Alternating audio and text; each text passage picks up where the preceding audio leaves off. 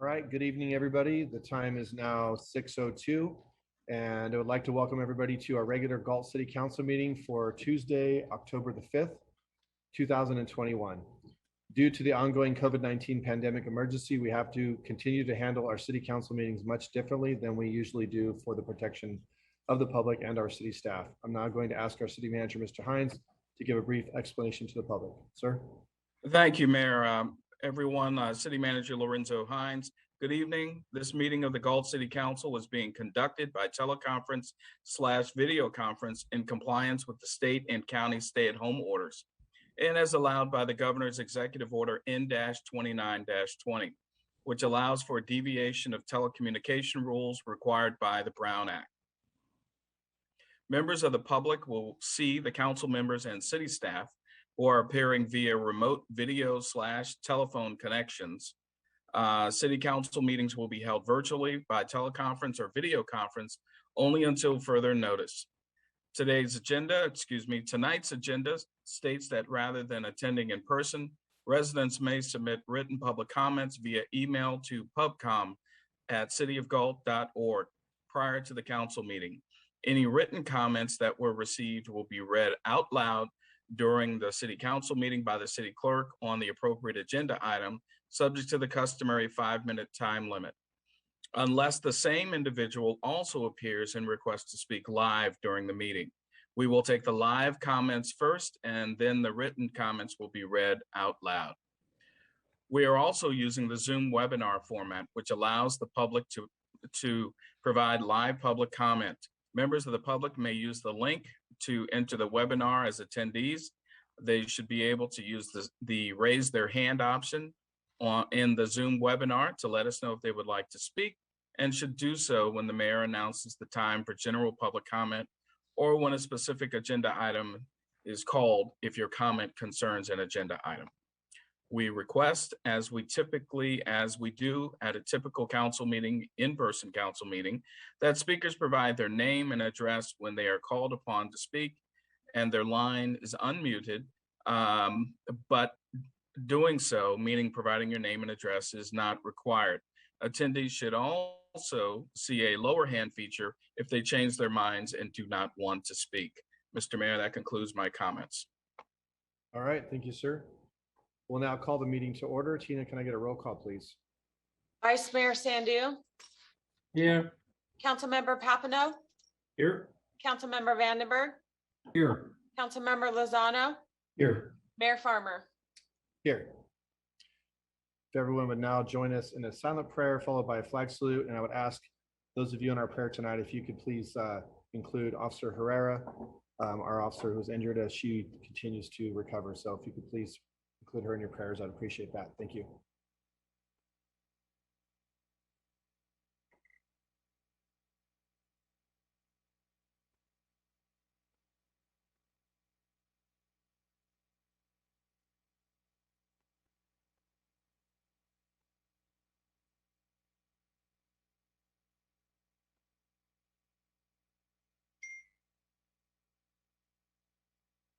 Please join me in the pledge. I pledge allegiance to the flag of the United States of America and to the republic for which it stands, one nation, under God, indivisible, with liberty and justice for all.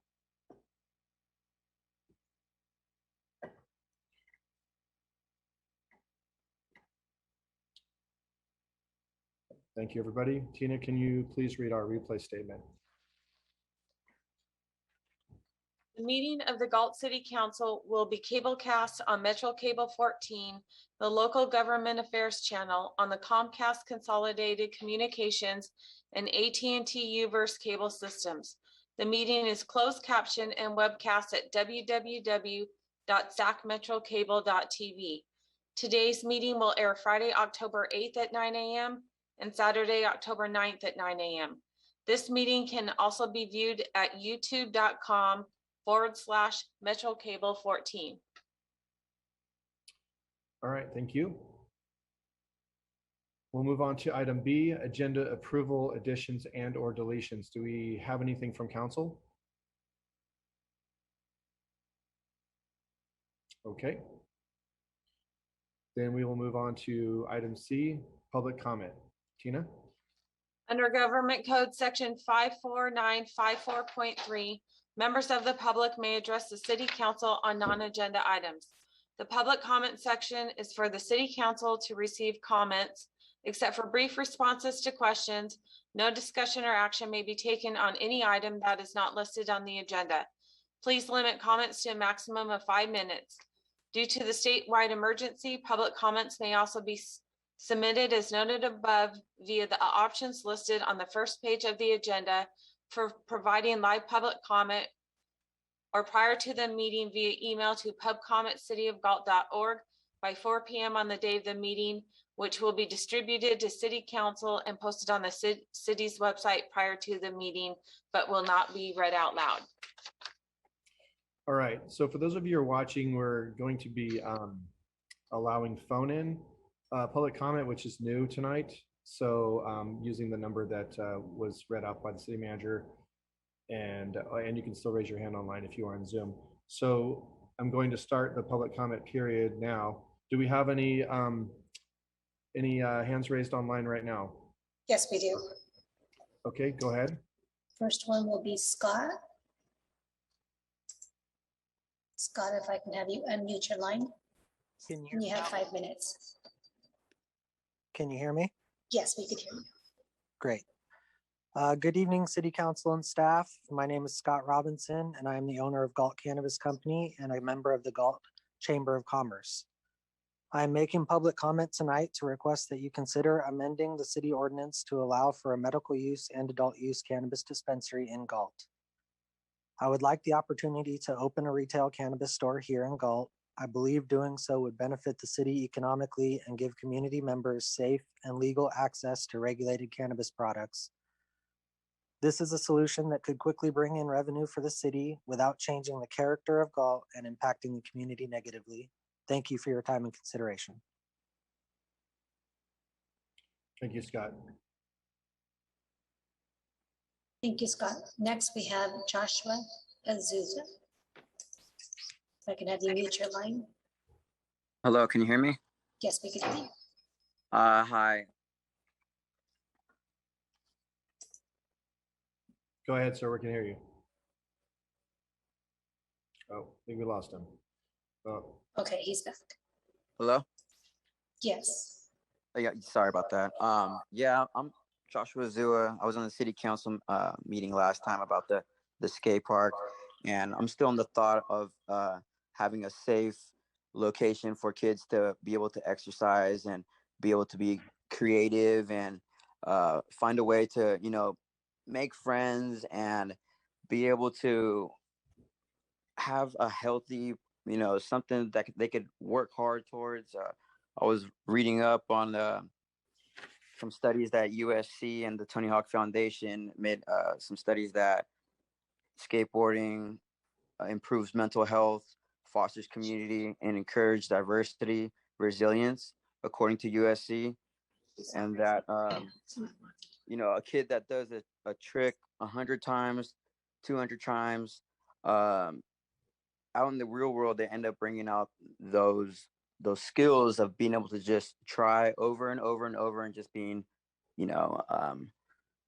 just not giving up is the thought. And so I'm just trying to put the word out there. If we could, hopefully get a skate park, or the continuing thought that we can get something at Walker Park. But that's all I'm really trying to say. I hope everyone has a great night. Thank you so much for the opportunity. thank you, sir. Thank you, Joshua. Any other comments?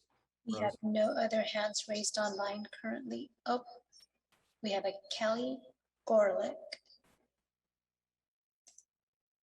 Kelly, go ahead and unmute your mic, and you have 5 minutes. Can you hear me? Yes, we can hear you.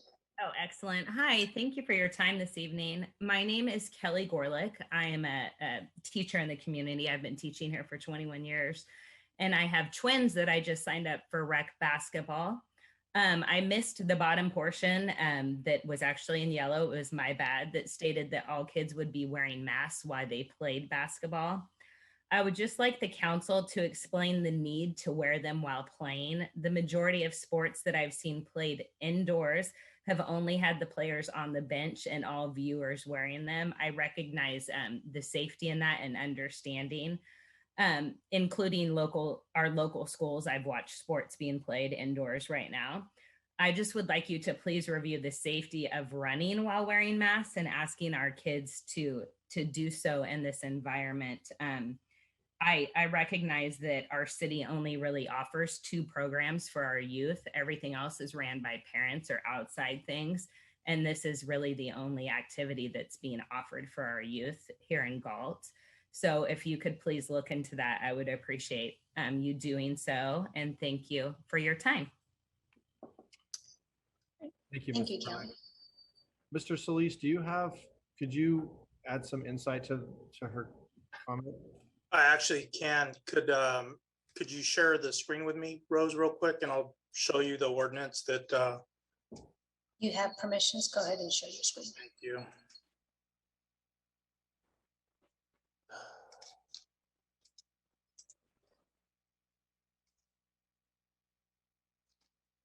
Sorry, I'm just pulling it up real quick. That's okay. Can you guys see my screen? Yes. Okay, so this is the Sacramento County. This is not a City of Galt or City of Galt Parks and Rec mandate. This is part of the Sacramento County mandate. And what that basically says is that we will follow these rules. And when it talks about youth sports, as you can see here, it says that you shall wear masks. We are following the county and state mandates. If you'd like to provide me different direction, I'd be happy to follow that. But at this point, these are the directions from the county health officer. I do have an email into the county asking if they would reconsider it. I have not heard back. Do we know, are the school districts, what are the school districts doing? I'm told that they're following this. And Mr. Mayor, we have been consistently following the county health officer's directives all through this pandemic. So this is a county or a state mandate? This is a county. Because I was just interested, I think I was watching professional sports. I mean, it doesn't seem like they're following this indoors. Well, the thing is, I don't know if we have professional sports that are in Sacramento County. You may have been watching professional sports coming out of Santa Clara or San Mateo County, where the mask requirements are a little differently because their COVID numbers are lower. What about the Sacramento Kings basketball team? What are they doing? Well, they haven't started. Have they started their preseason yet? I don't know. Yeah, I don't Okay. believe we have. And understand that this is just Sacramento County. So in Lodi, San Joaquin County, they do not have a mandate. It just, I get it. And I appreciate you guys reaching out to the county to get a little more back on this. It just seems, I understand the bench and the participants and all that, but it just seems weird. I mean, it doesn't even seem safe that our kids are like running where, I mean, I don't know. He's just me, but I just seem like there's a lot of double standards going on with things, but I appreciate you adding that insight. And for those of you that are watching, parents that have concerns with this, we will keep everyone briefed on what the response back from the county is. Does any council have comment? Mr. Vandenberg, you have your hand up. Thank you, Mayor.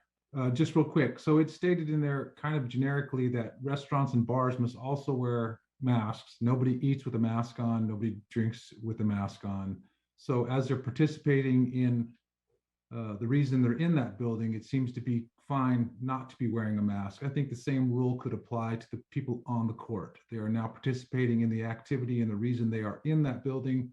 I think it's reasonable to make the same, equally apply that rule equally across all 3 aspects of activities. Councilmember Vandenberg, I understand your point, but I'll have to respectfully disagree. The facilities that these kids are playing in are run by the city of Galt. Restaurants and bars are run by private entities. And so should they choose to accept that level of responsibility, that's their own choice. However, we as a city have to follow the county. And so we need to make sure that we are abiding by the county's ordinances and guidance when it comes to our activities inside the city. Are Again, restaurants and bar owners, Mhm. they can do what they want, even if they're, yeah, and we know they violate the county ordinance, but they do it at their own peril. Are we responsible for the children when they get hurt? Because they are taking responsibility for their own actions in the building, whether they twist an ankle or fall Right. on someone else. And I think the same thing is true if their parents and themselves deem the risk minimal, that they don't need to wear a mask. I think that, again, the rule would apply equally. Well, I understand your point in protecting the city. I can appreciate your point. yes. I'm just trying Let to me, be an let advocate on me both interrupt, sides. let me interrupt both of you guys. Out of respect, Councilman Vandenberg, if we're not supposed to discuss non-agenda items, I mean, we can ask comments and brief stuff during public comment. So if we want to bring this back for further discussion, then I would advise that at the end of the meeting, you can bring that up to council to see if we want to have a further discussion at our next meeting, or we can go from there. But I can't let this go on too much within the public comment realm here of discussing this topic. So I apologize. Did not mean to cut you off, Jay. I'm sorry. And Good job. Mr. Hines. Do we have any additional public comment? Mayor, I don't believe Kelly was done yet, so I'm going to ask her to unmute her line. Kelly, go ahead. Sorry.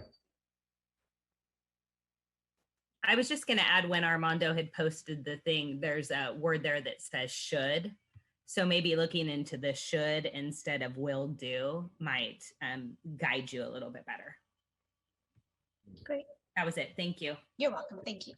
Thank you, Kelly. Do we have any additional comments? And currently I see no other hands raised online. Okay. Mr. City Attorney, are we good with our time frame on that? Just checking with you for the public comment? Yes. Okay. Yes, that was great. Okay. All right, then we will move on to item D, presentations. We have two presentations this evening. First one's going to be Planning Commission Annual Report to the City Council. Mr. Hoffman?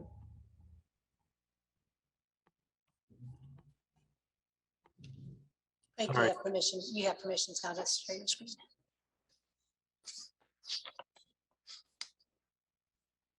Some odd reason, can you hear me? For some odd reason, my video locked up. Yes, we can Yes, see sir. you and Oh, hear. okay, there you go. There you go. Tonight's Planning Commission Annual Report. Keith Jones, our Planning Commission Chair, was going to give the presentation tonight. Unfortunately, he had a family emergency. Mayor, members of the council, you have the Planning Commission Annual Report. Last year was a very busy year. The majority of those projects ended up at the council, so you saw those projects as well. I think the big point that I'd like to make is we really tried in this last year to focus on process and making sure that we were trying to make the process as public as we could. And we heard that from the council, and we definitely heard it from the Planning Commission. There was a lot of unhappiness about how projects were ending up in a public hearing, and maybe you didn't have as much public interaction as should have taken place, and maybe some concerns that felt definitely a little forced by the time it got to the public hearing. So we really tried to focus on instituting a lot more study sessions, a lot more workshops, and I think that really gave folks an opportunity to, in a very non-pressured meeting, ask questions, try to get their questions answered, be able to get feedback from the Planning Commission. And then at that point in time, they directed us to come back at a later meeting. And I just felt like the meetings felt different. And I hope you felt that way at the City Council as well. Again, this was more of a focus on the Planning Commission, but I think we focused on process last year, and we're going to be continuing that. And I think that's something you're going to see moving forward. We have a very dedicated Planning Commission right now, and they all bring a little bit something different to the meetings. They all have a different perspective, and I think they really represent this community well, and I think they represent the City Council well. And that's my presentation tonight. If there's any questions I might be able to answer. We had a busy year and anticipate another busy year ahead of us. Thank you, Mr. Hoffman. I do appreciate your approach to these projects. It's been very refreshing, and that's just my perspective, but I think you've been doing an awesome job with your approach to everything. I'll go out to the council now. Start with our vice mayor. Do you have any comments for Mr. Hoffman? You're muted, sir. I know that I like to thank you for all the planning commission and chair for doing a really good job in the detail. So keeping a little bit easy job for us because they filter down all of the agenda item.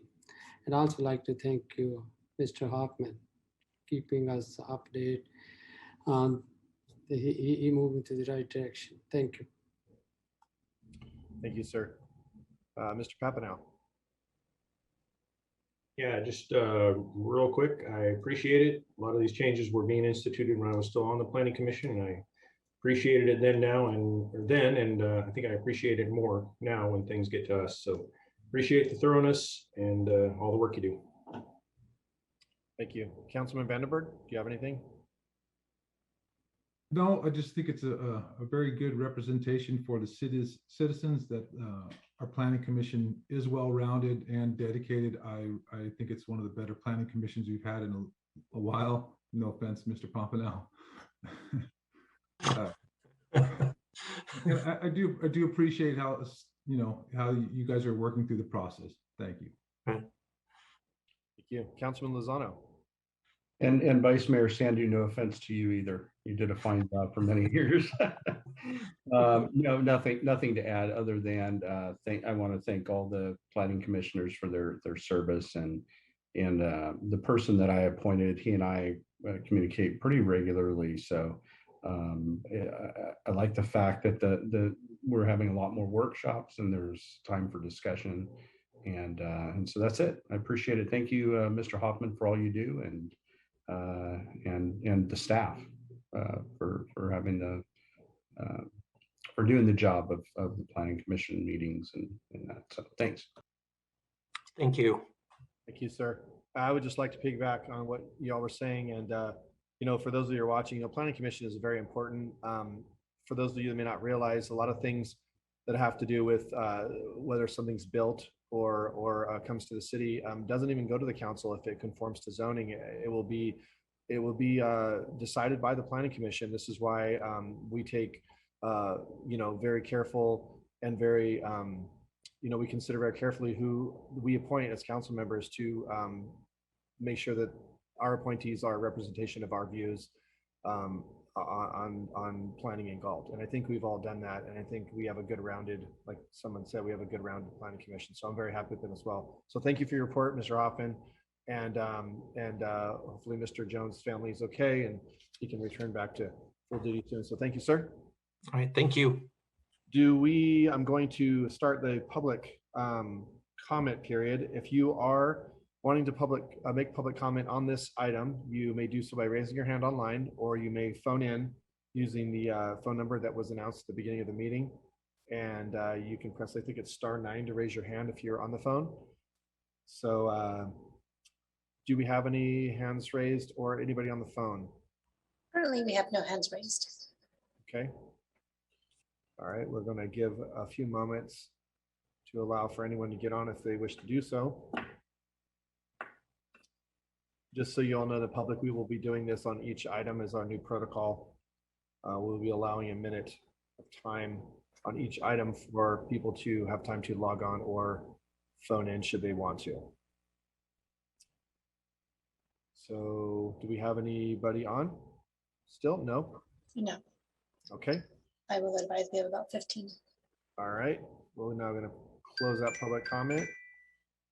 And we will move on to our next presentation, which is going to be from Cal Waste Business Award presentation by Mary Beth Hospital and Jack Miato. Hopefully I didn't butcher your name, sir. Sorry.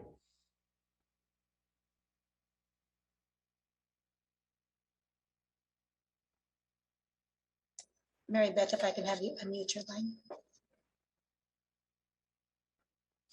Good evening. Can you guys hear me? Yes. Okay. Good evening, Mayor, council members, and staff. My name is Mary Beth Hospital, and I'm the Director of Outreach and Brand for Cal Waste. I want to thank you guys for the opportunity to appear before you this evening. In 2016, Cal Waste received the Sacramento Area Sustainable Business of the Year Award. We were honored to have received that again this year. With that said, Cal Waste understood the importance of an award such as this and the benefits of honoring local businesses here in Galt. Recognizing businesses for sustainable practices, adopting environmentally friendly processes, as well as conserving resources are the outline of this award. We will be awarding 3 businesses each year with the Cal Waste Recycle Recognition Award. Tonight, Cal Waste would like to recognize Spawn's Cookie Co. for their efforts in recycling. Unfortunately, due to their work schedule, they could not be on the call with us this evening, but we do have a photo to share. If we could share that photo, please.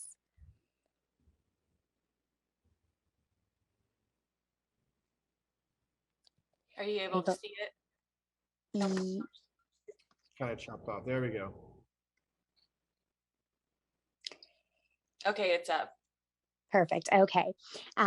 So yes, unfortunately, they cannot be with us this evening, but when we awarded the photo, it was a great opportunity to meet their staff and just kind of talk to them about the practices and the different things that they are doing there.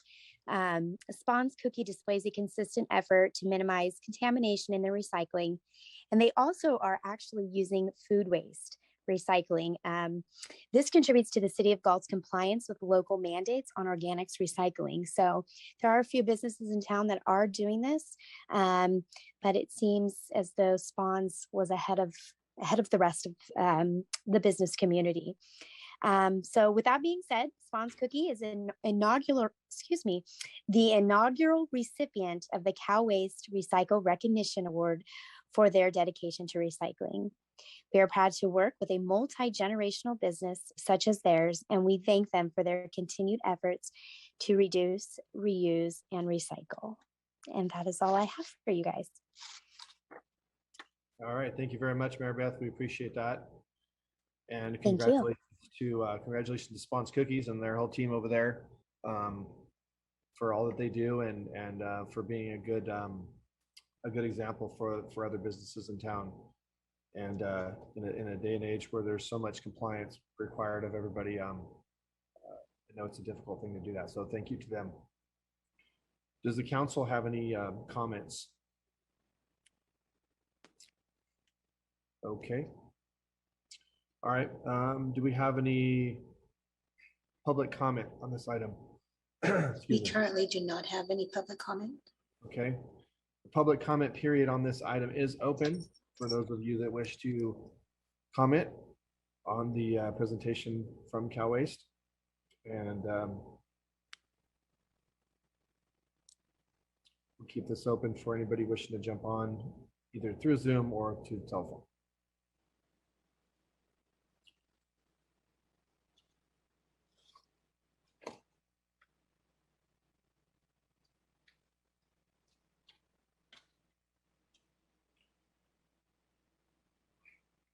Just let me know if anybody raises their hand or you see any open telephone, Tina or Rose. Okay.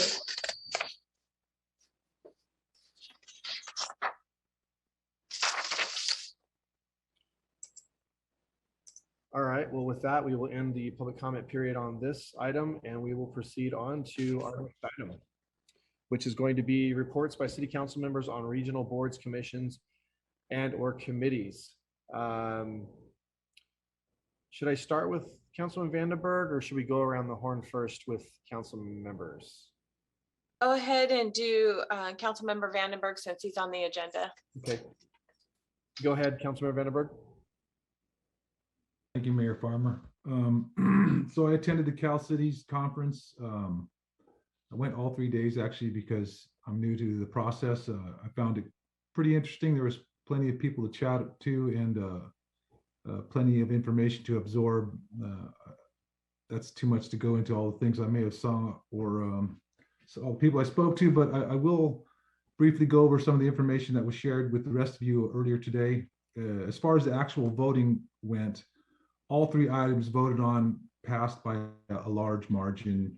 The proposed bylaws, the online tax revenue sharing, and the railroad property maintenance. No, for the citizens, that's not law. That's just the kind of items that are the two items of the three that Cal Cities will try and promote to become law.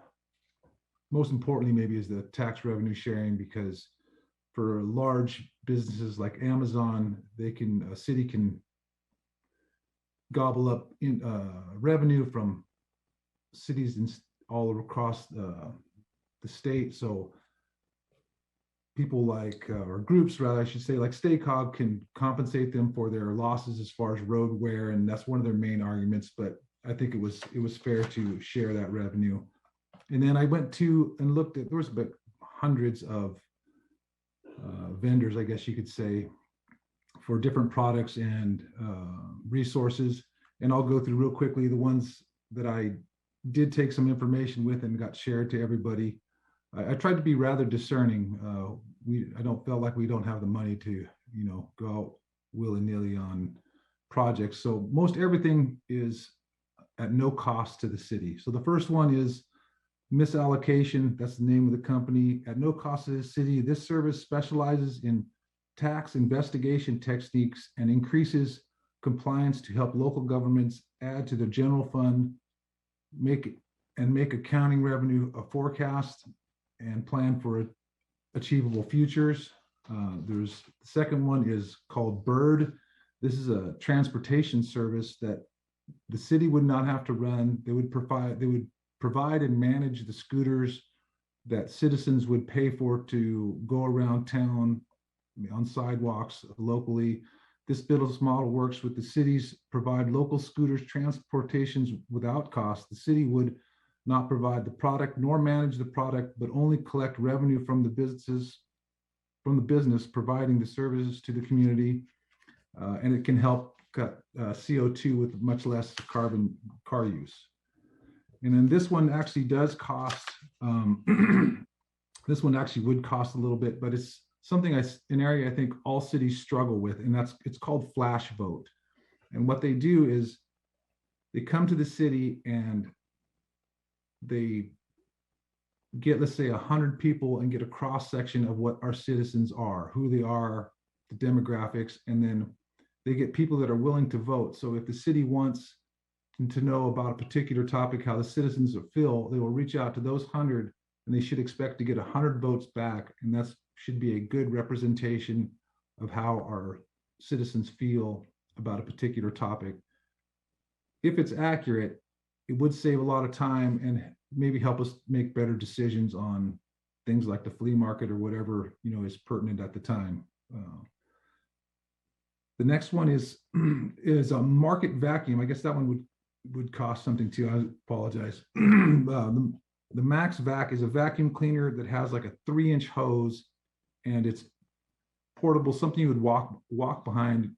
I didn't hear it run or demonstrated, but they said it was rather quiet, and I think it would be a huge improvement. If it could do the job, it'd be a huge improvement from the blowers that scream at night. It could probably be even run during the market, maybe increasing the closing time and reducing the actual hours worked. And then the last one is I spoke to a cannabis club there, and I also went to a meeting discussing the cannabis club. I'd had several conversations about cannabis clubs, and at one of these scheduled events, the former mayor of Bellflower spoke about a pilot program they used to make cannabis a successful revenue generator in the city without upsetting the citizens in a traditionally conservative city. Previously, I went to a local cannabis club in a nearby city, and to be honest, I was surprised by the professionalism. There was also an informal poll taken at the flea market that was surprisingly positive. I think they had over 100 participants and not one negative comment. I think the city should investigate how the citizens feel about this, about changing the city code and starting a pilot program here in Galt. And that's all I have. Unless you have questions. Does any of the council have any questions or comments for Mr. Vandenberg and his report? No? Well, it was interesting. I actually, the flash vote thing I found when that got distributed out to us, I thought that was very interesting. I actually misread it a little bit, the way you described it online, but it definitely sounds something that would be worth maybe looking at. I think anytime we can improve the way we reach out to the community to try to get a feel for the pulse of the community on certain topics, would be a plus, because we've always struggled to get more than maybe a few hundred responses on any survey we ever take. So anyways, thank you, Mr. Vandenberg, for that. Do we have any public comment on We do this? not have any hands raised online. Okay. I'm going to open the public comment period right now for anyone should want to comment on this particular item. You can raise your hand online if you are on Zoom, or you may call in using the phone number. And since I have about 40 seconds or so to kill, I will just give that number again. I have it here somewhere. Actually, Tina, do you have it in front of you? Stop. Maybe we can just read it since we're Yes. reading. The phone number is 669-900-9128. And the web ID is what? 863-9503-6873 pound.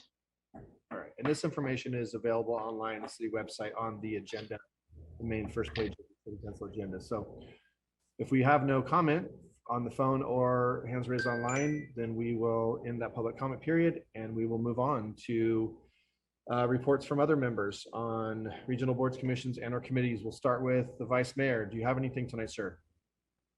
Nothing tonight, sir. All right. Councilor Papineau.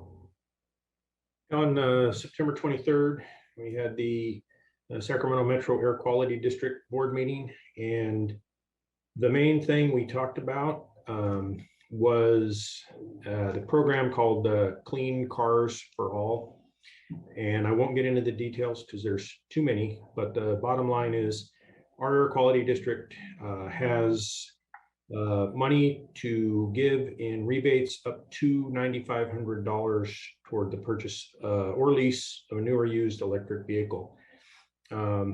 That is in addition to rebates offered by SMUD, as well as state and local tax rebates. So if anybody is interested in that, www.airquality.org. All the information can be found on there. And that's all I have tonight. All right. Well, that's interesting information. So if anybody's interested in that and they didn't catch that address, or they could reach out to the city clerk's office and we could try to get that information to anyone who's watching. Councilman Vandenberg. Sorry. Do you have anything else to add to your? No, thank you. All right. Councilman Lozano. Yeah, I had a SACOG Policy and Innovation Committee meeting on Monday, and a few things were discussed of importance. We talked about advocacy and what's going on with the bills back in not only locally here in Sacramento, but in DC, and the issues of trying to get money passed for infrastructure is being held up right now by folks from their same political party arguing about money, and so more to come on that. But it's pretty interesting how locally things mirror back east and what's going on federally, and so again, like I said, more to come on that. We also talked about the local parking requirements follow-up that we had on the assembly bill that we talked about before, and there was a few interested members who had three members that had interest in bringing that back to see what we could do just from a local level and providing local agencies the ability to have their own types of requirements and and relax them a little bit, so building properties won't be as expensive. And so they're gonna bring that back to our committee and then on to the full board for additional discussion. And then lastly, just an update on the 2024 Metropolitan Transportation Plan and Sustainable Community Strategy. That's starting to ramp back up. That's due in 2 years. And so we're going to be talking about the framework for that and what that looks like moving forward and what the priorities of each of the jurisdictions are going to be. And I happen to have a meeting tomorrow with some staff regarding this, as well as the local parking issue. So that's all I have. Thanks. All right, thank you, sir. For myself, I had a youth commission meeting last night. Was very productive. We had everybody present. We brought on a new youth mentor. We have recently assigned our positions for chair, vice chair, and various. We actually added a new position. It is a city council liaison position. So this position will be someone who will be the ones that reports to the city council. And so we're talking about maybe having them just report briefly under public comment a little more frequently than just doing an annual report, because I think it's important that the city council know what the youth commission is doing and want to see them a lot more active in the community. We also made some decisions on some events that we're going to be participating in and some projects and things like that. And we assigned some subcommittees and put some adult mentors in charge of, along with some youth mentors assigned to each of those projects. And I think that was about it. Some other things, but overall it's very good. Having a good time on that that committee, and looking forward to some cool things we're going to be doing. And other than that, I don't think I had anything else that I can think of. It was official. So with that, we will move on to our next item, which is our information consent calendar. It is recommended that items 1 and 2 be acted upon simultaneously unless a separate discussion and or action is requested by a council member. I'm going to go ahead and open the public comment period for this. If you have a comment on the consent calendar, one of those 2 items, I'll go ahead and read those items. And if you would want to phone in or jump on the Zoom and raise your hand, you may do so. So the 2 items we have on our consent calendar tonight are: number 1 is going to be the minutes of our regular meeting of September 21st, 2021. And number 2 is going to be to receive and file warrants for a period ending September 22nd of 2021. So if you do have a public comment, keep that open for a few longer, and then look to see if we get those approved. Again, the phone number and the link to the Zoom is on the front page of the agenda, which can be found at City of Galt's website under city meetings on the first page. It is a hyperlink, I believe, and the phone number is not hyperlinked, but there is a phone number and a web ID that you will need to get online. So do we have any comments by phone or hands raised? Tina or Rose? We have no hands raised online. Okay. All right. Can I get a motion to approve the consent calendar? So moved. Moved by Councilmember Papineau. Second. Seconded by Councilmember Vandenberg. Can I get a roll call, please? Vice Mayor Sandu, Aye. Councilmember Papineau, Aye. Councilmember Vandenberg, Aye. Councilmember Lozano, Aye. Mayor Farmer. Aye. Consent calendar approved 5-0. Moving on to our next item G, which is scheduled matters, notice of public hearing. Do we have any this evening, Tina? No public hearing. Okay. Item H, our regular calendar. First item is going to be from our city attorney's office. The subject is going to be AB 361 update and resolution making findings necessary to conduct Brown Act meetings by teleconference. Our city attorney, Mr. Splendario. Sir? Yes, good evening, Mayor, City Council. We're going to just briefly update you on AB 361 with a quick presentation. Some of you may have noticed a few of the procedural elements of this meeting are a little bit different, and those are because AB 361 just went into effect. It's an emergency piece of legislation that the governor signed and went into effect October 1. So I believe, Tina, let me know when the presentation's up. I'm getting ready to, just a moment here. Sure.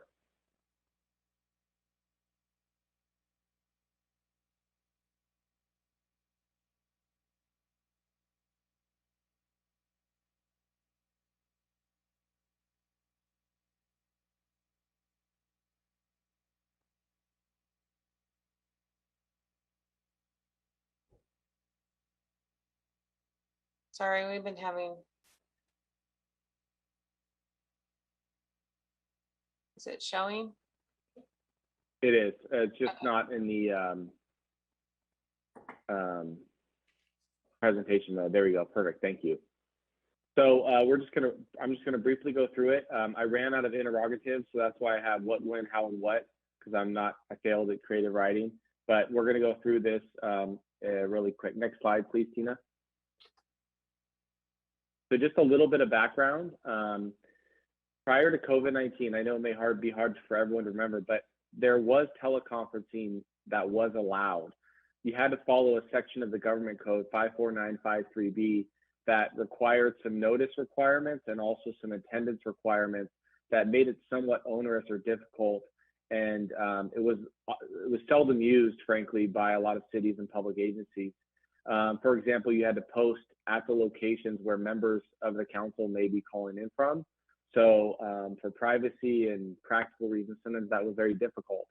And so oftentimes if council members were away, they just didn't participate via teleconference, even though that option was available.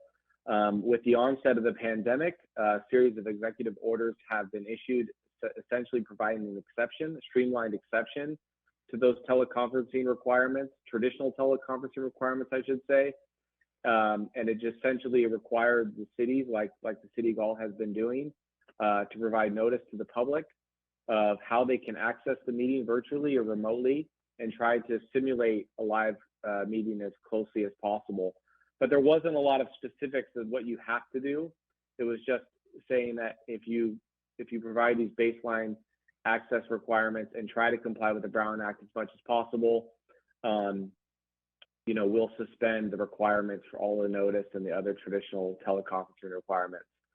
Those series of executive orders expired on September 30th and was replaced by this urgency bill, AB 361, that continues in some sense what we've been doing, but it does add and change the game a little bit. And so we'll discuss that a little bit.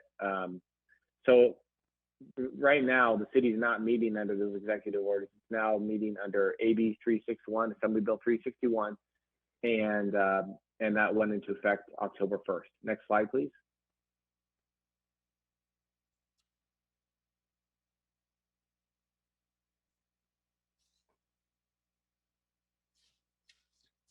So in order to meet via teleconference under AB 361, we can't just point to the executive order that says we can. There have to be certain conditions or circumstances that apply. First is there has to be a proclaimed state of emergency. And in the earlier drafts of this legislation, for what it's worth, I think the earlier drafts allowed or contemplated a local emergency, but when it uses this language, it defines it in the statute as a state of emergency declared by the governor. So this isn't something that a local emergency, which a lot of cities have done, and the city of Galt did during the COVID pandemic, that wouldn't apply. So once we have a state of emergency declared by the governor, and that has to be under the Emergency Services Act, then one of three things can happen in order to teleconference. And one of them is where state or local officials have imposed or recommended measures to promote social distancing. The other one is when the legislative body here, the City Council of Galt, if they determine by a majority vote that as a result of that state of emergency the governor has declared, that meeting in person would present imminent risk to the health or safety of attendees. Or or they meet just for the purpose of making that initial threshold determination that I just stated, that there would be a present imminent risk to the health or safety of the attendees. So what are we doing here? Next slide, please.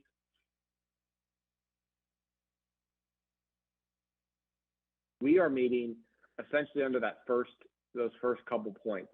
There is obviously a state of emergency still is in effect, and it has not been rescinded. And state and local officials have both imposed or recommended measures to promote social distancing. These are just some examples. I know that a lot of people say, hey, the Department of Health still doesn't have capacity. You know, they went away from the blueprint and the capacity limitations, but you're still getting a lot of state and local officials that are still recommending or taking measures to promote social distancing. One is Cal OSHA, which requires in certain circumstances for employees to get training regarding social distancing and how particles spread and effective measures they can take. And one of them includes being distanced from the other. And then there are situations where they actually spell out where you have to be socially distanced for vaccinated or unvaccinated. So we have that at the state level. And then at the local level, the county's public health officer order still requires unvaccinated persons to follow CDC guidance, which in turn requires social distancing. So we have clearly state and local authorization here. That's the basis of the resolution that we're going to be making those findings to continue to allow us to have teleconference meetings as a benefit, as an additional benefit to the public to attend remotely. Next slide, please. So these are some of the procedural requirements, and the long story short with this list is these are things the city of Galt has already been doing, and even before they were required. Allowing the public to address the city council directly and in real time. Some cities still are only allowing a written comment prior to the meeting, but not real-time public comment. That's something this city has obviously been doing, providing clear information on how they can address the body. That's been going on. And so these are things that are just more of, these are part of the requirements, but it shouldn't be a big deal because the city's already been essentially following these just as a good practice and a courtesy to the public. We're providing Zoom as an option. We also call an option. Comments are not required to be submitted in advance. We do not require pre-registration in order to speak. So all of those things we've been doing anyways. Next slide, please. These are the things I want. These are just the simple, probably three main areas I want to highlight that are different and are going to require a change for this city as we transition from the executive orders to AB 361. The first one is, I just call it a 30-day shot clock. Essentially, the resolution that the city's taking tonight and the authorization the city has to meet tonight via teleconference, it only has a shelf life of 30 days. So every 30 days, as long as the state of emergency is in effect, the city, if it wants to teleconference, it has to make these findings by majority vote. And as a practical matter, what that means is every other council meeting, there will be something on the consent calendar that will essentially be a resolution to this effect. So this is more just a heads up because you're going to see it and you may wonder what that is. This is to comply with AB 361. The other thing is the statute says 30 calendar days, and it is pretty clear that it's hard to read an exception into that. And I think the safest way to interpret that, and I think what you're going to see a lot of cities do is, if they have to, especially as we head to the holidays, is call a special meeting if there's going to be a break longer than 30 days in order to make the findings so we can continue to meet. So there may be a special meeting or two in November or December. City clerk's office and our office, we're going to look at it and try to come up with the most effective and efficient way to calendar it. But just be on the heads up, there may be a special meeting here or there to make those findings. And that is not currently required by executive order. The second thing is the statute says there has to be a reasonable time for public comment. Now, it says some other things as far as timing, but as it relates to Galt, because we do not have a period of time we require for each agenda item, we do have a limit for each speaker. but we don't have a period of time that we already have for each agenda item. And so because of that, and that's actually true for most cities, that's not uncommon at all, but because of that, we have to allow a reasonable time for people to register or connect to provide public comment. So that's why the mayor is opening public comment. Then he's asking if there's anyone online. He's asking Rose or Tina if there's anyone online. We're restating, the call-in information or the contact information, giving a little bit of time, and then double checking with Rose and Tina before closing the public comment.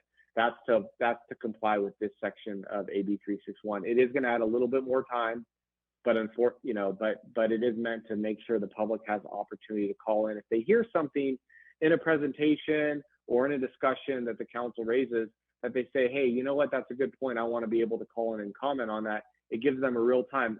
It's trying to mimic what would happen in a live meeting, in-person meeting, where people may just come to want to sit and listen, and then they hear something that provokes their thought. It's intended to give them that opportunity. And so Tina actually did a really good job doing some sample test runs on how long it takes for people to call in and get connected, so we have a basis for that. And that's kind of the baseline that we're working with. And we've talked to the chair, the mayor, about this to make sure that he understands. And all of this information will go to the commissions and committees as well to make sure they follow. And then the last major component is essentially if there's a disruption that affects our broadcasting this out to the public, the meeting via teleconference, or if there's other disruption that's within the city's control, we should, the AB 361 says no actions can be taken during that period. So as a practical matter, what that means is we may, on occasion, hopefully it won't happen at all, but we may have to call a recess to ensure that there's no blackout, so to speak, while action is taken. And again, it's the idea of this is an in-person meeting, and all of a sudden everyone couldn't hear and couldn't see what was going on. That kind of undermines the purpose of the Brown Act, which is to have an open and public meeting. So it wants to protect that. So those are the three changes, sort of procedural requirements that will slightly change our meetings a little bit, but we just wanted to update and make sure you knew and the public knew about what was going on. And that concludes my presentation. Are there any questions? I have a question, and I will then go to council. Just want to clarify, for those of you that are watching, we are going to no longer be reading the emails that come in prior. You're still welcome to send in an email regarding an agenda item or non-agenda item for that matter, but these will only be distributed to the council. Jump in anytime, Frank, and correct me if I'm wrong. But they will not be read aloud by the clerk. What we are substituting essentially instead of that is allowing the phone call method. So we are allowing either participation by virtual meeting via Zoom, where you can raise your hand, similar to if you were in a live meeting and you were present. But we're also allowing a phone option, which is supplementing that. But we will no longer be reading the emails that are coming in. Did I get that right, Frank? Is that correct? Yes, and really it's trying to virtually kind of take us back to what would happen in in-person meetings prior to the pandemic, and allowing for multiple opportunities for direct comment. So it's really public comment, written public comments, and opportunities for people to provide information to the public. But if they want to, they have ample opportunity to provide direct real-time comment. Right. So if that concludes that, actually, speaking of that, I'm going to open public comment while I go around to the council members. So if you do have a public comment on this topic, you are welcome to raise your hand online and we will call on you in just a moment, or you can call in using the number. Does any of the council have any questions for Mr. Splendario on this item? Councilman Vandenberg. Thank you, Mayor. I do. On one of the bullet points, it states the legislative body has determined by a majority vote that the results of emergency meeting in person would present an immediate risk and health to the safety of the attendees. What if we vote that we don't feel it's an imminent threat to or immediate threat to anybody? That means we can have in person. Well, meetings, like I or said- is it still required? Go ahead. Yeah, no, that's a great question. I probably wasn't as clear, but with those three boxes are actually three alternative bases for the city to meet. And what the city's doing here is we're actually meeting based upon the fact that there's a state of emergency that's been proclaimed by the governor, and the first checkbox, state or local officials have imposed or recommended measures to promote. So there isn't a separate finding or vote that's required by this council regarding an imminent risk to the health or safety of attendees, because frankly, it's low-hanging fruit, so to speak. I mean, it's the most straightforward and simple way to comply with AB 361 is to pull from the numerous state and local officials that are recommending or imposing social distancing. So that's what we're going with, and that one doesn't require a separate majority vote to initiate the teleconference meeting process. So I put that up there so you knew there were alternatives, but that's not the basis that the city's meeting via teleconference. Okay, I just wanted to make sure there wasn't confusion because it looked like there was wiggle room there. And I would say, yeah, no, a lawyer not passing creative writing seems like an oxymoron.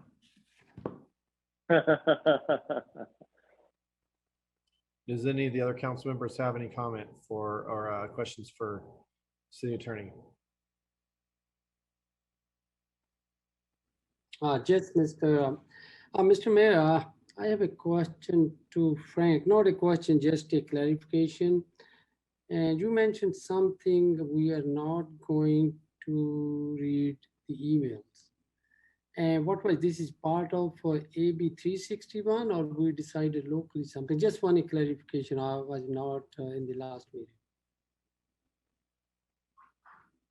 Yeah, so AB 361 does not prohibit reading public comment, written public comment into the record. That was always an option for the city before the pandemic, and it'll continue to be the option for cities after the pandemic.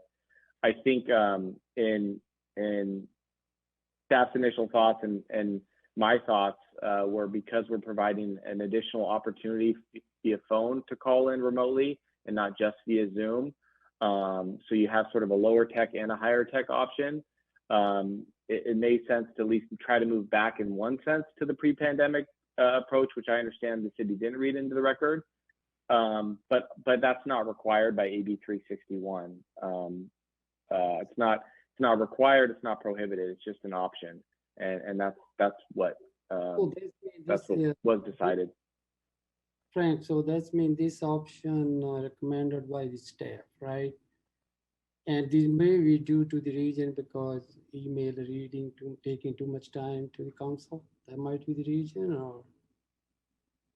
Yeah. So one is efficiency. The other is if people want to comment, there's the phone and Zoom. So some people actually may prefer just to send an email and get it distributed, but they may not want it. You know, it gives them an option to have it read, distributed to the council and made a part of the minutes, but you know, they may not want it read out loud. And so it's just an opportunity to kind of move back to the pre-pandemic approach and limit it to real-time comment. But you know, again, AB 361 doesn't prohibit or require it. All right, thank you for the clarification. Councilman Lozano. Yeah, thank you for putting this together on such short notice. I know that there was some anticipation that it would be signed into law, so there was a little bit of lead time, but still not knowing. I appreciate the thoroughness of the report. I just had one question, and it has nothing to do really with the assembly bill, but more practical application. The recess for certain disruptions. I don't think it's happened here, but certainly in the Zoom world, I've been a part of a meeting where we didn't know that the others did not have access. Does that make sense? So there was an outage at some level. And again, I'm not much of a tech person, but so I don't know if it was like wireless internet or whatever it was, but at some point we didn't know that there was not access. And so what are we doing on our end to ensure that we're monitoring that, or staff is monitoring that, so that if we have a disruption that we can be notified immediately, so that the public doesn't miss any piece of this? Yeah, that's a great question. I'll start, and maybe Tina or Rose or Lorenzo can add on to it. But we discussed that because that's a great question. How do you know what you don't know, and how can we be sure something is not there that should be there? We're going to take because we've discussed it. There may be situations where we don't know that we don't know something. Hopefully, we'll get text or calls from the public saying, "Hey, it's not working," or "We're not hearing." And so we'll try to be as alert as possible, and work with our IT department on rolling it out and looking at those things. But we are looking at that. We've asked that question. The other thing is we're going to take a pretty cautious and conservative approach, because sometimes it's not clear. You may know there's a disruption, but it's not clear if it's us or them. And we're going to try to take a pretty cautious approach, because unless you can really be 100% certain and really demonstrate that pretty quickly and easily that it's not us, we don't want to run afoul of this provision. So we're going to interpret that disruption language pretty conservatively. But it is going to be a work in progress to make sure we are as informed as possible if there is a disruption. And I'm not a tech person either, but I know that that's definitely something we're going to make sure we get as sophisticated a handle on as possible. Yeah, I appreciate that. And we're a small community. I'm sure that somebody on the call will get notified by somebody right unable to access. And so I just worry that, somebody misses a part of a deliberation or part of a presentation, and then we run afoul, like you said, of public access. And that's really what the Brown Act does, is just, law to allow public access to public meetings. And so I think that we really need to do what we can to help monitor that along. And like I said, I'm sure somebody will get a call. And we're not talking about a ton of people either. There's I think from any given council meeting, we have anywhere from 4 to 20 people on. So I mean, it's at least on the Zoom piece of it. So it's not like there's a ton of people that we have to help monitor. I suspect, though, that we may have at some point up to 50 or 60 people on, depending on the topic. So just as long as we're playing, that we're working within the rules and playing with the game to the extent that we can ensure that, even if we have 13 people on, let's act like we have 50 or 100 and do what we can to ensure that everybody has a clean playing field. So that's all I have. Thanks. I appreciate it. So to clarify, one thing that kind of came to my mind off of Rich's comment is this does not pertain to, like, if my internet connection was lost and I was bumped out of the meeting, that does not qualify as a disruption in the public viewing, right? We're talking about the internet goes down, we lose our Zoom call, or the live stream fails, right? I mean, that would also, am I correct, Frank? Correct. Yeah, it's basically a disruption that essentially stems from us. It can't be related to someone's poor cell phone quality because they're in a remote area. But applying that, frankly, and always, knowing exactly could be difficult at times. Like I said, so we're going to take, especially at the beginning, a more cautious and conservative approach. But you're right. If it's somebody's cell phone or internet connection, that is not the kind of disruption that would require a recess. Okay. Just a theoretical real quick, and we'll jump off this subject. I don't want to keep going on this, but being as how the vice mayor was absent a couple of meetings, What were to happen if I were to lose my connection? Because it's happened to me before, knock on wood, and the vice mayor's not present. Who runs the meeting? Have we ever decided that? It would just be, typically, a lot of cities will have the most tenured council member, but it's really the council's discretion.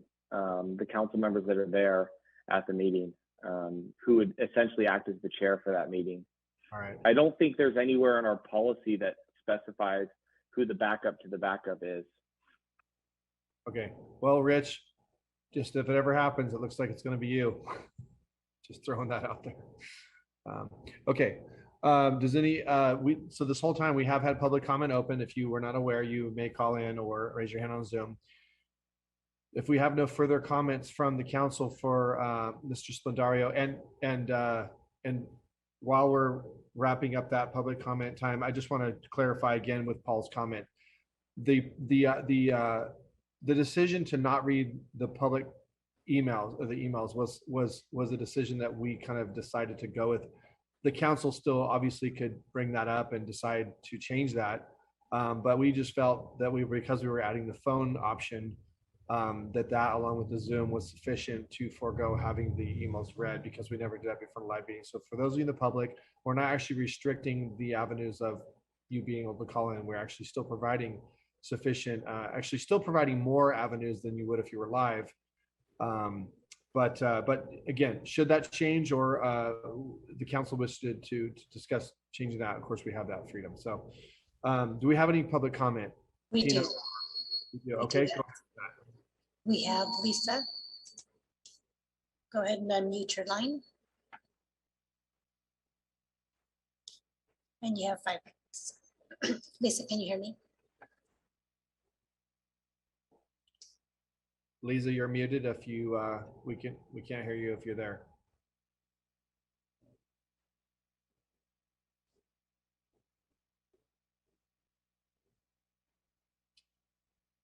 Well, I'm going to go ahead and lower her hand, and if she has a public comment, she can come back on. Okay. Let me try one more thing. I'm going to ask her to unmute by tapping on her.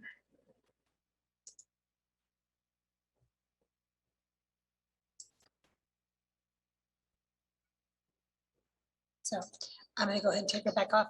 Lisa, if you can hear me, if you have another public comment, please feel free to raise your hand again. Okay. All right. We will close that public comment period, and then we will move on to our next item. Thank you, Frank, for the presentation and going over that with us. Appreciate it. So our next item is going to come from the city manager. Mayor? Yes, sir. Yes, ma'am. Sorry. We have we need to adopt the resolution. Oh, sorry. Forgot that was an action item. Okay. All right. I'm missing a page. Maybe it doesn't have that. Sorry. Okay, so the recommended action is going to be to adopt a resolution authorizing remote teleconference / virtual meetings of the legislative bodies of the city of Galt, starting today, October the 5th, 2021, for a period of 30 days pursuant to the Brown Act provisions. Do I have a motion? Moved by Councilman Lozano. Second. Seconded by Councilman Vandenberg. Can I have a roll call, please?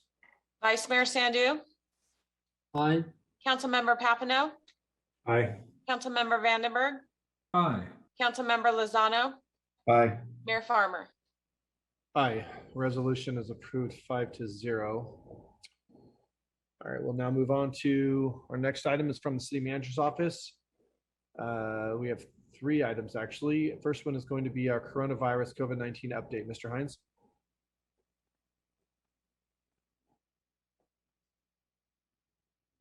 Yes, good evening, everyone. City Manager Lorenzo Hines here. We've got a short presentation regarding COVID-19. So this is our typical chart that we measure the activity of COVID-19 from our prior council meeting. As you can see with the number of cases in Sacramento County, it has risen 3% since our last meeting. The number of deaths in Sacramento County has increased by 96 since our last meeting, or 5%. The number of cases here in Galt have increased by 110, or 3%, and the number of deaths here in Galt as a result of COVID-19 has increased by 2, or 4%. Sacramento County Public Health, the daily case rate is currently at 15.9 per 100,000, and that's down from 23.8 per 100,000 on September 21st. So that's some good news. Area hospitals currently have 232 COVID hospitalizations. That's down from our number on September 21st. According to the Sacramento County Public Health Department, there does not appear to be a downward trend in cases and hospitalizations. However, there does appear to be a downward trend in cases and hospitalizations. However, there are concerns with the upcoming cold and flu season and how hospitals may be impacted. The city continues to offer COVID-19 testing every Thursday from 7 a.m. to 12 p.m. At the Cibola Center on September 30th, we tested 172 total tests were administered, and the Galt site compared to 291 on September 23rd. On October 1st, the state of California became the first state in the nation to announce vaccine requirements for schools. Students will be required to be vaccinated for in-person learning starting the term following the FDA's full approval of the vaccine for their grade span. Mr. Mayor, that concludes the COVID update for this evening.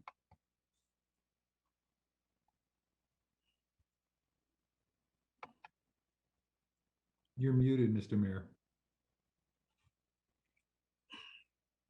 Thank you, sir. So thank you for the presentation, sir. I will open the public comment period. For those of you who would like to comment on this, you can raise your hand online through the Zoom, or you may phone in. So while we have that comment period open, is there any comments from council for Mr. Hines regarding the COVID-19 update?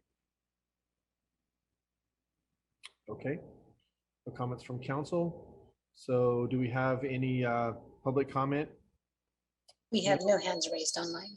Okay. All right, we'll give that about another 20 seconds or so.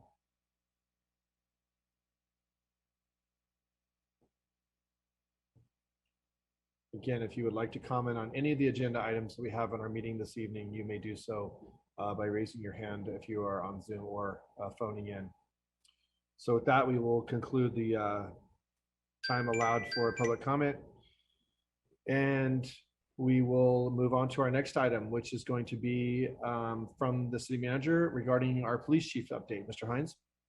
Yes, good evening. It is my proud honor to let the council and the citizens of Galt know that Brian Kalinowski, currently Lieutenant Kalinowski, will be promoted to Chief, Police Chief Kalinowski, effective October 11th. Brian has over 28 years of experience in law enforcement, 8 of which have been as the lieutenant here with the Galt Police Department as both the operations and support services commander. He's also served as interim chief for 6 months after former Chief Todd Sockman retired.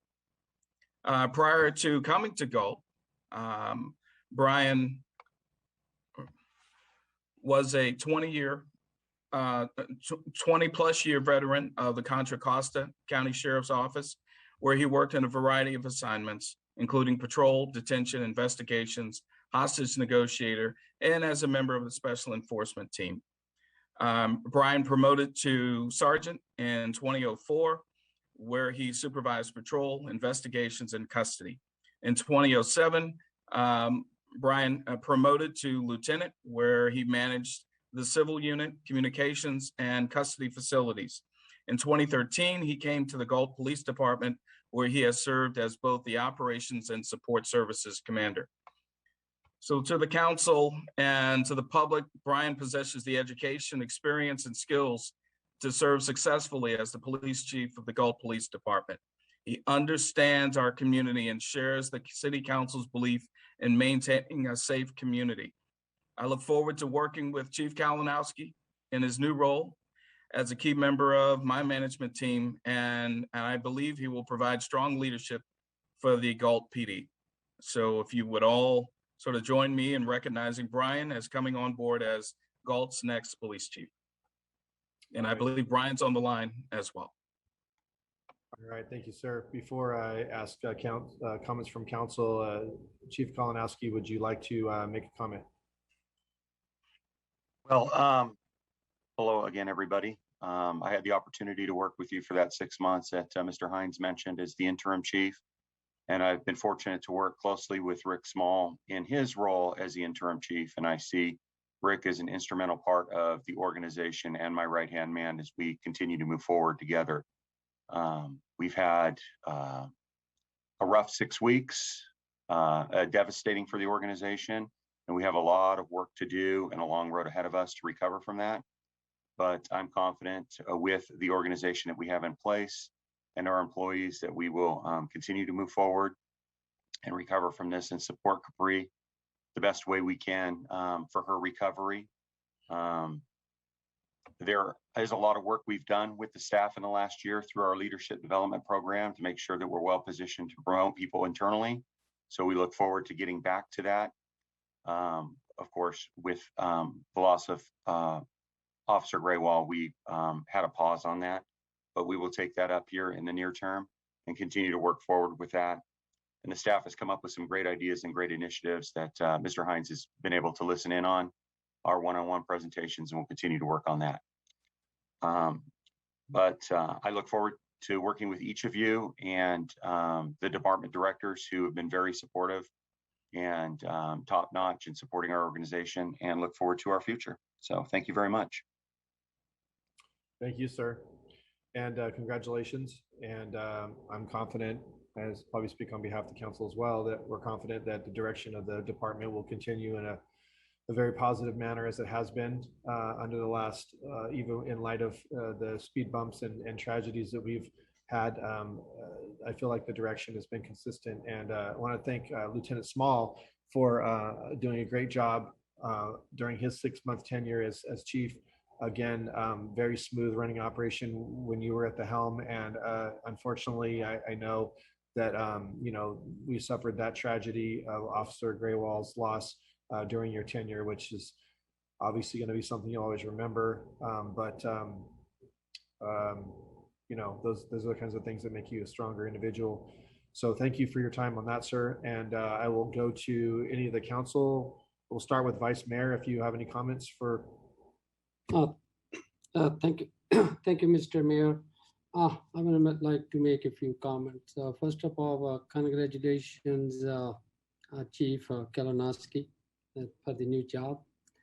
And I also like to thank you, Mr. Hines, as somebody promotes somebody inside the department.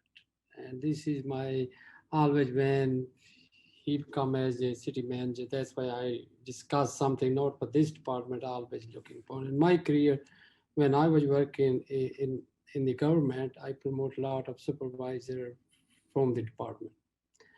The last thing I like to thank you for Richard Small for the last 6 months. He also do a good job.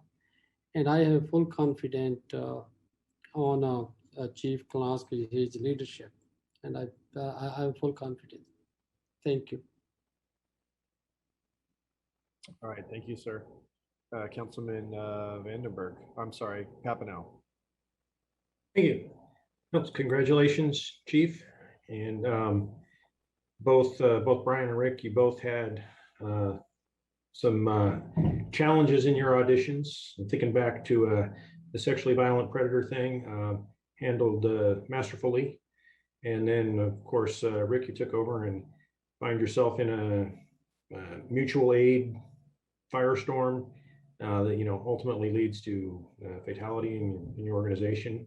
You guys, you both handled those curveballs excellent. So again, congratulations, and I think we're blessed to have both of you where you are. Thank you, Councilman Vandenberg. Thank you, Mayor. Congratulations, Police Chief Kalinowski. And thank you as well, Officer Small. I'm sure you gave our city manager no easy decision. Thank you so much for your support. I have full confidence in both of you and your abilities, and you've demonstrated that quite well. That's all I have, Mayor. Councilman Lozano. I'm just going to say ditto to all of that. You guys are both awesome. Congratulations, Brian, on the promotion, and Rick, you've done a heck of a job yourself stepping in, and so look forward to continuing to work with you both. And I know the officers have good leaders now, and not that there wasn't before, but somebody in the chief's role in a permanent role. I think you guys will do just great together. So thanks. Yes. Well, with that, again, congratulations. Thank you for both being here, and look forward to tackling a lot of things. Public safety has always been a huge priority for this council. I think we've all demonstrated that so far, and will continue to be a priority for all of us. So thank you for working with us on that, Brian and Richard. Mr. Mayor, if I may, I wanted to thank currently Interim Chief Small for all the work he's done, and we really appreciate his efforts and his stellar leadership while it was his time in the interim slot. And I just wanted to make sure I said that to you, Rick, because I really appreciated it. And Brian, I'm looking forward to you coming on board and working with you. Look forward to it. Thank you. All right, thank you, gentlemen. Someone has public comment on this item. We do have public comment open. So if you would like to raise your hand on the Zoom or call in, you can. There's currently no hands raised online. Okay. All right. Well, we have had the comment period open for a little while, so I will give a few more seconds here, and then we will proceed on.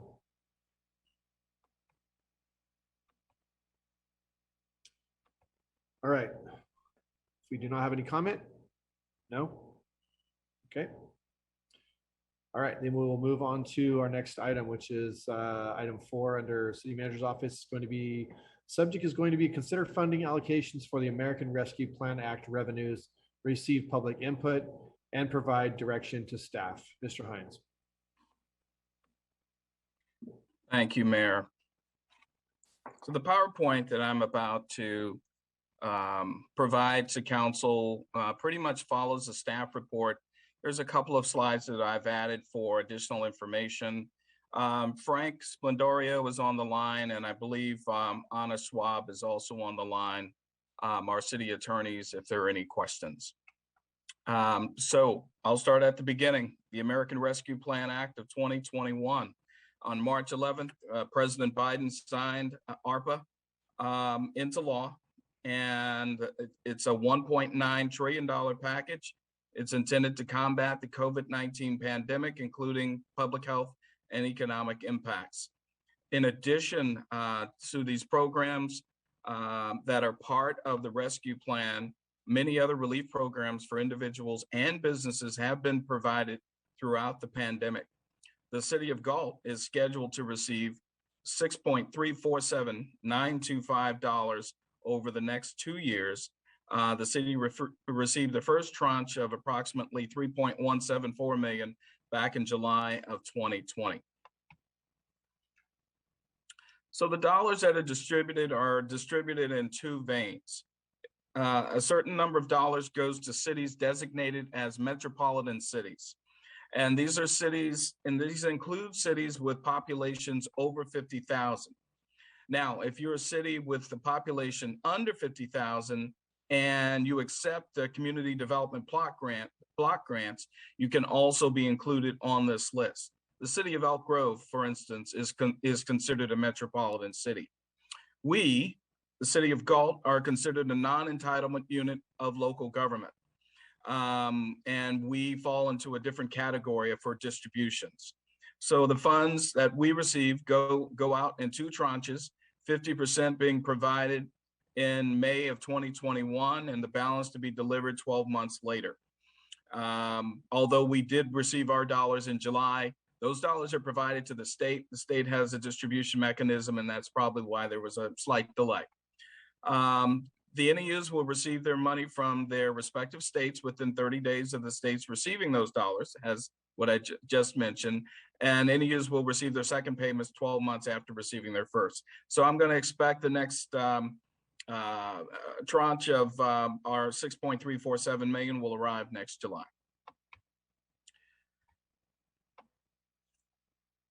So as far as our reporting and compliance requirements, as you can see here, there are requirements for the metropolitan cities. There are 3 reports that are part of this package. There's the interim report, there's the project and expenditure report, and there's the recovery plan performance report. As you can see down at the bottom, the NEUs are not required to submit an interim report. However, we are required to submit a project and expenditure report, and up until 2 days ago, the deadline for that was October 31st, 2021. We received word on Monday that the city, that the project and expenditure report is now due on April 30th, 2022. So we have some additional time, but the way we had lined these items up on the agenda was to allow us to get the project and expenditure report in by October 31st.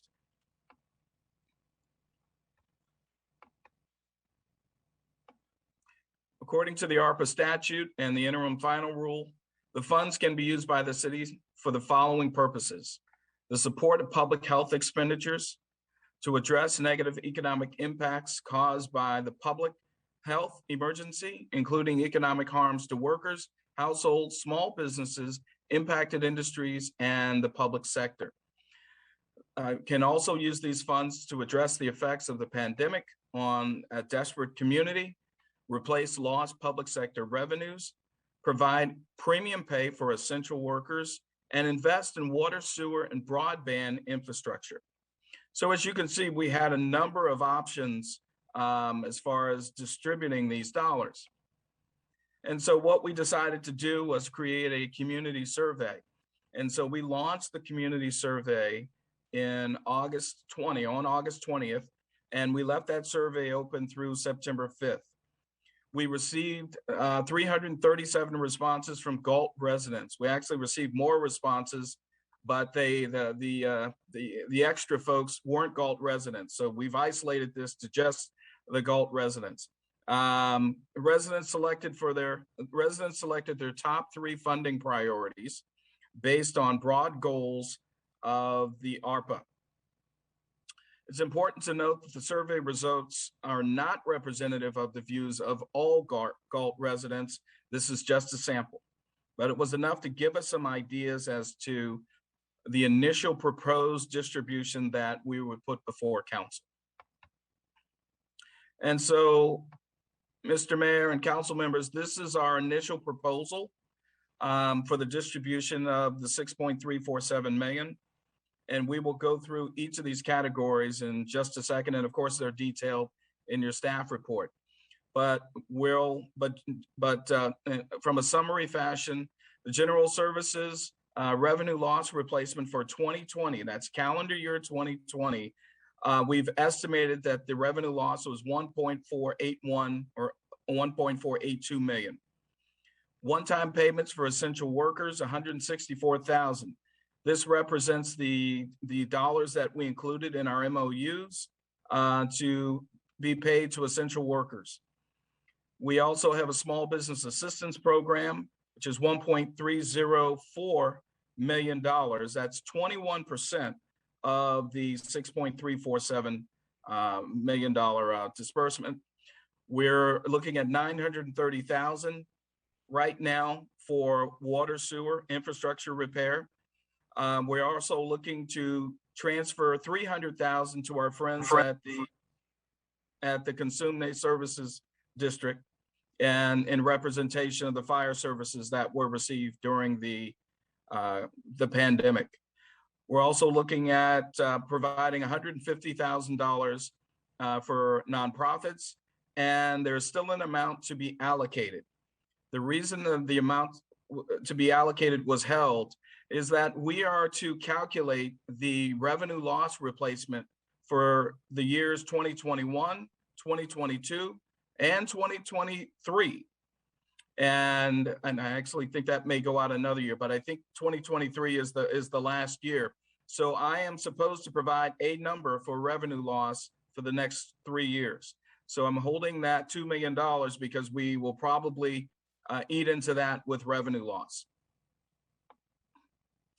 So the general services revenue loss for 2020, as I mentioned, is about 1.5 million. It's recommended that these funds be allocated to the city and that be utilized to restore lost revenues and provide general government services and support. You'll see in the survey that that the parks came up quite a bit, and that was actually the top category. Excuse me, I'm gonna go back here for a minute.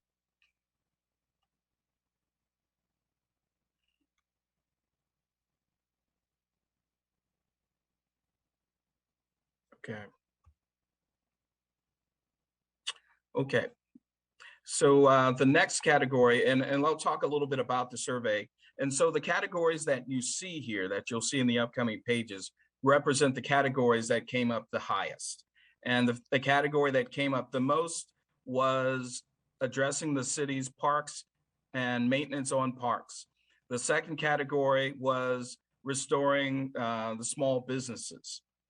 The third category, I believe, was wastewater, and the fourth category, I'm sorry, water and sewer infrastructure. And I believe the fourth category was broadband infrastructure. So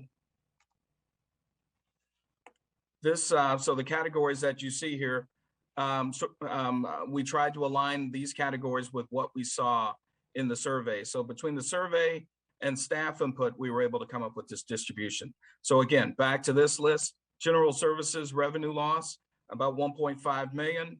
The one-time payments to essential workers on September 3rd, the city issued premium payments to essential workers as defined by ARPA. And these workers are those who continue to work and provide essential services to the community during the pandemic. Small Business Assistance Program, we provided 1.304 million in funding to be allocated to assist local small businesses negatively impacted by COVID-19.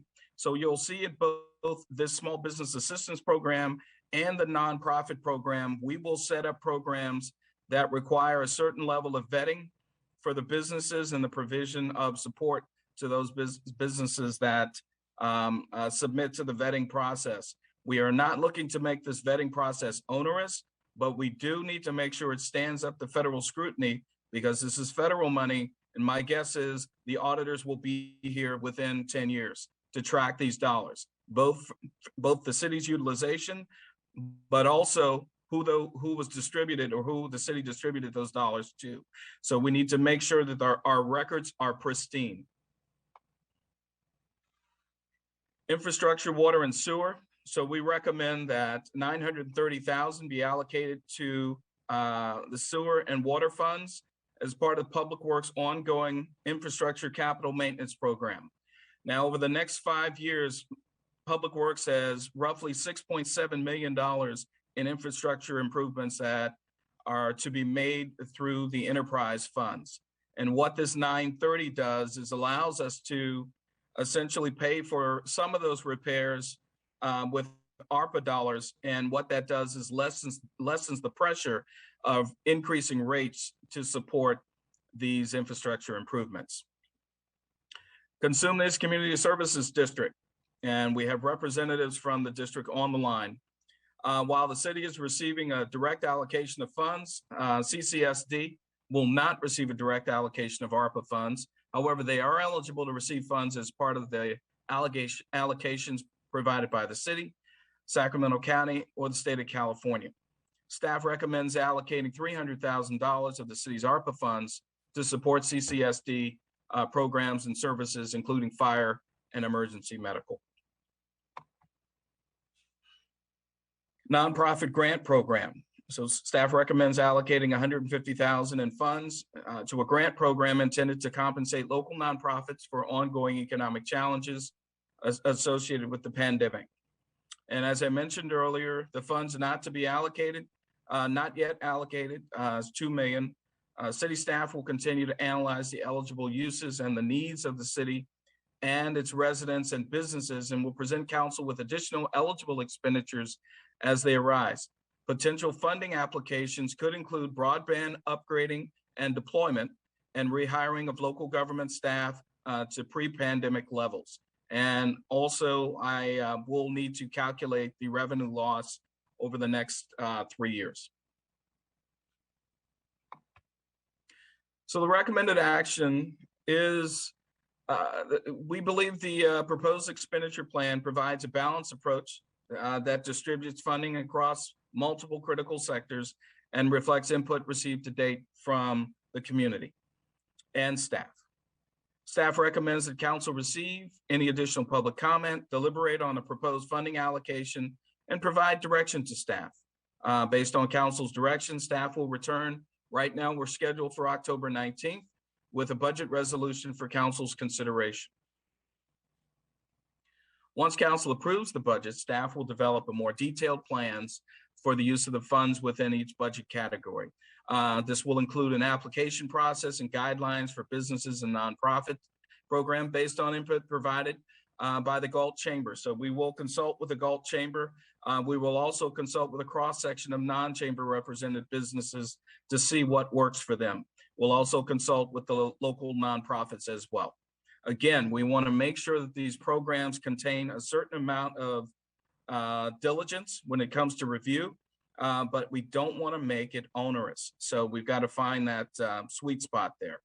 Please note that the revenue loss replacement category will be annually calculated and may inform the utilization of funds not yet allocated.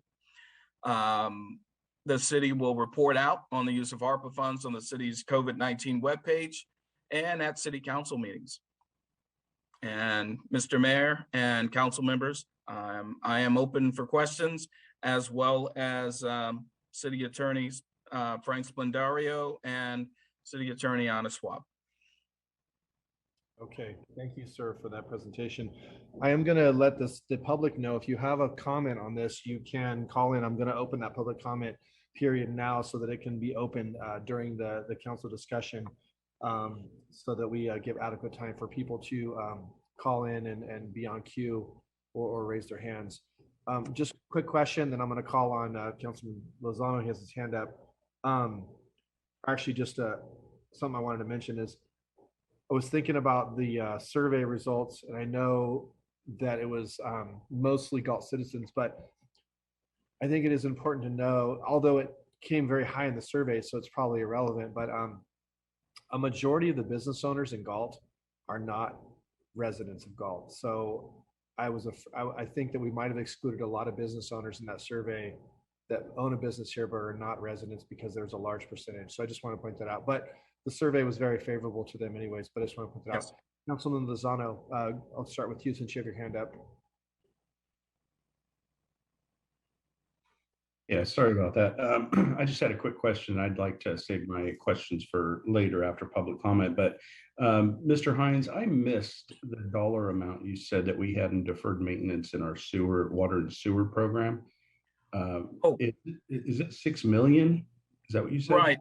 In the current CIP, and Mike Selling can comment further, but in the current CIP, we have roughly $6.7 million in water sewer projects that we have slated for activity over the next 5 years. This is our 5-year CIP, and so we were looking for opportunities to perhaps offset some of those expenditures that would be borne by the utility funds with perhaps some ARPA dollars. Because the more we utilize the funds and the utilities, the more pressure there is for rate increases. So if we can do whatever we can to delay any pressure or mitigate any pressure for rate increases, we're going to try to take those measures. Okay, and again, I just missed that number. I thought I heard 6 million. And the rate increase, we're talking about commercial and residential potential rate increases that would be. Potentially, yes. I think Mike said, yeah, go ahead, Mike. Oh, sorry if you didn't hear me. I said potentially, yes, both. Okay. All right. Thank you. If a council member has a question, just go ahead and put your hand up and I'll call on you. I have another question regarding the, I understand that, the details of the business application and the nonprofit applicant, there'll be a process, of course, to, apply for those, which those details will follow, not tonight, but that'll be something you'll be deploying. But I would also just kind of throw this out there, unless it hasn't been thought of yet, that the council should consider the possibility that although that's a generous amount, I am very pleased that that Mr. Hines, you've set aside and recommending 1.3 million to our businesses. That the reality is that probably a lot of the businesses may not apply for it. They may not be willing to go through the process, or they just, frankly, maybe some businesses didn't, lose revenue and they don't really want to apply for it. But what I'm leading to in my question is, I think we should have a contingency for that money, because should we not have $1.3 million applied for, we should have a backup plan of what we are going to do with the excess money. Where would that go? Right. Because I would hate to just say, we only had, 800,000 applied for our businesses, so we're going to take the extra, 500,000 and just put it back into the city. I think we should come up with another community-based idea or something. But just throwing that out there for the council if you hadn't thought of it. Mayor, that's an excellent idea. But what we would do, just sort of preliminarily off the top of my head, is that if we find that we're having a problem or due to lack of interest or a lack of enthusiasm distributing that 1.3, and let's just say we only can see 700,000 going out the door, then myself and the staff will put our heads together and come up with what we believe is a good solution or solutions. We will bring those to the council and collaborate with the council and come up with a solution for those remaining funds. So that's the beauty of these funds, is we have the ability to go back and change our minds and redistribute. Okay. And I think it goes without saying too, and I think, like I said, it goes without saying that all the council could agree that we obviously, although the application process will be very stringent, and we can't just have some business say, hey, I lost $5,000, can I have 5,000? I mean, obviously there'll have to be some justification to that. And but I also, what I don't want to hear, and I think and hopefully this will be the case, but what I don't want to hear is 6 months into that, we have very little of that money being distributed, and the feedback is not that they didn't apply for it, it's just that it was really, really difficult to even try to apply, or the process was very difficult. I mean, obviously I want staff to work with the businesses to make that process as straightforward as possible. And if they don't qualify, they don't qualify. But and like I said, it goes without saying, I'm sure we'll do that, but I just want to throw that out there publicly to say that's whatever. So looks like our attorney, is it Anna? Did you have a question or a comment, ma'am? Good evening, Council. Thank you, Mr. Mayor. I just wanted to add to what you're saying very quickly, that the processes that will be set up for these will, as Mr. Hines said, make sure that they're not too onerous for the businesses, but will also be in line with ARPA as the statute and interim final rule.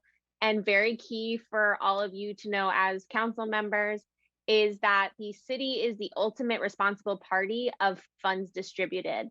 So we want to be particular in how we are making sure these applications are set up to both go towards who they need to benefit, and also so that the city is following, as the recipient of these funds, is following the statute and the interim final rule. So I think that's a really great point that you made earlier about making sure it's not too onerous. And I just wanted to make sure you all knew as well that it's ultimately the city that's going to be the responsible party. So we want to make sure there's that balance of both the applicant and the city in when we put out that form and application. Right. Thank you. Thank you. So do we have any, since we're kind of open on public comment here, do we have any public comment at this moment? We do have hands raised. Okay, go ahead with the first one. We have Bonnie Rodriguez. Go ahead and unmute your line. Good evening, Mayor and council members and city staff. On behalf of the chamber, we know you received a letter from us, and we just wanted to follow up and let you know that we are looking forward to working with staff and working with the city hand in hand to develop some of these programs. And I'm sure the attorneys work with various other entities, and so they probably have some ideas for you too. And we're ready to jump in and help maybe skew those a little bit for our local community. We already have some ideas that we feel would benefit not just chamber members.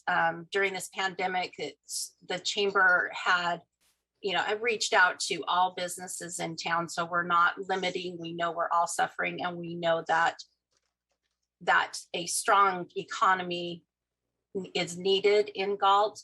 And in order to have a strong economy, it includes all the businesses in Galt. So we recognize that. We just wanted to let, I know you guys know that, but just kind of wanted to put that out there. And I will go ahead and toot our horn a little bit. And it's really not ours. It's our staff assistant who is in our office. We want you to know that she volunteered her time to help many businesses in town apply for some of these state and federal grants that happened earlier this year. And the majority of the businesses that she helped and that received the grants were not chamber members. So we understand that the greater whole is going to help the greater community. So we're excited to work with staff. We know that this is a challenge, probably a good challenge. I'd love to have to figure out where $6 million is spent. That sounds like a great problem to have.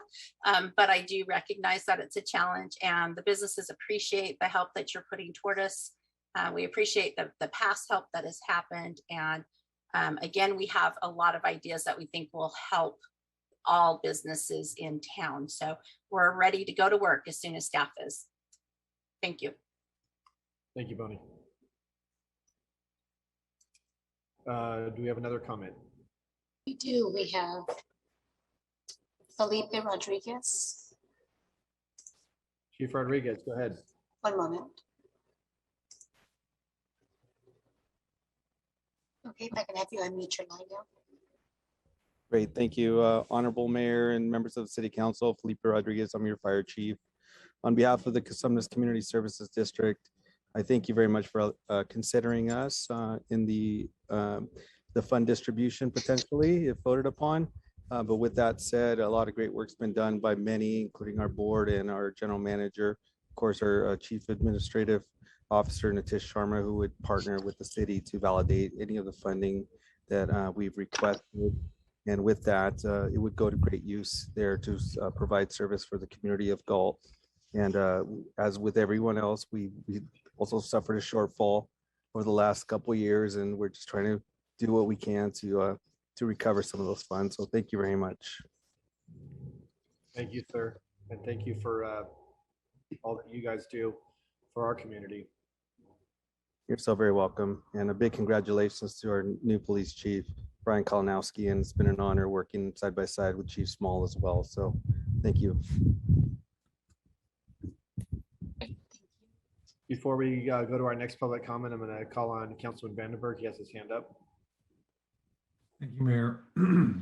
I can certainly appreciate the difficulty of this task. It sounds like a lot of money, but when you start looking at the needs of the city, there's multiple areas that could gobble it all up.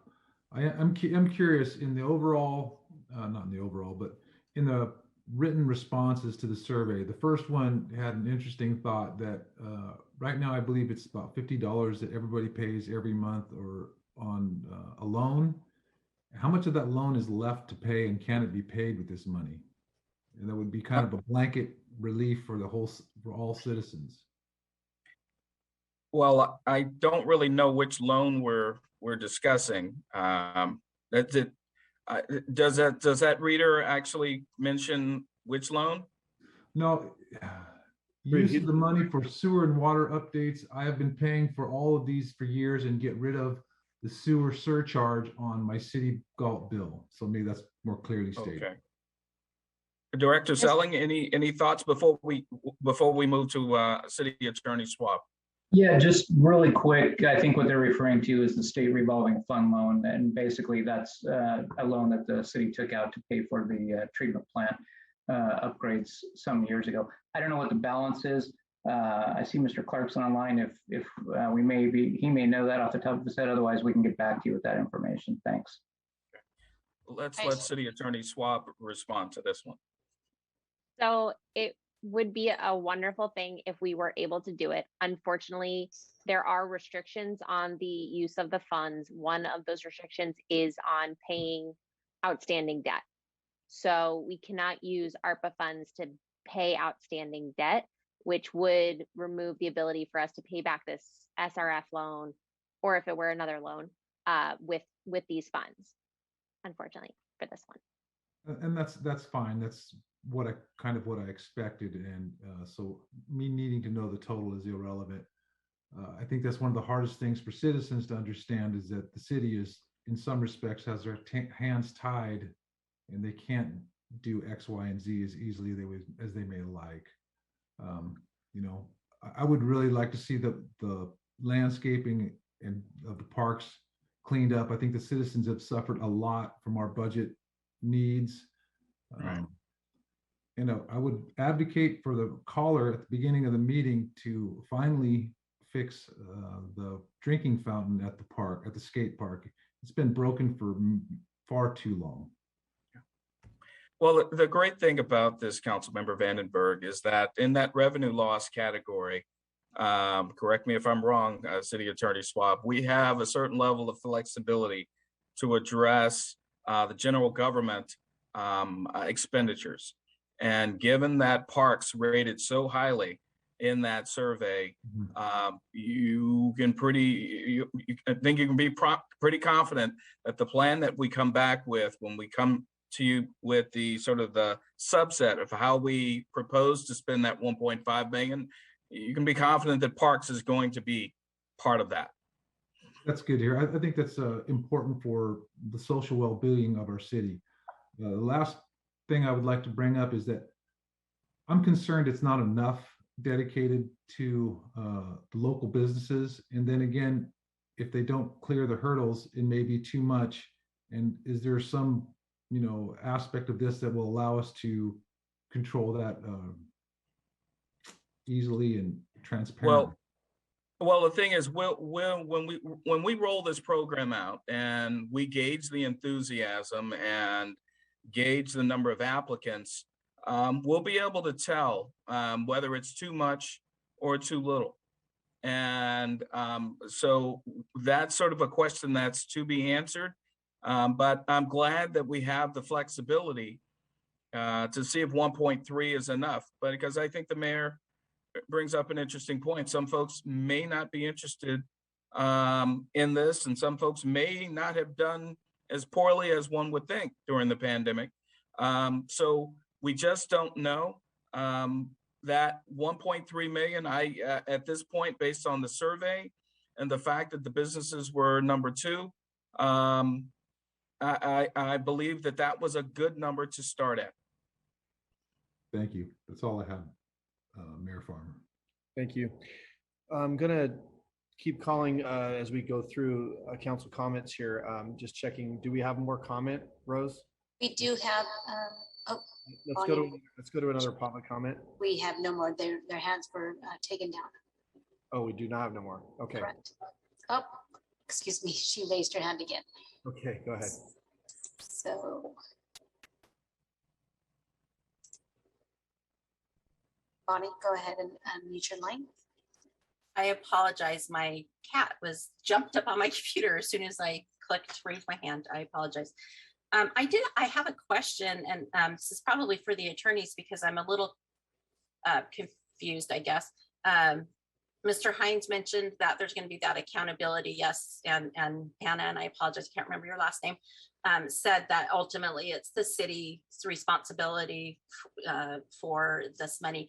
But it does bring a question if these businesses who are possibly receiving these funds, if they will have a greater look from the state or federal government later on into, I mean, beyond their normal, obviously they're going to have to report this and claim it in their taxes and that thing.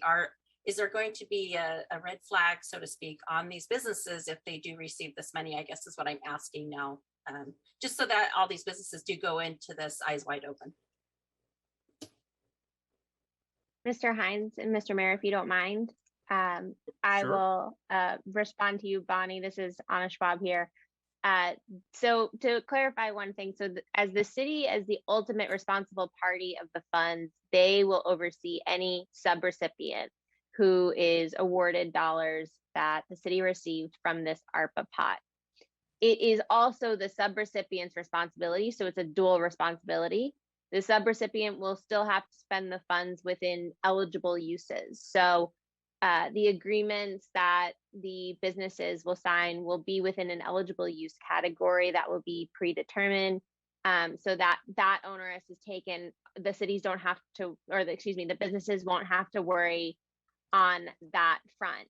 We're looking at for audits right now is, and you'll forgive me because I'm just pulling up the reporting and compliance. We are subject to, as a city, audit requirements. And if I'm not mistaken, and I'm just pulling up the reference here to cross-reference this, I believe only recipients and subrecipients who expend more than $750,000 in federal money in a year will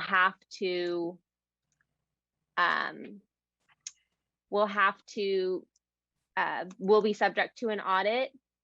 And I am just trying to confirm that, but we can get you that exact information here in a follow-up, because I'm just trying to pull up the, yes, it is, excuse me. Recipients and subrecipients that expend more than $750,000 in federal awards during their fiscal year will be subject to an audit under the Single Audit Act. So if I could be so bold to say, I think based on the amount allocated, you know, again, Mr. Hines said it would be dependent on how many businesses are interested. So we're going to have to wait to see to that to be answered part, as Mr. Hines noted earlier. So City Attorney Swap, just a second, Bonnie, I just wanted to clarify. So the city's going to expend more than $750,000. And so the city is subject to review or audit by federal auditors because we've passed that threshold. And so the dollars that we've distributed, while those subrecipients may not be subject to audit because they're actually getting less than $750,000, they may not be or subject to federal audit. However, given that the city, and I love the way you eloquently put it, that the city is ultimately responsible. So if that 1.3 million is distributed in a way that we can't prove or we can't justify, that $1.3 million is due and payable back to the feds. Okay. Yeah, and if I may, Lorenzo, expand on that a little bit. We will be spending that money, and as a direct recipient, our books will be open, and they're going to chase the money to see where that money goes. And so, to the extent, I guess what I would say is, even a subrecipient that spends less than $750,000, their books are going to be open to the extent they need to look at their books to look at our books to say, well, you said you gave this to this business for their negative economic impacts, and we have this in your file that doesn't add up, and then we're going to go look at their file and it doesn't add up. So they may use their books as sort of evidence to help to audit us. So even if they're not directly looked at, they could indirectly be looked at as well. So I would just, a word of caution, and I think everybody's intent here is to obviously, make sure that nobody has to disgorge and give the feds any money back. But Right. you do want to be careful as far as even if they're not directly audited, they could indirectly be audited just through the fact that the city's going to be spending that kind of money. Okay. I appreciate that. One other question. Obviously, a lot of our businesses applied for the PPP loans, so I think same issues apply there. However, PPP loans were a forgiveness thing, and then not taxed. Are the business or anyone who's receiving money from the city, is this going to be taxed? Do we know? I don't know. Okay. I think Bonnie, what would be helpful is to let me just interject, sir. Sorry, sir. Sure, no problem. Maybe if the chamber could, kind of mull this over and compile a list of questions that, because again, the core parameters of the application process are still kind of in flux about how we're going to do it. Come up with a list of questions that we can present to council, to Anna, who's the expert of BBK in this particular this topic, and then we can get all those answered, properly, instead of just speculating on some of them or just kind of thinking we think so or something. So that's just an idea. No, I appreciate that. I'm sorry, they just came to my mind. It's like Frank was talking about earlier. They pop in your head. So, but thank you. I appreciate it. Thank you. Councilman Vandenberg. Thank you, Mayor. I just had one last question. How granular will the audits be? Will it be down to the businesses showing improving receipts? That depends on the parameter of the audits, and what the auditors are ultimately looking to prove. Now, I can tell you, as a former federal auditor, I used to work for the Inspector General for Amtrak. We, as Frank said, we followed the money from distribution to bank to expenditure, and I would expect a similar pattern. We also have a little bit of guidance from the reporting and compliance guidance guide that, if council would like, we can pull out for you all to just review and have. Also to note with all of this is the statute, while it was passed earlier this year, the interim final rule was released, and the final rule is hopefully expected by the end of the month. So we may get some more clarification on some of these nuances when they release that final rule as well. A summary of that would be great. And my reason for asking is certainly the businesses should know up front what they're applying for and expect. And, that's why I asked. Thank you. Right. Understood. Councilman Lozano. Yeah, I have a few questions, and I appreciate the city manager taking the time today to chat with me about a couple of these things here before tonight's meeting. In the staff report, when it talks about small business assistance program, it talks about assisting local small businesses negatively impacted by COVID-19. One of the discussions I had with a city manager was, well, what does that mean? And does it mean that there has to be some previous or future impact, and how do we show that? And is that a federal rule, or is that what we put on the questionnaire? Interesting. Anna, can I ask if you can give some clarity on that particular category? So, forgive me, can you repeat one more time? Because I think I missed the very end of what you were asking. So my question is this: in the staff report, we talk about assisting local small businesses negatively impacted by COVID-19. Is that something that the federal rules are the federal government's applying that rule, or is that? Yes. Okay, and so I'm sorry, Councilmember Lozano. So the statute says that the interim final rule, an eligible use is to address negative economic impacts. Within that negative economic impacts, one of the subcategories is those small businesses. So small businesses who had negative economic impacts due to the COVID-19 pandemic.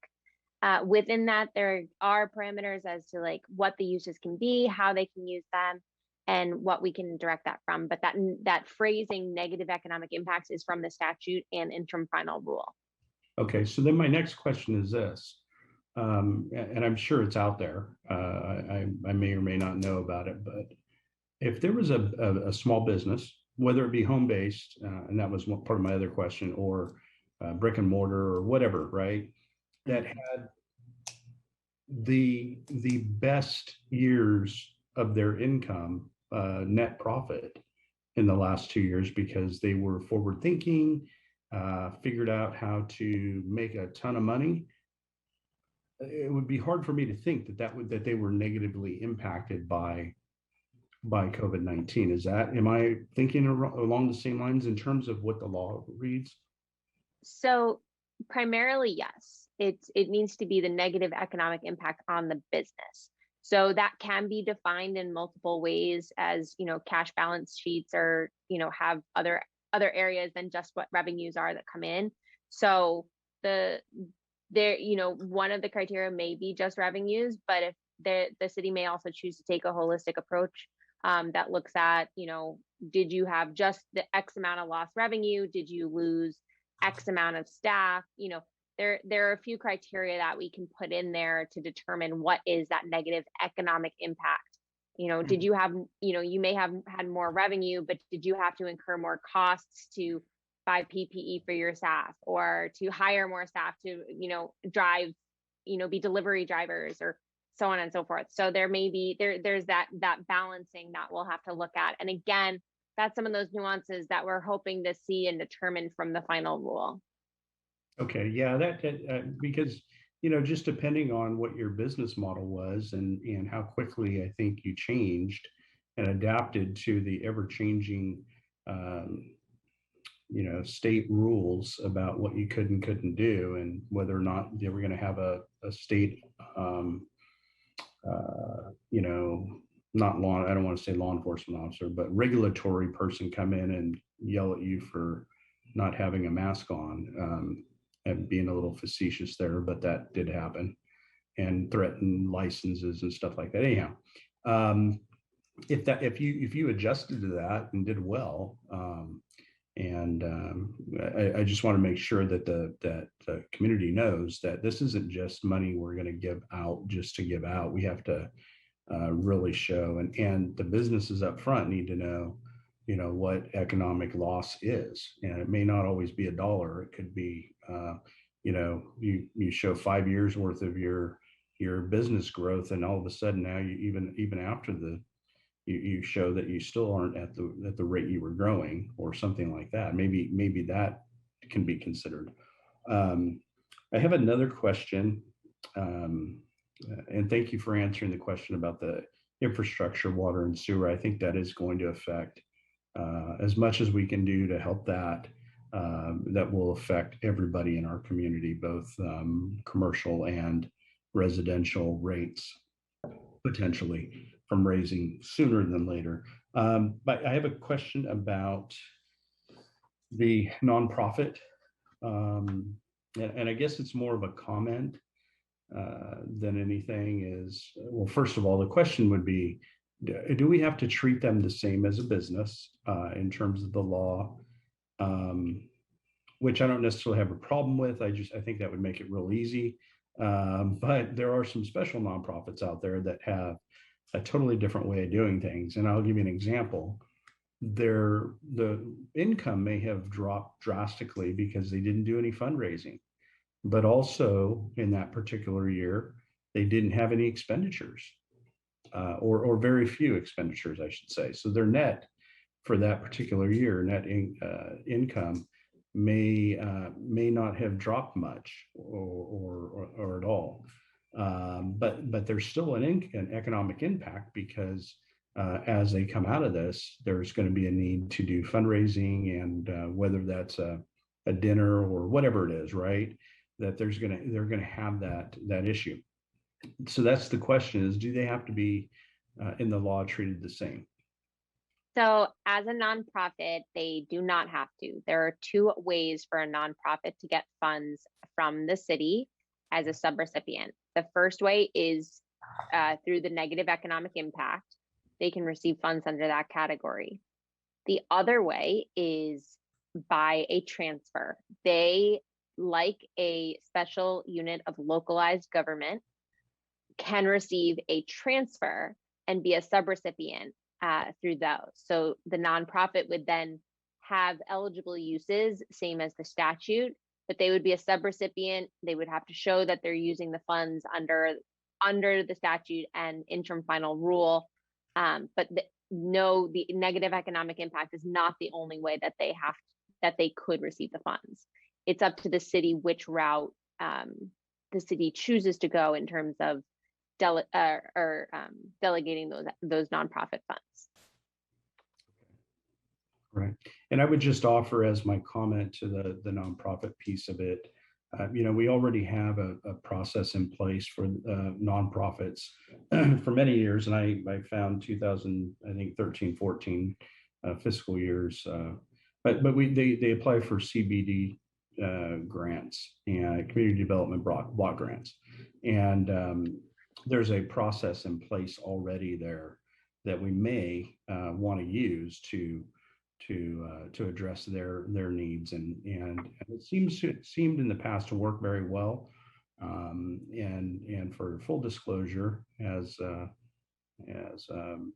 people like to be made aware, I've spoken with the city manager here recently about really kind of getting the nonprofit groups together in one, maybe not one room all at once, but or maybe quarterly or something like that, so that we can begin to develop this recovery plan and really talk about scheduling and stuff. So I think this might be an opportunity to start something like that up.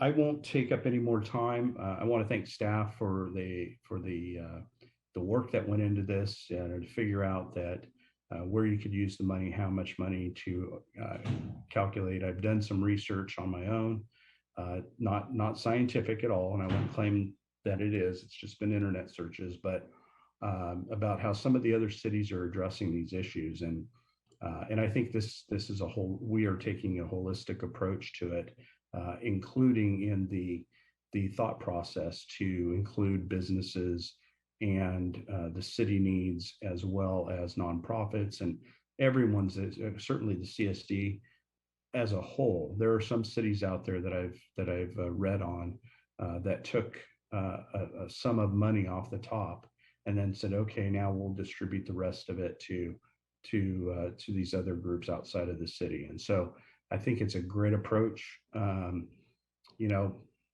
think that at the end of the day, getting a feel for what businesses and nonprofits and other groups may need will help solidify what those final numbers will look like. But I appreciate holding back a little bit of the money so that we can determine later on if we have some additional need to balance the city budget. So that's all I have. Thank you. Appreciate it.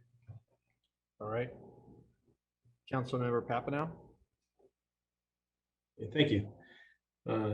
It sounds like on some of the things you've made your best guess, and we're going to have to wait and see what kind of applications we get and stuff.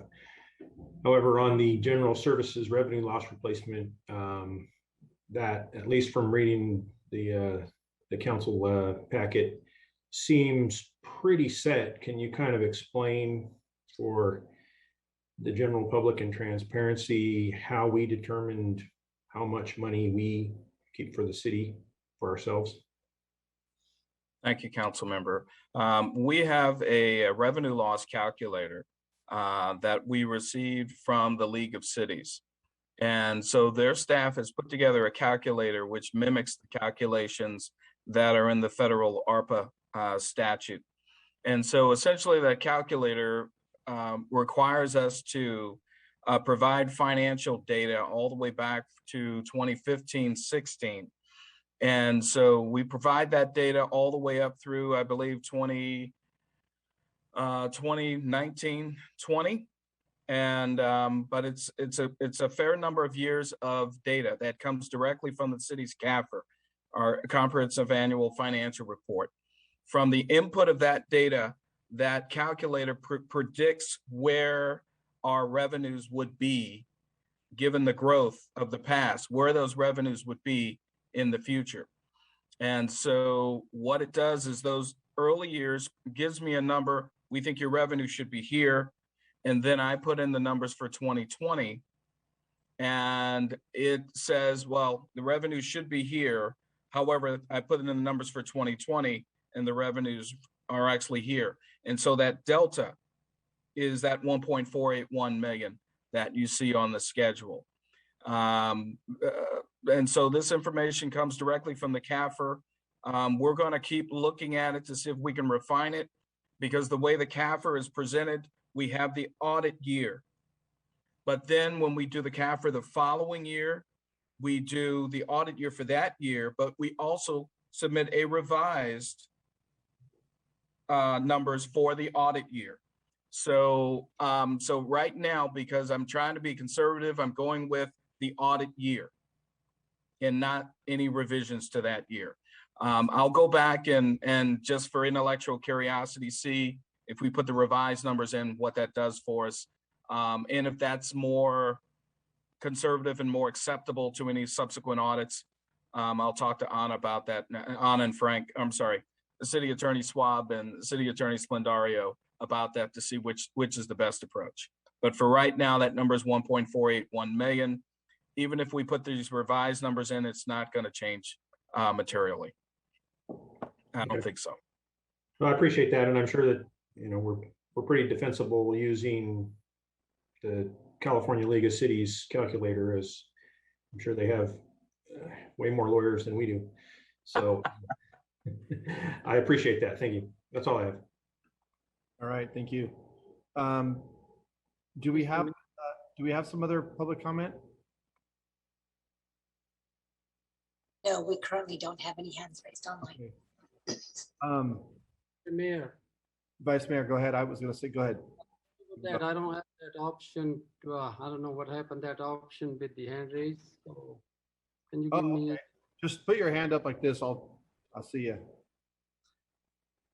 All right. First of all, Mr. Hines and the staff, that report you guys come up is, I believe, a lot of work on that. And I don't get that much chance to really read the report, but I'm looking at the Snapchat, that like in just on the snap on the report. One question I'm a piggyback with Mr. Papano asked, the general services. So that general service, that amount, the city we keeping whatever exactly we lost, right? We're not getting more money, and we're not getting less either, right? So we're getting city getting whatever actually lost during COVID-19, right? That is correct, sir. And that's the beauty of this calculator, is that it uses our past to project where we should be at in the future. And when I put in actuals, then it produces that delta. Okay. And I'm talking about all other items. We cannot calculate what exactly we lost during COVID-19, like in small business assistance program, until we figure out this is, I'm talking about 1.3 million. I did hear some of the council members, they said the business might be well not, go about 1.3 million, but we don't know, when exactly. An application. Mm-hmm. And my other question, I would like to clarification, or Mr. Lozano asked that question, how we, how the application and how the business will show they really have a negative impact. Because I'm just tell you, not in these funds by when the government with the PPP loans. The government, that application is very strict and very straightforward. If you, they're looking at the revenue on 2019 and the quarter, the 3 quarter, then they're looking at the revenue, what you revenue in 2020. And they are at the 2021, maybe first quarter. If you don't lose any money from 19 to 2020, and you have the same structures, if you operating the business same way, yes, you are qualified, very straightforward application, you will get the PPP. I'm talking about like in the big business, mid-level business, yes, they get the PP is very straightforward, it's easy to get them. But most likely hurting me, the small business really 4 and 5 employees, and they are not putting maybe the husband, wife, or their kids working in a business, and they might be having 1 or 2 employees, and they don't get that. So I'm talking about, I don't know it can be possible, attorney maybe no. This is we have a little bit of control as a city. If we can follow the guidelines, and I believe in we have some kind of flexibility. I really like to these business, right? City at these business, they business running, and they don't get any PPP. So there is in a Galt, there is some business. Like I can give you example, my business, I very straightforward. I have an employee 13, 14. They ask me my payroll, record. I give it to them, and then they give you the same thing. Look at the Walmart. Look at all this business. But the business really hurting is really small business. And I think as a council, I like to. We have to find with the attorneys have to find something how we can help these business. That's why a lot of business they apply for PPP, and I'm sure in Galt there are a lot of business they don't get the money because especially when you fill an application, they said deny, and you cannot do anything. If you call them, you might be a whole day on the line. So that's I'm talking about this on the small business. If there is any way, like when you're making, we are giving 21%. If there is a possibility, there might be a little bit increase the money. That's my opinion. And then if they don't use it, go back to we can use somewhere else. And the other thing is my next question is utility assistance to the family, because COVID-19, we know the city lost money. We know the small business lost money. And we also know all the citizens. What we helping them as individual citizens, they don't have enough income. A lot of people have a good job, husband, wife working, they get a good money, but there is a lot of people, they have a fixed income. And how we do utility system, there is some other cities, yes, they're going to reduce their utility, they're going to credit some kind of utility. Are we going to this utility assistant? And I don't see on the report how much money we're going to pay or how we can help these citizens. And these citizens, that's why these money, when the government send that money, they should help to the COVID-19. So I like to cover all these. If there is not for the citizen, they also need help too. There is some people have a fixed income. We need to find a process how we can help the people really need the help. So that's my few questions. If any question attorney can answer or Mr. Hines. Okay, thank you, Vice Mayor Sandhu, and welcome back. So for the first question, which I think dealt with the application process and maybe the uniqueness of some of our businesses, we'll take that into consideration. We just have to be able to measure all of the things that these dollars require us to measure. Now, granted, I'm the son of a sole proprietor, so I understand these businesses take different formations. They're run a little differently, and I understand that. But we'll take all that into consideration. We put that $1.3 million, and that basically sends a signal to the business community that we want to help. And so we'll figure out a way to help within the guidelines that President Biden and his team have laid out for these dollars. And so I just wanted to let you know that we're going to work with folks to see if we can do to see if we can help them out. Regarding the utility assistance, I'm going to let City Attorney Schwab and City Attorney Splendario address that one. So utility assistance is a very unique one. A lot of cities have asked about trying to use the funds for utility assistance. It gets a little tricky in a couple of ways. One, because there are state programs that are now doing assistance for arrearages. So that's part one. But part two is the assistance for individuals and for households is very specific in ARPA, and doing it for utility assistance, you would not be able to do it for every citizen unless every citizen fell under the qualifications.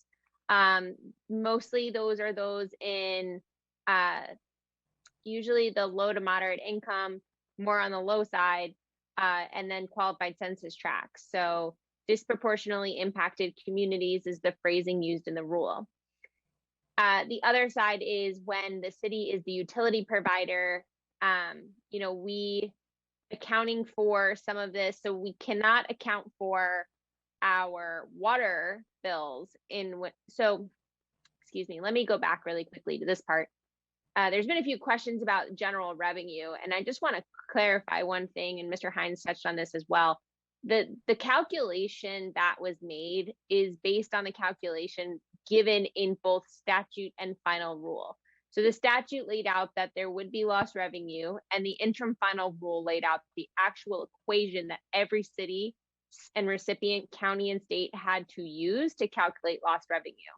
So that calculator that the League of Cities has provided is based off of that and is a really handy tool for the city to use to calculate this. In that, there are areas that we cannot include in general revenue for our calculations. Of those utilities is water. So we cannot include water. We can include sewer. So it does get a little tricky. And I think Mr. Selling has said in previous conversations that we see them as two different items on the bill, but they're sent as one bill, if I'm recalling correctly. So it gets a little tricky when we're trying to parse that out, and then also identifying who would be eligible. I don't know if that exactly answers the question, but it just gives a little bit more insight into the complexity of that issue specifically. Understand, I do understand, but utility means different kind of utility. I'm not asking we have to do the sewer. What I'm talking about, what we are doing for the citizen. And if we cannot do that, then why with this question on the survey? We put the survey, I'm sorry. Excuse me, Mr. Hines. No, you go ahead. We put the survey out to get a sense of where the desire was, or where the need was, as far as those 300 folks that have applied. And so we wanted to see where that wound up. Now the water sewer infrastructure dollars that we're looking to put into water sewer hopefully mitigates or delays rate increases coming in the future. So that's a mitigation or a delay that affects all citizens. The dollars that we're providing to CSD provide support for fire services that are provided by the 2 stations in Galt to all citizens. The dollars in lost revenue will go to provide support for city services. And I think I've laid those out in the staff report for Parks and Recreation, PD, IT infrastructure. And so all of those services are intended to serve all citizens. So Vice Mayor Sandhu, while it may not appear to be a direct path from these funds to the citizens, the services that we're hoping to bolster the business community, providing more goods and services to the citizens, same with the nonprofits, we are indirectly trying to affect our community and the citizenry in our community. Uh, Thank you, sir. My understanding, or I'm talking about on the clarification. So utility on the utility, there is no way. There is no city around us, and I believe the attorney know we cannot reduce or we cannot give discount to any utility like in water, sewer, smart, whatever. We cannot use any utility. We cannot use the fund for any utility at all. If I'm understanding you correctly, so the rule and statute do allow the city to provide assistance to households and individuals. But in order for them to qualify, it's very specific. It's the disproportionately impacted communities or those negatively impacted by the COVID-19 pandemic. So we would have to take, that first starting category, and then we would have to parse it out and determine how do we want to provide that assistance, in what fashion, in, how direct or indirect would we want that to be. And again, that would then depend on how many we have qualify, and how far the city is wanting to go in terms of that direct assistance. It is an eligible use. It just has very narrow parameters in how it can be expended. Thank you. Mr. Hines, my last question. So on the utility, so we have no plan directly to help each individual, like their income is lower than whatever, and we are helping them indirectly. That's our plan. Is there is any way we can look back if there is anything we can help directly? So Well, we'll be happy to look at that, Vice Mayor. Right now, I tried to come up with a plan that allowed us to get as many things done and to touch as many sectors as I could, because providing these dollars to the city, again, allows us to bolster those revenues or those services that we provide to the citizens and those programs that we provide to the citizens. The infusion for small businesses, the infusion for the nonprofits, the infusion for fire. That's and then the infusion for water and sewer. That's what we were hoping to again touch all of these sectors and hoping that would make an impact. But no, we have not looked at providing direct assistance to individuals, because we've got 26,000 folks in this town, and if we're looking at that, then we've got to look at an intake process for perhaps anywhere between 2,000 and 10,000 folks, depending on where they fit within the parameters that City Attorney Schwab has put, will tell us. But that's a lot of intake, and we'd have to set up a whole new program, and we probably have to staff up for that. all right, and that's just if you get a chance, or I'm talking about look him up there. But if he's not have a chance or too much impact on on the staff, then that's I think this report you're gonna make it. I just make that point if there is a possibility. Thank you, sir. Thank you, and it's good to have you back. Thank you. Thank you. Before I call on you, Councilman Vandenberg, I was, if you would indulge me for a minute and let me go with some questions that I have. And for the council, if you guys would indulge me a minute here, I wanted to bring this up. So I went away this weekend. I was on my way back, trying to take a little working overnight vacation, and I had read my packet and I was going over thinking about these ARPA funds and the impacts of things. And I was coming through some cities, and we made a couple stops, and I noticed, something I noticed here in Galt a lot, which is I see these masks everywhere, and one of the things I seen, which a lot of us see regularly, is just the amount of trash and just garbage everywhere. It's just seemed like it's just such an epidemic now. So my wheels started turning, And I started thinking, writing down some notes, and I came up with something, and I'm asking the council to indulge me here on an idea that I have. I know tonight we were just discussing, input and things like that, and we haven't made any decisions until next meeting. But something that I think would be important, and let me give you a little parameter here on this. Over the last 18 months, this problem with litter and trash has become significant. And I know this because, like other council members here, we participate in some community cleanup days and things. But the discarded masks, people using drive-throughs more than dining in has really increased the amount of trash and stuff in town. Restaurants have had shortages, so I don't think they're cleaning up as much, keeping their storefronts clean, that type of thing.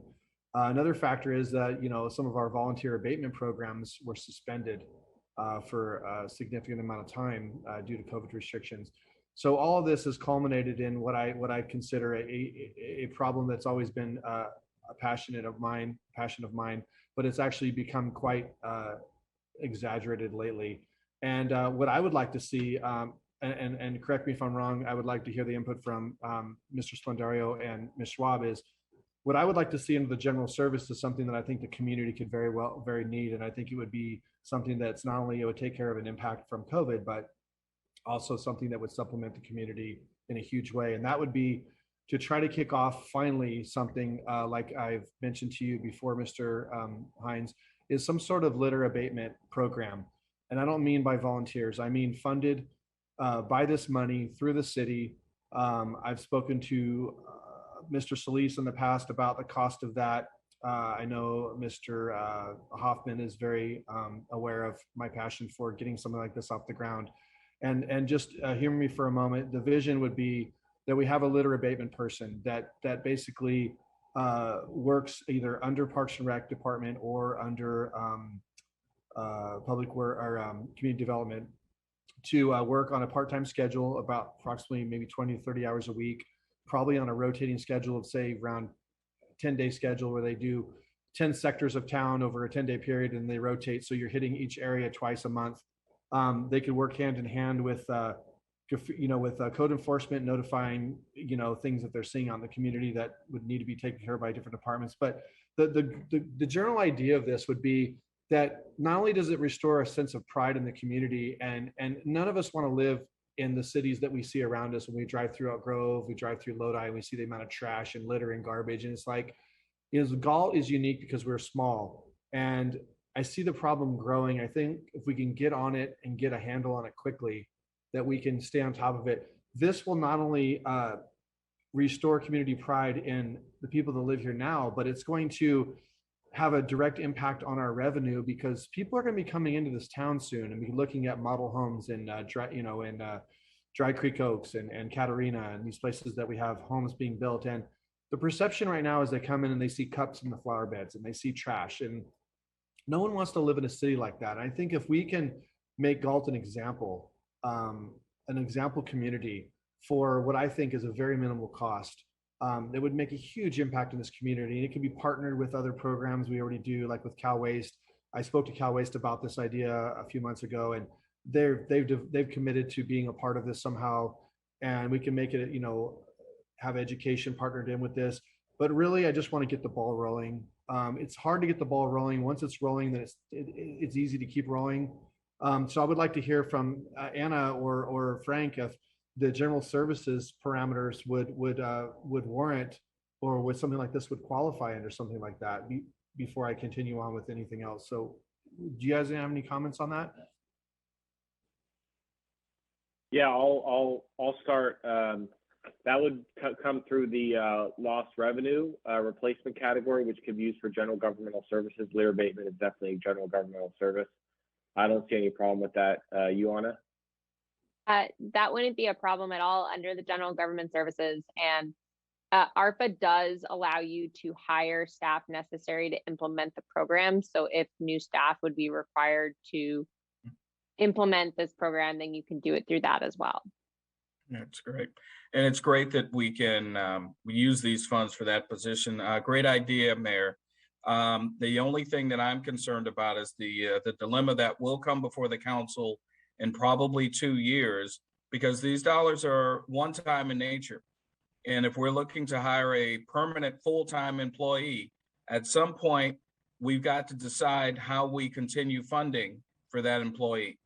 Yeah. And so I just wanted to let you all know that that will be a decision that will be coming before you. But I like the idea, but I wanted, I always try to let you know everything that is coming, and but I like the idea. Yeah, and I think, and I thought of those, and I kind of just looking for maybe to get council support on like a pilot program, I mean, ultimately, I would like to see this maybe funded through, like, for example, our graffiti abatement is funded through Measure R. Well, litter abatement could be maybe funded through a different mechanism at some point in the future. But for now, this has just been something that I think I've been pretty passionate about. I know the other council members have shared.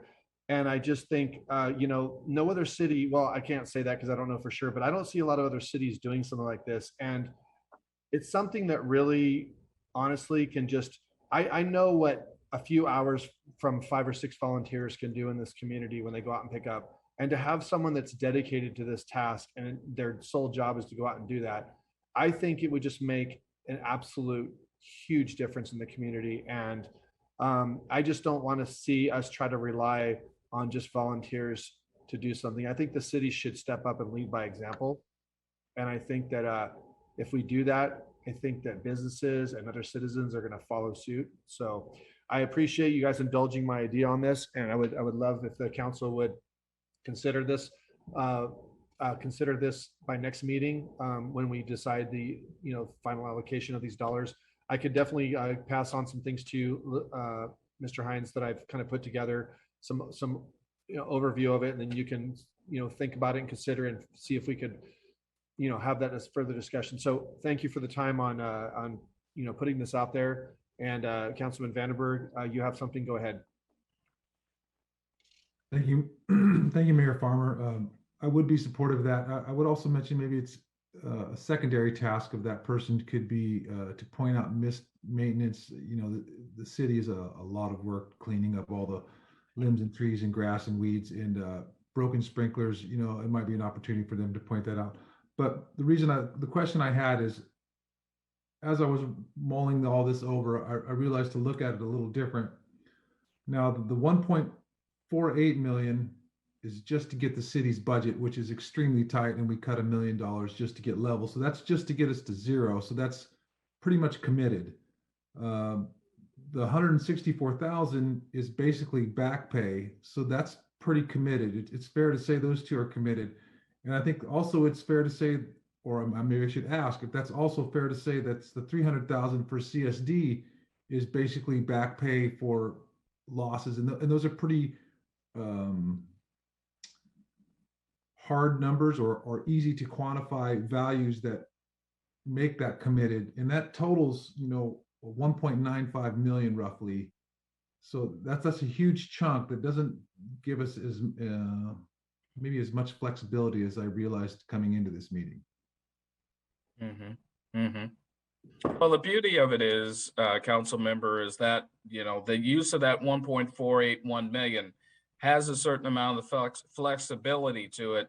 But we were informed by that survey that folks wanted to see the parks taken care of. And so you are right, to a certain extent, it is committed, but we still have flexibility there. But, I think the expectation is that there be a certain amount of that for the parks. Also, in the funds that we're setting aside for future revenue loss, there is also an expectation that we do something with broadband, because that category came in fourth. And so I'll be looking at that as well. So this is a fluid process, council member. But I think we're kind of done the best we can in laying out the distribution. Broadband, that's not something that would come through grants via STACOG? Maybe. We could look at it if we could get funding from SACOG. My concern is that there may be certain parts of our community that may not have access to consistent internet service. And I don't know that for sure, but I would like to find out, and I want to make sure that internet access is accessible for all. And if these dollars can help us get to that point, that would be great. But that's a future discussion. One thing Go I ahead, just Al. wanted to clarify on the lost revenue is the lost revenue category under for ARPA funds. We have up to that amount that we've calculated for the calendar year to spend the next year. So one of the ineligible uses is we cannot take ARPA funds and put it into reserves. So we can't go and take the funds and just put them into the Galt's, general account and allow them to stay there for perpetuity. We have the funds have to be obligated by December 31, 2024. They have to be expended by December 31, 2026. And for lost revenue, we have up to the amount we calculate per year. So we're going to have to, in addition to our other auditing and record keeping, we're going to have to keep very clear records as to what we are using for lost revenue, for general government services from the lost revenue category per year, and how we're drawing down on that to show it's not just sitting in reserves. Exactly. Thank you. I would love to put it in reserves, but I can't. Anna will yell at me. So we've got to obligate these dollars. Councilmember Lozano. Yeah, just briefly on what Councilmember Vandenberg was talking about in terms of SACOG. SACOG is doing a study on remote and telework types of studies, and so it is possible that in the future that although SACOG is responsible for regional transportation planning and housing elements and stuff, that they could get into the business of providing funds to conduct studies, just like the Energy Commission did for us, or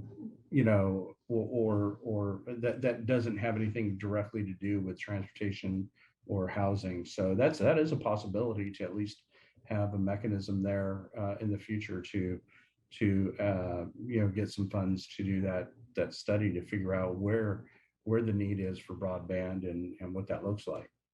Mm-hmm.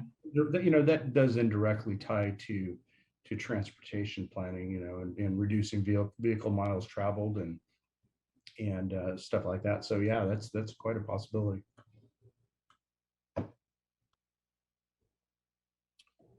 All right, thank you, sir. Just want to remind everybody watching, if you want to make public comment, you can put your hand up online, or you can call in. And on that note, do we have any comments waiting? Rose, just looking around for which square. We have no hands raised. Okay. So do we have any further comments from the council regarding this particular item? Again, I know we're just all kind of throwing ideas out there and getting input and looking at the allocation of this. And then if I'm understanding this correctly, Mr. Hines, and for the public watching, this will be brought back next meeting to try to put some kind of budget in place, right? Yes. Yes. Okay. Well, I'm going to give a few more seconds of opportunity for public comment, and if there is none, then we will wrap that up. Okay. So, Mr. Mayor, if you're looking for a little filler for that time, our crack staff here at the City of Galt mentioned that utility assistance is available through the state. Apparently, there's some state housing and resource dollars, or the State Housing and Resource Agency is managing this program. It's for renters, for rent and utility assistance. So for those folks out there who are listening to the conversation we had earlier and wondering about some level of utility assistance, apparently it is available, and apparently it's out on our Instagram page, the city's Instagram page, and there's an explanation for it. So we want to make sure everybody out there is aware of that. Okay. Well, thank you, staff, for looking that up while we were talking about it. Okay, well, good discussion, everybody. Do we have any, before I wrap this up, do we have any comment? Nope, no hands are raised. Okay. All right, then we will move on to our next item. And correct me if I'm wrong, Mr. Hines, will you be transitioning off the meeting now? Yes, I'm going to introduce the very first slide in the next item. And then I'm going to turn the meeting over to Director Selling to fulfill the CM role going forward in this meeting. All right, so we'll move on to the next item in our agenda from the Public Works Department, which is going to be the subject is Traffic Engineering 101 workshop. Right. So before we launch into the Traffic 101, first of all, before we get into this topic, I wanted to thank City Attorney Anna Swab and City Attorney Frank Splendorio for all of their help on the ARPA staff report. Those two attorneys were immensely important to me in putting this report together and making sure that whatever creative ideas I may have had all fell within the ARPA guidelines. So I just wanted to thank both of those folks publicly. I really appreciated their help. Yes, thank you both. We appreciate you hanging on and giving us some legal advice on that. Thank you. So before Director Selling gets started here, I wanted to just bring to the public's and to the council's attention the things that we're doing this month. And for those folks who may have watched our prior council meetings, we have dubbed October our unofficial Traffic Safety Month.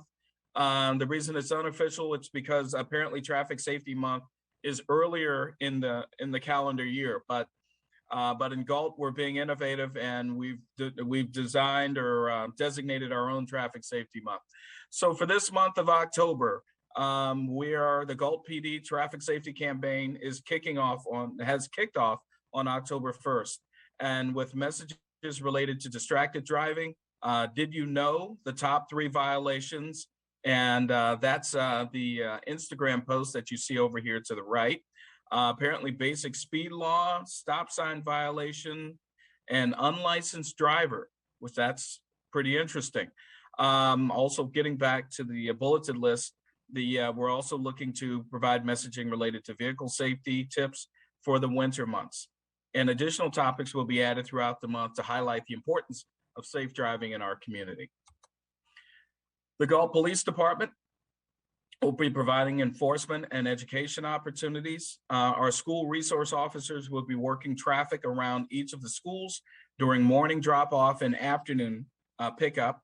Our patrol officers will increase directed traffic enforcement efforts as time permits.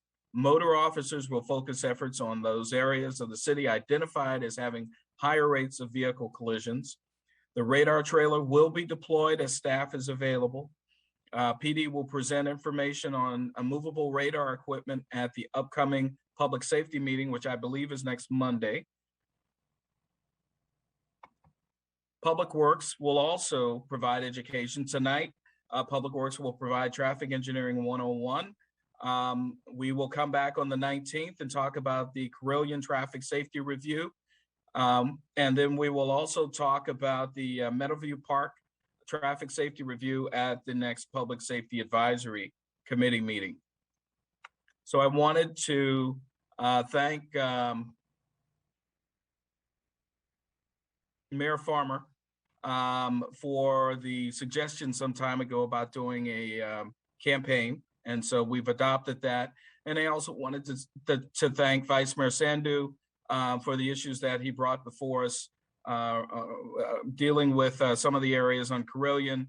And I believe some of the other members of the council have also weighed in on some of the issues on Carilion. So I thank you all for your input, and we have responded, and I look forward to the conversations this month about traffic. And Mr. Mayor, with that, I'm going to turn the meeting over to Public Works Director Mike Selling. And if there are no questions for me about that presentation, I will log off of the meeting. Well, just real quick, not really a question, but I just want to say how thankful I am that you have been very receptive to this. And I've actually been very pleased. I mean, very, very pleased with what I've seen deployed so far with the social media and the posts from PD, from the city, all the things you just overview. I mean, just really kind of, understanding and taking this outcry from the community very seriously and deploying, every tool in the tool chest right now. I just want to say thank you for doing that. So thank you as you log off. Alrighty. Well, all right. Well, thank you all. Have a great evening. Director Selling, I leave it in your hands. All right. Thank you, Lorenzo. All right. Bye-bye. All right, well, thank you all. And basically, we'll just kind of jump right into the traffic engineering basics overview presentation I've got for you. And hopefully you can see that on your screen now. And basically, as you may recall, and as the city manager has touched on, there were some concerns and suggestions, to address some traffic safety issues, probably going back a couple of months or so.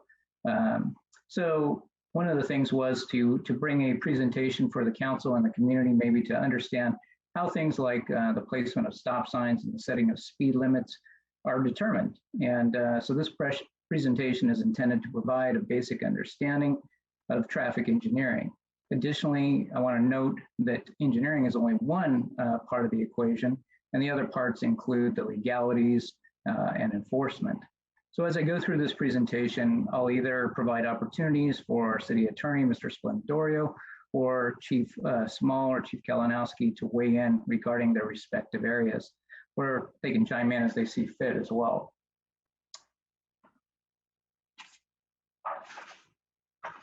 So essentially, there are two general sources that frame the principles of traffic engineering. First is the law, which can be broken down into the state's Streets and Highways Code, the California Vehicle Code, and more specifically, portions of the Galt Municipal Code. Secondly, there are guidelines, and there are various ones, which include the Manual of Uniform Traffic Control Devices, and this has some input from Caltrans, so it is somewhat tailored to the state of California, and we call it the MUTCD. I'll just give you fair warning, there's a lot of acronyms when it comes to the world of transportation and traffic engineering, so you've been warned. And then there's the Highway Design Manual, or what we call the HDM. And then the last one I want to note is the American Association of State Highway and Transportation Officials Green Book, and what we call the AASHTO Green Book. So these references are the basis for roadway engineering.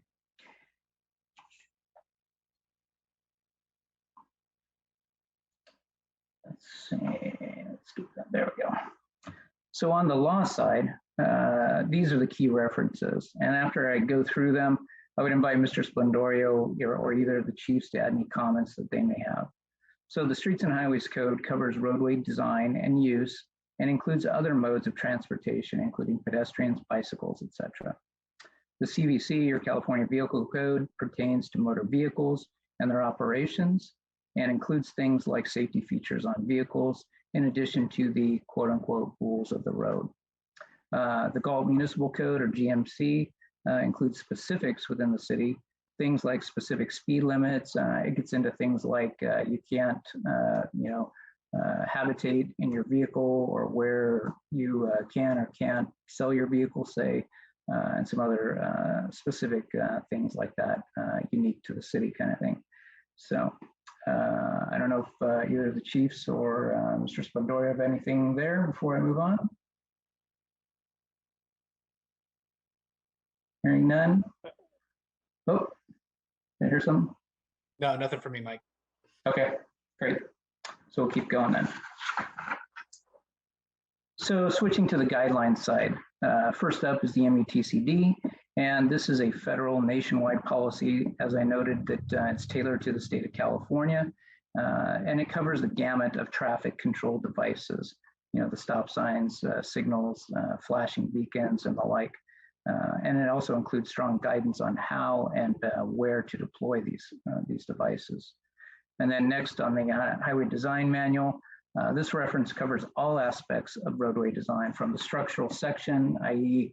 how the road is constructed to support the traffic loading, how many trucks or vehicles and that kind of thing, to the geometry, as far as how big of a radius you do on a curve for what speed limit may be on that stretch of roadway. And then lastly is the Green Book, and that's similar to the Highway Design Manual, although this is really tailored to a more urban environment, so for cities. So it's got a lot of more specifics as far as design elements that are within what we call the roadway prism.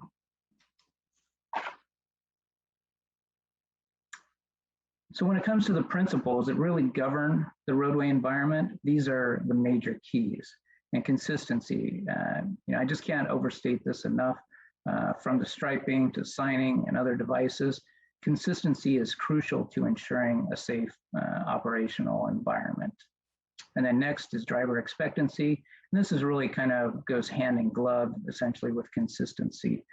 We want to construct and maintain an environment that doesn't surprise drivers.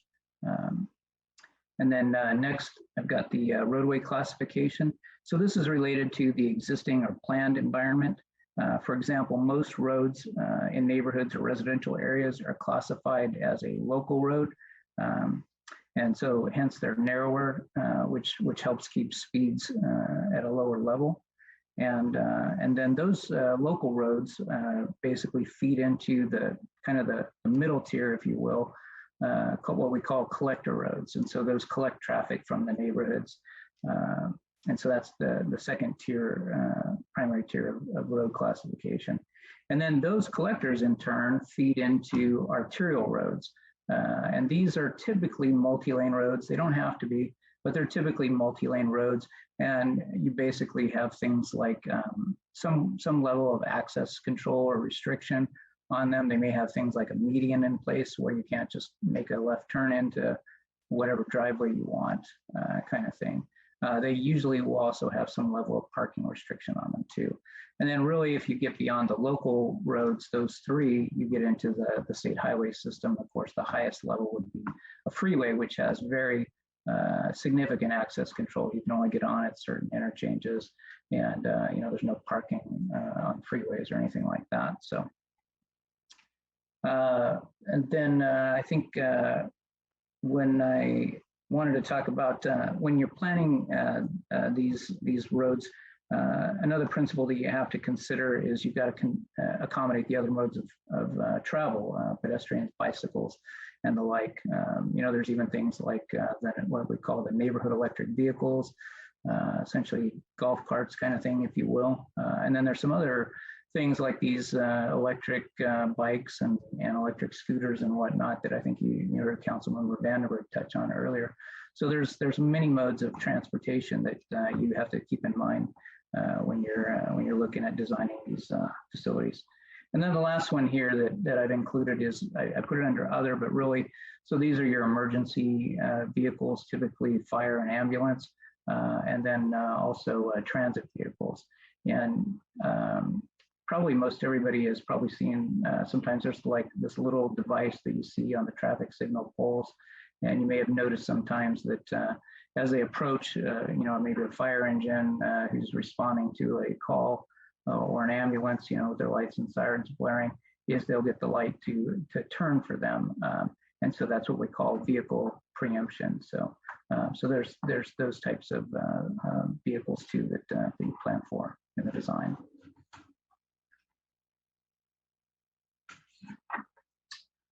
Okay, so now comes the meat and potatoes part. So I want to spend some time here, and hopefully I can make things clear. And again, if Mr. Splendario or either of the chiefs want to chime in, by all means, just jump right in. So speed limits, how are they set? They're typically set at what we call the 85th percentile, and that comes from the California Vehicle Code. And what that basically means is that for every 100 cars, roughly, 85 of those cars are going to travel at what is a comfortable speed for that roadway segment. And the thought here is that the other 15% are going to be folks that are just, they've got a heavy foot, they, for whatever reason, they may have some urgency or whatnot, but there's always going to be about 15% of the traffic that's going to travel at a greater speed than what is reasonably comfortable to the bulk of the population. So when we look at the speed limits, and there's a little bit of flexibility here, and I've noted the term engineering judgment, and this is something that I would just tell you you're gonna hear a few times in this presentation. So there's a little bit of latitude here. When we look at that, at the speed data that we collect, and you'll be able to tell that they're taking a speed data because there'll be two tubes on the roadway, and how that works is essentially the split-second time difference between a car's tire hitting the first tube to the second tube. That's how we can determine the speed. And so it's just logged into the data counter that's on that. And then we collect it and we look at it, analyze it, and determine the speed limits from that data. You have to collect speed data on typically middle of the week days, like Tuesday through Thursday, and on holiday days. You can't do it in inclement weather. You basically want, normal weather conditions, if you will, dry type conditions where you're going to get a true indication of what vehicles are traveling at comfortably on that road segment. So if you get the data and it comes back, and let's say it's 47 miles an hour is what the data shows, the 85th percentile, this engineering judgment gives us the flexibility to set that speed limit within 5 miles an hour either way. So we could set it at 45, you could set it at 50 in that example. And again, that's kind of that engineering judgment. They're going to look at certain factors, the nature of the roadway, maybe how many driveways or whatnot are accessing that segment. Things like that can affect, they might tend to want to set that case at 45 rather than 50. So, but again, if it's more of an open road, not so much concern of vehicles coming and going from the frontages, then it might be set at 50. So, and then the other thing I want to talk about, so that's the 85th percentile, but there is another classification of speed limits, and that's called prima facie. And this is a Latin term. Basically, what it kind of comes down to is it's a default speed limit. And really, there's three. I've showed two on here. The 25 mile an hour, which is a typical residential speed limit, and then the 55, which is more of an open country road or even state highway type speed limit. There's also a 15 mile an hour prima facie speed limit, and that's for things like within a certain proximity to railroad crossings, other maybe loading zones and that kind of thing. You'll have those sometimes. So prima facie, again, is just kind of a default speed limit. It's not supported by data. And the thing about prima facies is they're kind of, again, they're default. So you won't necessarily see a sign, where you're in one of these prima facie areas. Not every single residential street's gonna have a 25 mile an hour sign. I mean, it's just not practical kind of thing. So let's see. And then I want to talk a little bit about enforcement, moving on down to that. So enforcing speed limits is done in various ways, and either the chiefs may want to jump in here too and clarify anything. But from the engineering standpoint, for prima facie speed limit zones, they can do it by observation. A lot of officers that are doing traffic enforcement kind of go through some special training, and they can estimate speeds of vehicles as they pass by. And so they can stop a vehicle in a prima facie zone by observation. For locations where you have posted speed limits that again are supported by that data, they use radar, they use LiDAR, which is basically a laser radar, if you will, technology. Other methods include pacing and then estimating, which I think I already touched on. And then for posted speeds, enforcement is based on a current, what we call a traffic and engineering and traffic survey, or an ETS is another one of these acronyms. So, and I want to stress the word current. They're basically good for 5 years when you do them. So when you collect that speed data, and an engineer has to do a report, and basically it'll include things like a description of the roadway, the classification of the roadway, the speed survey, of course, the volume data, how many cars are on that roadway, the accident history, or what we call now is crash experience, how many accidents occur in that segment. And if there's any other special conditions that may be like a grade where it's a steep incline or decline kind of thing, or a tight curve, something like that. So that engineering and traffic survey will have that kind of information from the engineer, and then again the speed data, and then those are good for 5 years. Now they can be extended up to 7 or even 10 years. It requires recertification of the radar, LiDAR equipment, that kind of thing. And then the engineer just basically has to check and review that there haven't been any substantial changes on that roadway segment. And so it can be extended from that.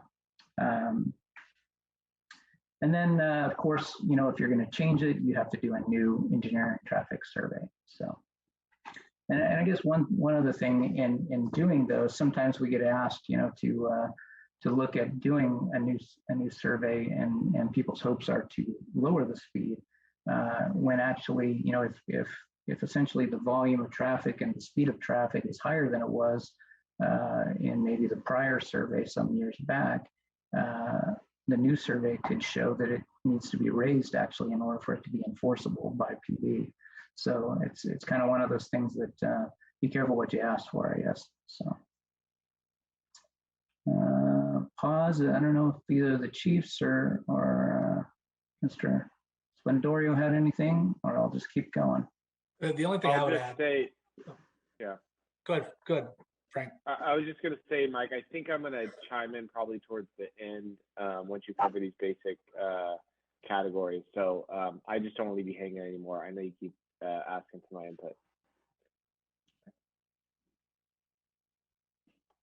Chief Small, did you have anything?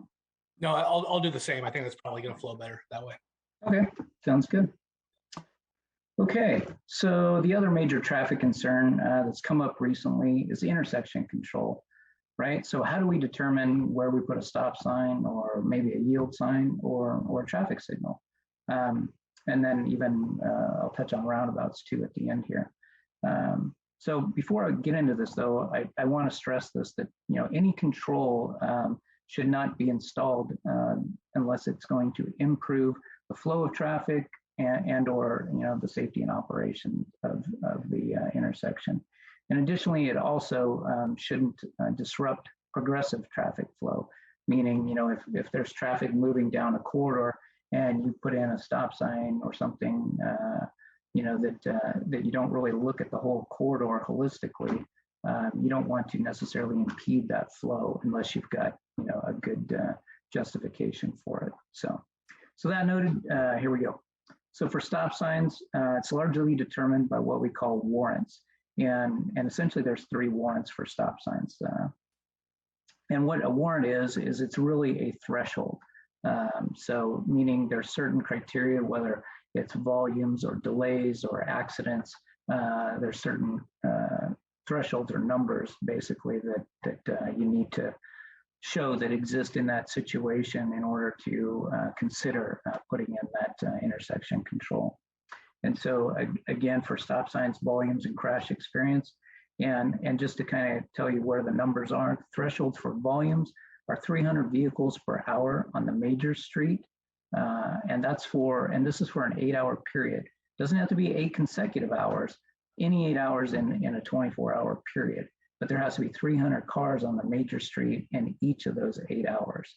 And then on the minor street, you're looking at 200, and it can be a combination of cars, bikes, pedestrians on the minor street. You have to look at the same 8 hours for the minor street approaches. But again, you get to count bikes and peds too, in addition to the cars.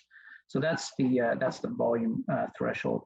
There is a kind of a second tier, if you will, at the 70% level, and that's for roadways where the speed limit is on the major street is 40 miles an hour or above.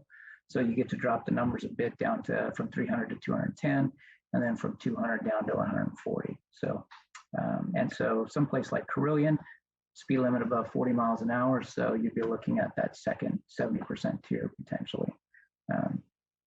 And then on the crash experience side, and this goes the same for signals too, is it's 5 accidents or crashes of a correctable nature. by putting in that control. So meaning if you put in that stop sign, depending on the type of accident that was occurring there, that you're going to correct that. And it's 5 accidents within any 12-month period. So it can be a rolling 12-month period. So 5 in a 12-month period of a correctable nature. And DUIs, and they're not correctable, so they don't count. So just wanted to stress that. There is a third combination where it's kind of 80% of the numbers and then 80% of the crash experience too. So you drop to 4 accidents in that case, and then you can do the math on the other 2.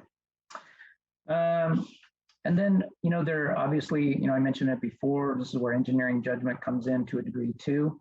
But I just want to stress that you don't want to deviate from those warrant thresholds too much without a good engineering justification, because you're basically, opening yourself up.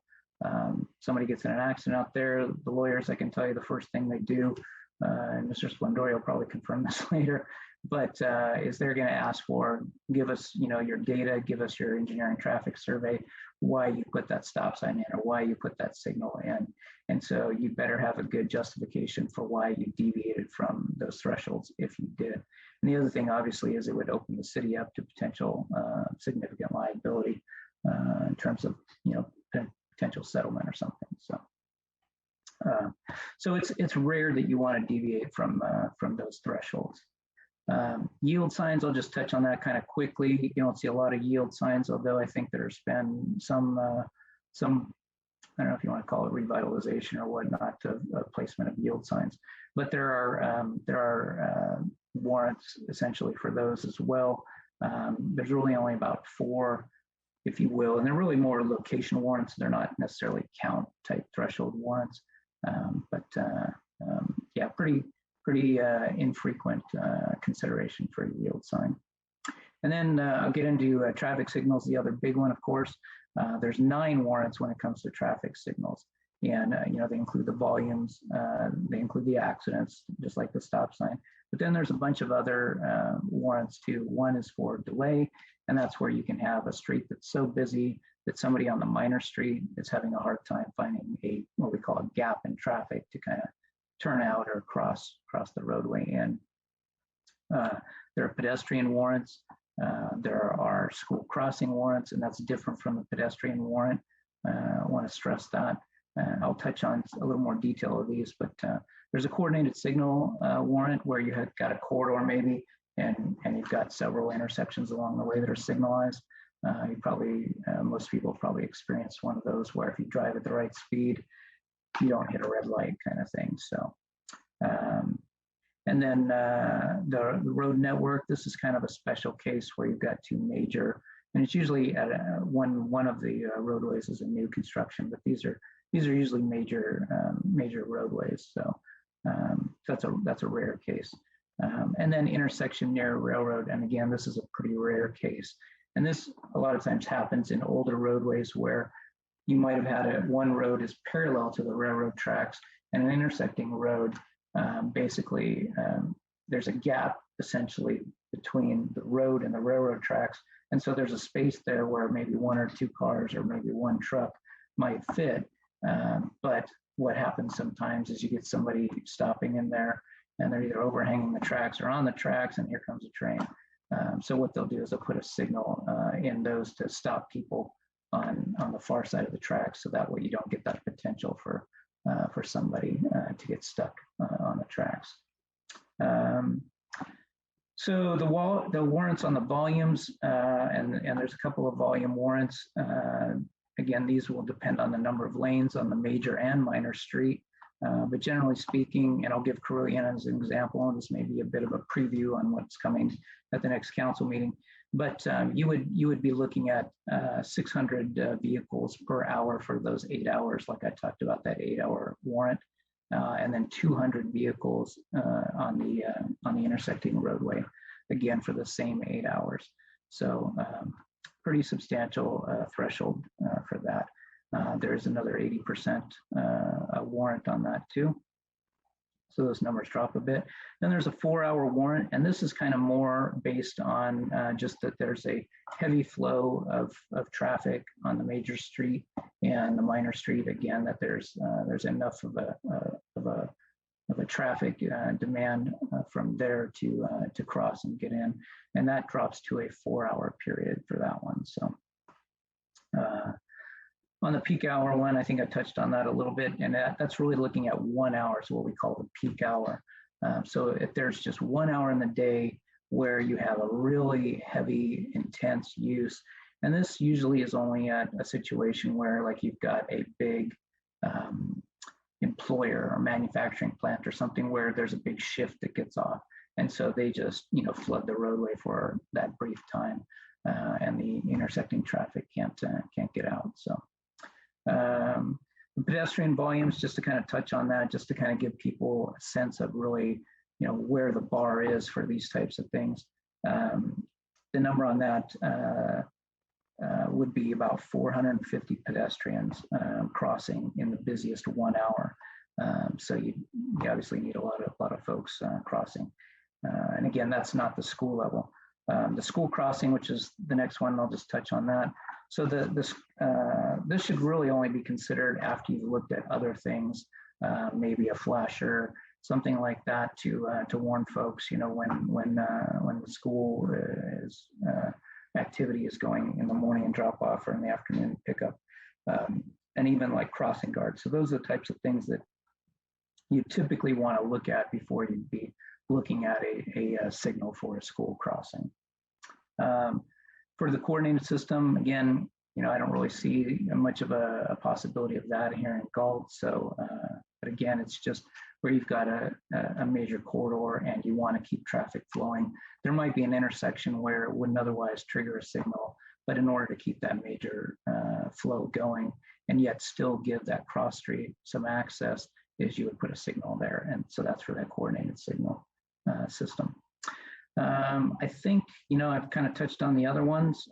That's really kind of it for the signal warrants. Maybe more than you really wanted to know, I don't know. But anyway, I want to touch on roundabouts here at the end. So there's no actual warrants for a roundabout.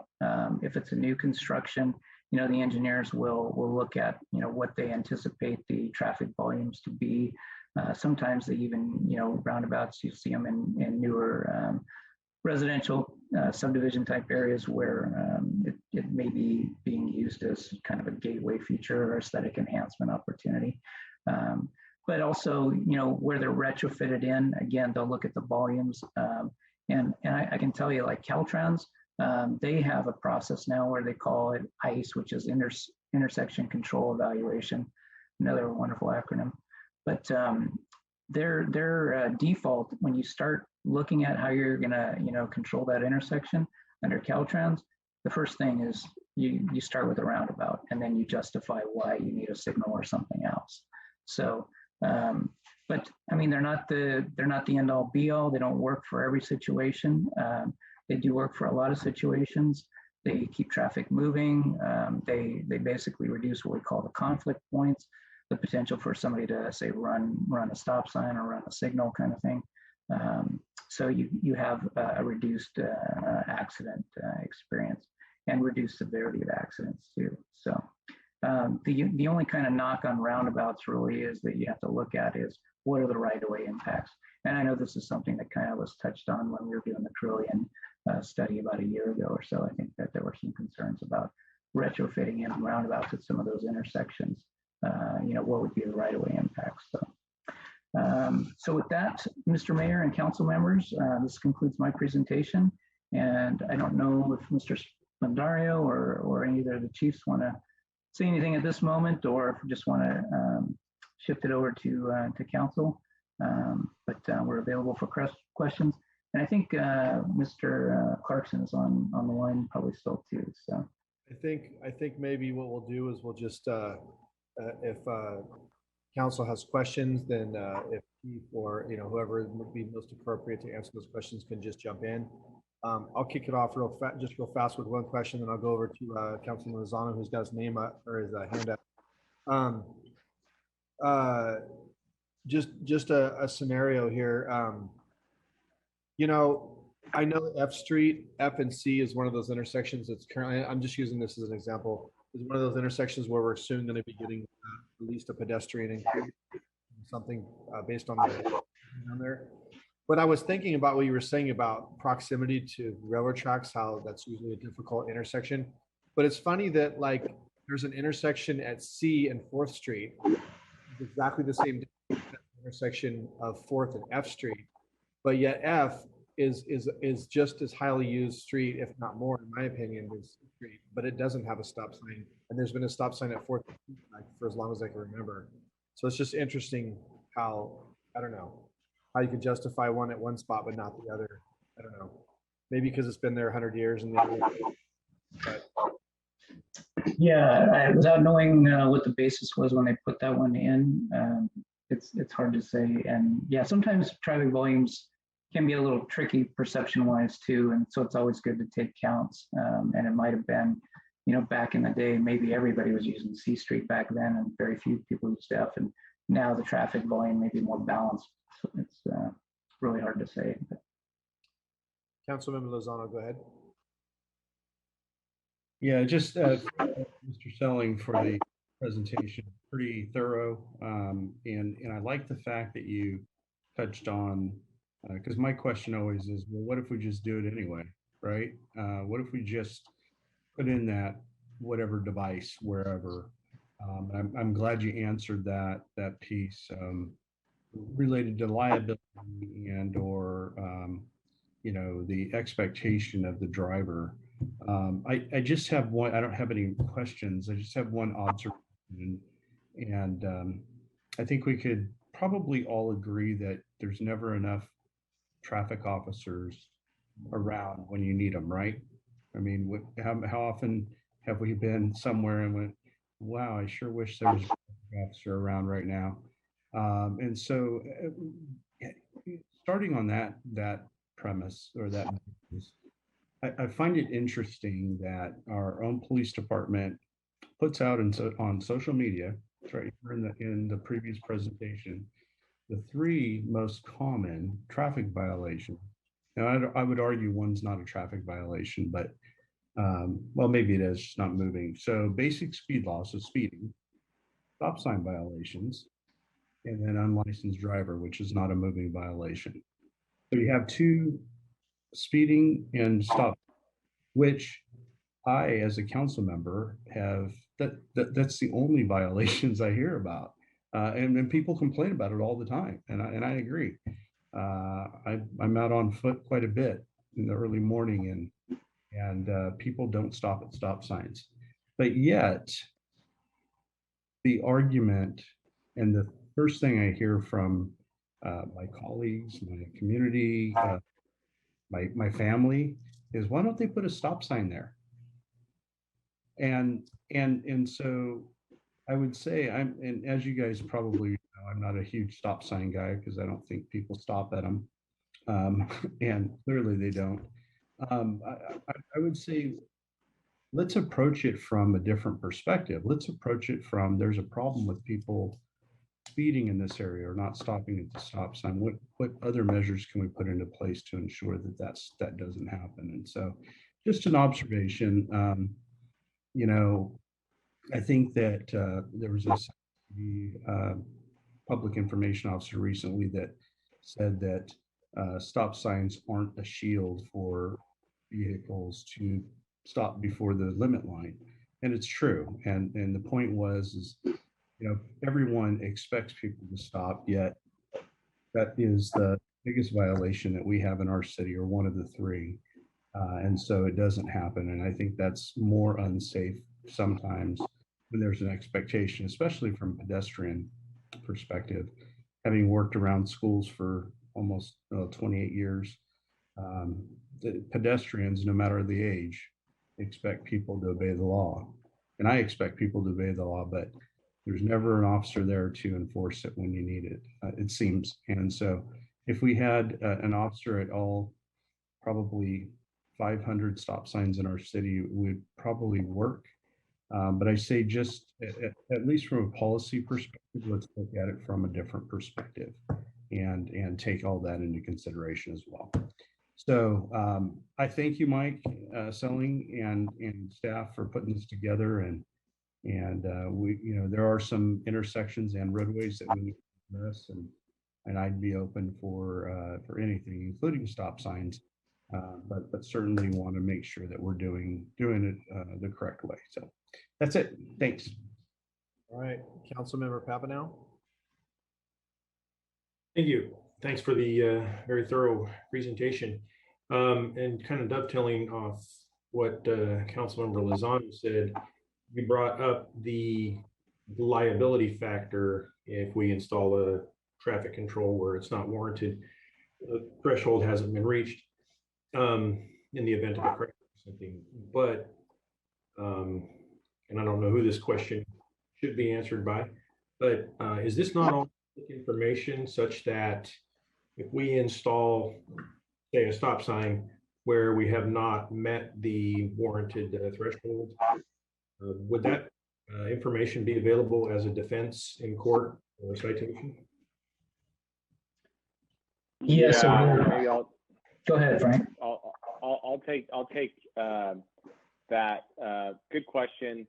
The basic theory that the cities get whenever there's either a vehicle versus pedestrian or vehicle versus vehicle or some version of roadway accident, cities are always the big pockets that the plaintiff's attorneys are looking for, because if the other driver has a minimum liability insurance policy, 1530 policy, 15,000, 30,000, and the person otherwise doesn't have a whole lot of money, they're immediately looking to the city, and they're going to look at the city's roadway and traffic engineering design to see if that was a reasonable and defensible, if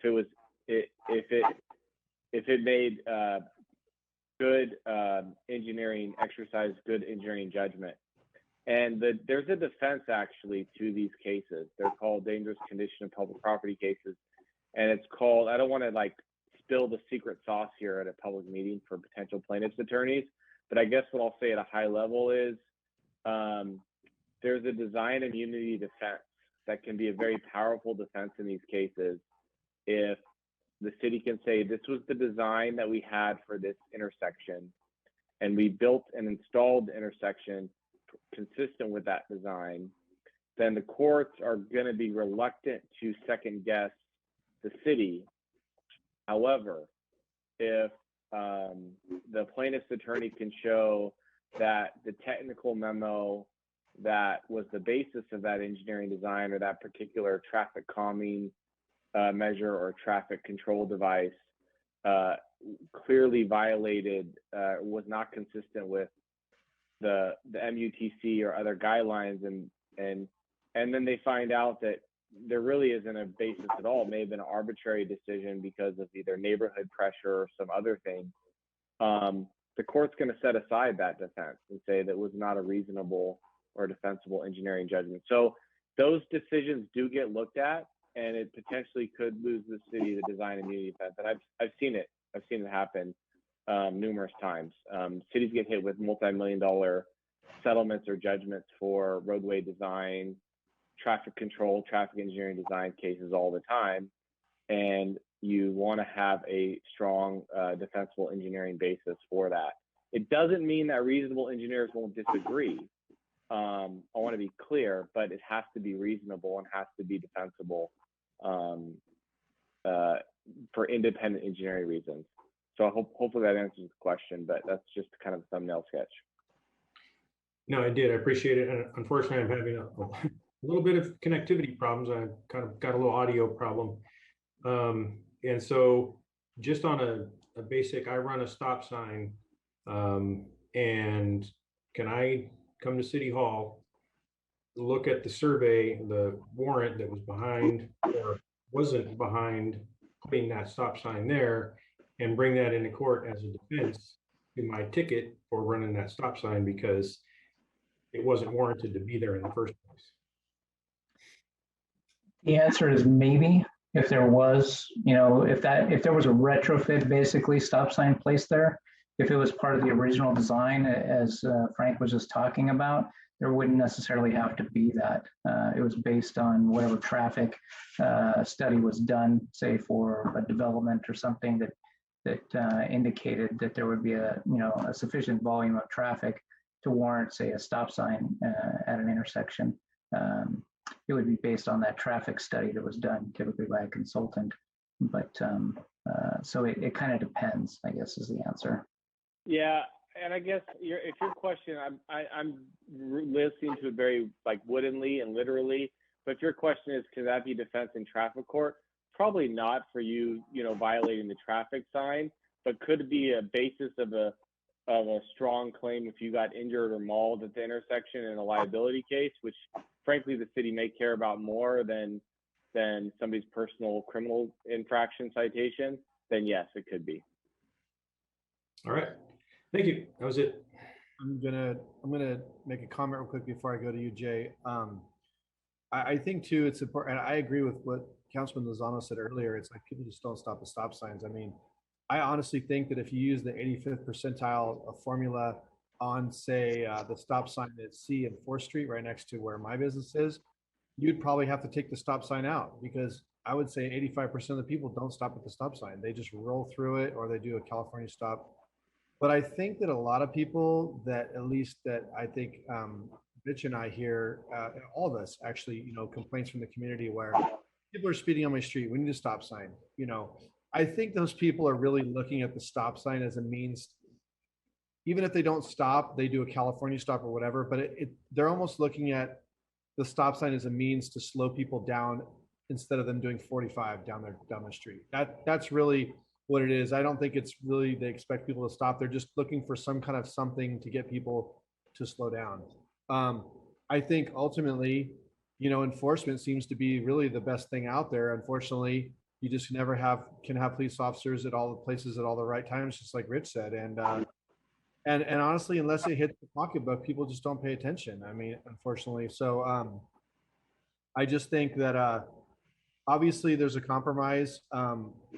I would like to think that we can maybe look at some other, compromises where maybe we have public outcry for, I want to stop in my intersection because people are, well, maybe we can look at like a flashing sign, or maybe if the issue is that they don't feel their kids are safely crossing, maybe we need to look at the crosswalk. Is the crosswalk safe?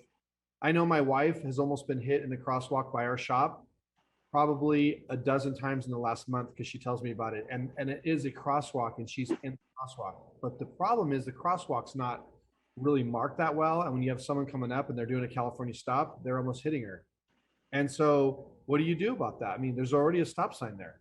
So do we make the crosswalk better? I don't know. But I mean, it's kind of a conundrum, but I have some other comments, but I'm going to let Jay go because he's got his hand up. So go ahead, Councilman Vandenberg. Thank you, Mayor. So I'll just pick up where you left off. You mentioned design changes. Originally there wanted to be roundabouts all the way down Carillion, and we had basically a design change not to do that. So the next stop, it was discussed that we would have lights or stop signs. Wouldn't that qualify as a design change? Yes or no?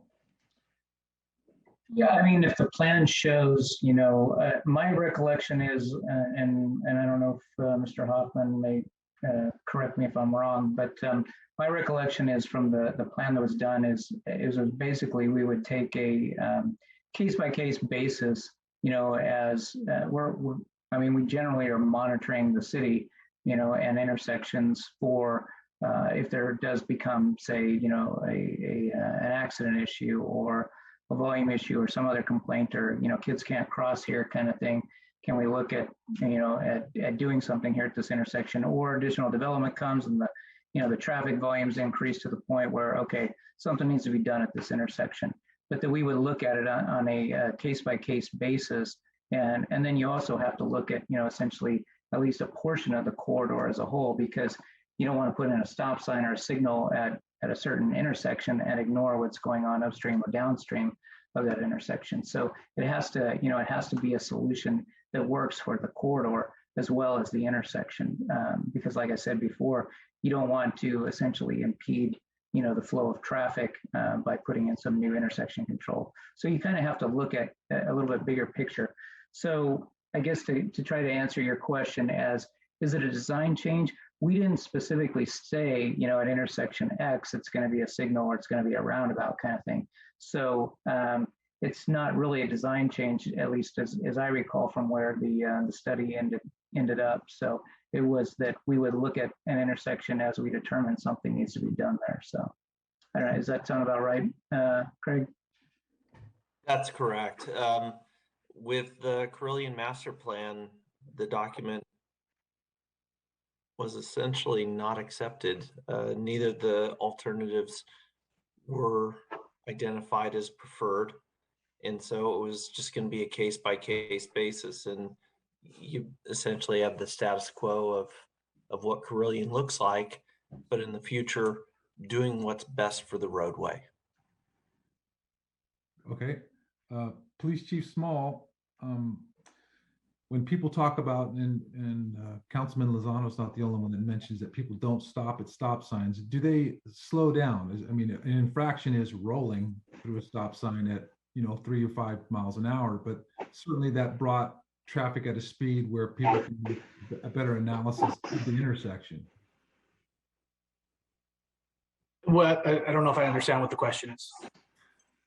Typically when giving an infraction, rough percentages, are you giving infractions for people rolling at 5 miles an hour, 20 miles an hour, or blowing through at 45?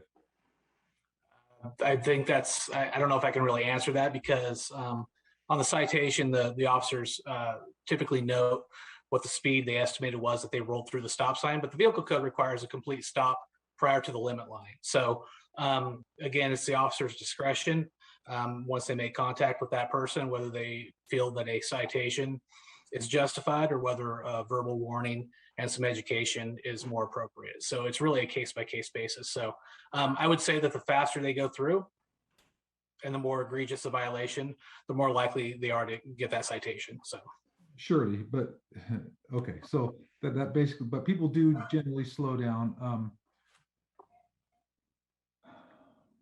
We get online, there's been a lot of complaints about racing down Marengo, and have we ever considered, I know people don't like it, but a pilot program for speed bumps? If on a street out there that you just put 1 or 2 to stop those things, because I agree that there's not enough. I know the police is trying, but we'd like to have more officers than we presently have. And if something, 1 speed bump or an undulation would put a big change in people's perception of how they're, how they're allowed or could possibly drive down that road. So I can probably take that.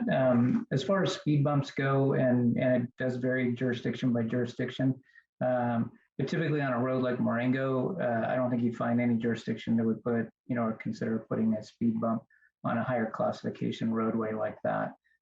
Typically they're for, the residential roads, sometimes what we call a minor collector road, that kind of second tier that I talked about. You'll look at them sometimes on that. Again, depends on the jurisdiction. And really it's, obviously it's to slow people down. The other thing that, that some agencies do is they'll use them to address cut-through traffic kind of thing, where people are trying to find the fastest route around something. And so you put those down and you essentially shift the traffic pattern, hopefully more to where you want it, on a higher classification roadway, and people aren't cutting through neighborhood streets kind of thing. So. Okay, so, and I want a little clarification. You mentioned that on higher speed roads or something to that effect, that you can diminish the amount of required accidents, or what you're calculating a change in the traffic for stop signs, etc. Did I understand that correctly? That's for higher volume or higher speed roads?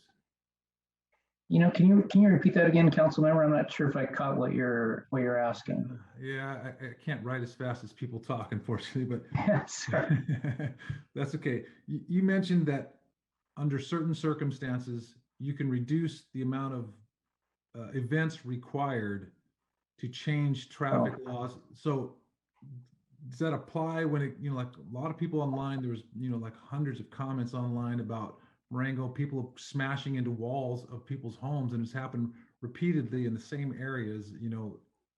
Is there is that reasonable to change? Yeah, so what you're referring to is where I said that there's a lower bar for certain warrants on whether it's a signal or a stop sign, that there is a lower bar, and depending on the conditions. So I think that's what you were getting at there.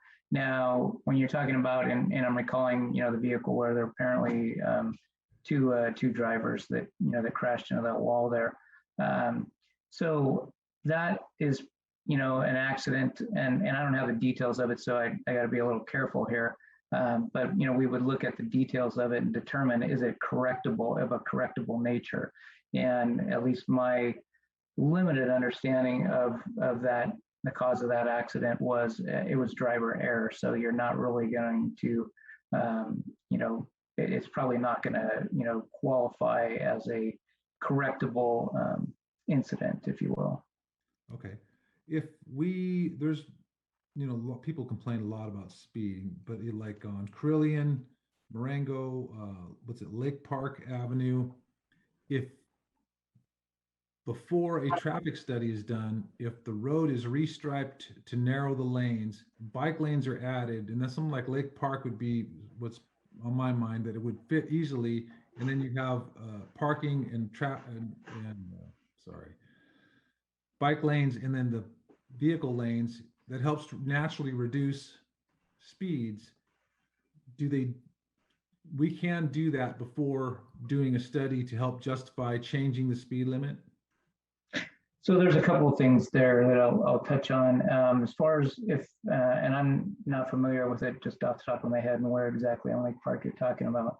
But if there's not already a bike lane there, we'd have to make sure it's designated in the city's plan for the bike lane network. Well, then Carillion, it was discussed about widening the lane, narrowing the lanes, adding a bike lane, increasing the bike lane, adding a buffer. So same thing would apply on that street. Yes, in general, yeah. And I'm trying not to give away everything for Carillion that's coming up in a couple of weeks, but yeah, we'll touch on that then too. So. Okay. So that's I would think for the concerns of the citizens, that's a smart way to approach potential change. If you're hoping, because what you say is fair, that if everybody's driving 50, you're actually going to want to, well, it would lean you towards increasing the speed instead of decreasing like some would hope. What portion of this do pedestrians, I believe it was a Carillion and Vauxhall that we were discussing a stop sign, and because it's on a hill, those type of, there's a hill before it, I should say, or after it, however you want to look, but that between that and pedestrians crossing the street, and it's, with the 4 lanes, it can be a little bit difficult, and I can understand why the drivers don't necessarily see pedestrians so easily. Are those things usable for engineering justifications? So those are definitely some options or tools in our engineering toolbox, so to speak. Yes. Okay. And then why is being safer a justification to sue the city when it's the driver's inability to follow the rules is the reason that it got in an accident? I'm not sure if I'm following you to be safer. What do you mean by that? Sorry, it's okay. So this is directed to Frank. A scenario. The speed limit is 45, but we don't like it. We change it to 25, but we didn't have the engineering speed studies and all that done correctly. Someone gets in an accident. We made the changes because there was 200 citizens that outcried about, I can't cross the street. It's on a downhill slope. I've almost got run over, et cetera, et cetera. So the city council decided to be safer and change the speed limit. Then someone gets in an accident, says, show me your studies. We don't have that, what satisfies the law. Why is the city getting sued for being safer when it's the driver's responsibility to follow the law? Yeah, no, I hear what you're saying. A few responses. Number one, I've made that same argument. I've told judges, listen, it's not the joke. The city cannot design a roadway to outperform your client's negligence. So that's one thing. So that's true. But the other thing is, I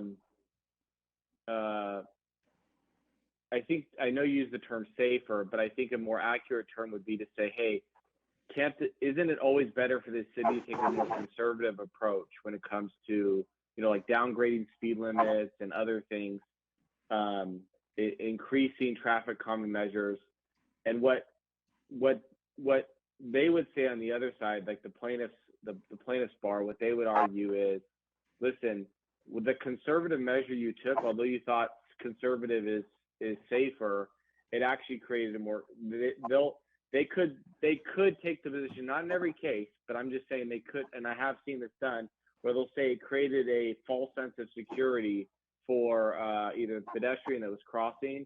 So for example, marked crosswalks. Oftentimes people will say, hey, marked crosswalks are actually safer at intersections because it lets the drivers know people could be walking across.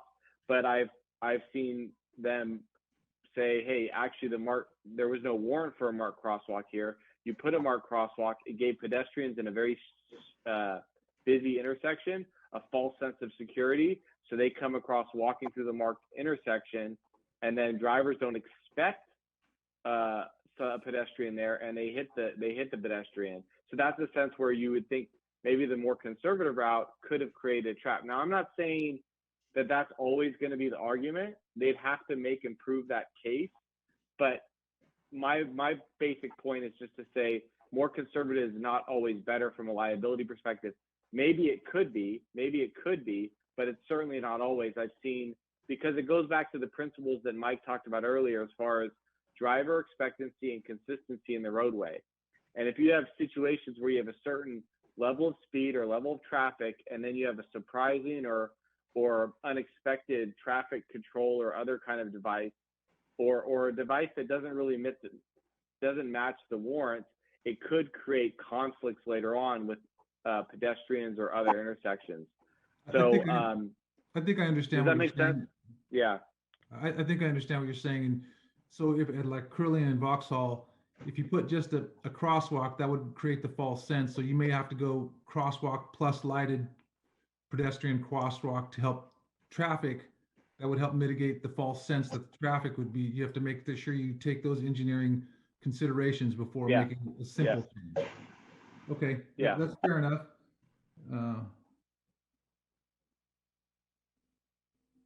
Okay, real quick. Engineering judgment. That's kind of an open-ended term. So can you clarify or expand just a little bit on how much leeway that gives the city? It would be hard to quantify. I mean, it is, somewhat limited, and but like I guess I'll go back to the one example of, if we come back with a engineering traffic survey data shows you could, the 85th percentile is 48 miles an hour on maybe a segment of Carillion for that matter. And so the engineer would look at things, like I said, as to, how open and visible is it, for the driver going down Carillion as they approach an intersection to see if there's traffic stopped there. How many driveways or whatnot. And Carillion, obviously, you've just got intersecting streets, so you don't have any actual driveways fronting it. So that would tend to give you, the engineer would probably use their judgment to swing more toward the higher speed limit in that 5 mile an hour swing. But again, if it wasn't Carillion and it was some similar street, but there were a bunch of fronting homes on it with all these driveways, potentially kids outside riding their bikes or playing or whatnot, then the engineer is going to take that into consideration in their judgment and say, I'm gonna, recommend that the speed limit be set, at the lower end of that 5-mile-an-hour range. So it's factors like that. So, there's got to be good reasoning, I guess, behind it. So there's not a lot of leeway, but it's a case-by-case basis, really, is what it comes down to. Okay, I think that's all I have. Thank you. All right, and I just want to state that we are going to be talking about these specific intersections and things that you're bringing up at the next meeting. Tonight was kind of a general overview, just kind of a preface for those discussions. So I know we all have, this is a big topic, and I foresaw it being a lot of conversation. What I would just like to say out there, generally speaking, is I think that the council is really going to have to make some hard decisions about, it's just not realistic to think that we're going to be able to grant all the citizens who want a stop sign at said intersection or this and that. There's going to have to be compromise. There's going to have to be compromise from the citizens, and there's also going to have to be compromise from the city, I think. Because I think, and I speak for myself here, but I think I'd like to say that I speak for the council as a whole, is I am not prepared to always look at something and say, well, this is why we can't do something, and this is why we can't, and always put, well, there's a chance that we might be liable, whatever, and put that as a more priority in front of someone's life. And I say, for example, at F Street, we've had lots of fatalities at the intersection there. Some guy maybe drunk, rode his bike in the road, got hit, his fault. Another, maybe scenarios that were something that, but if we would have had a crosswalk there, or if we would have had a controlled intersection, would those people be alive right there? And the answer is probably yes. So I just don't want to look, and when we start diving into these specific streets, I don't want to always say, well, because there's always going to be a risk of liability, but we have to really come up with a compromise of, well, maybe a stop sign's what we're going to do. Maybe we'll look at a flashing beacon or something. But I know that a few years ago when I was advocating for better marked crosswalks, the city puts a parking lot on the railroad property across from, say, Velvet Grill, but then argues against me when I was talking at the council meeting with the old council. I was in, this was years back, to mark a crosswalk, which I had almost been hit in a couple of times, and I've since almost been hit in that same crosswalk since then. And the argument from the then mayor at the time was, well, we don't want to clutter up Old Town with crosswalk signs because we've done such a good job making Old Town so pretty that would just clutter it up by putting a safety sign. I've never heard, to be frank, I've never heard such a ridiculous comment. And I think that this council, at least I speak for myself, I am not going to sit there and just hide behind, oh, well, the legality says we can't do nothing. If we can't justify putting a stop sign, we're going to find something else or find a different measure that we're going to do. Maybe it's a much higher enforcement at that particular intersection. I don't know, but I am not prepared just to dismiss people's concerns. My goal is going to be able to find some compromise and find some sort of solution. I would like to see a second motor officer. I know we were on track to have that before Officer Graywall was tragically killed. I still think that's something I think would be a big deal. But anyway, so I'm just painting some parameters out there. I think that we're all going to have to consider come next meeting when we look at some of these specific intersections that we all have been hearing complaints about. So it's going to be some tough decisions for sure. So I appreciate everybody's comments so far. Do we have any public comment on this matter?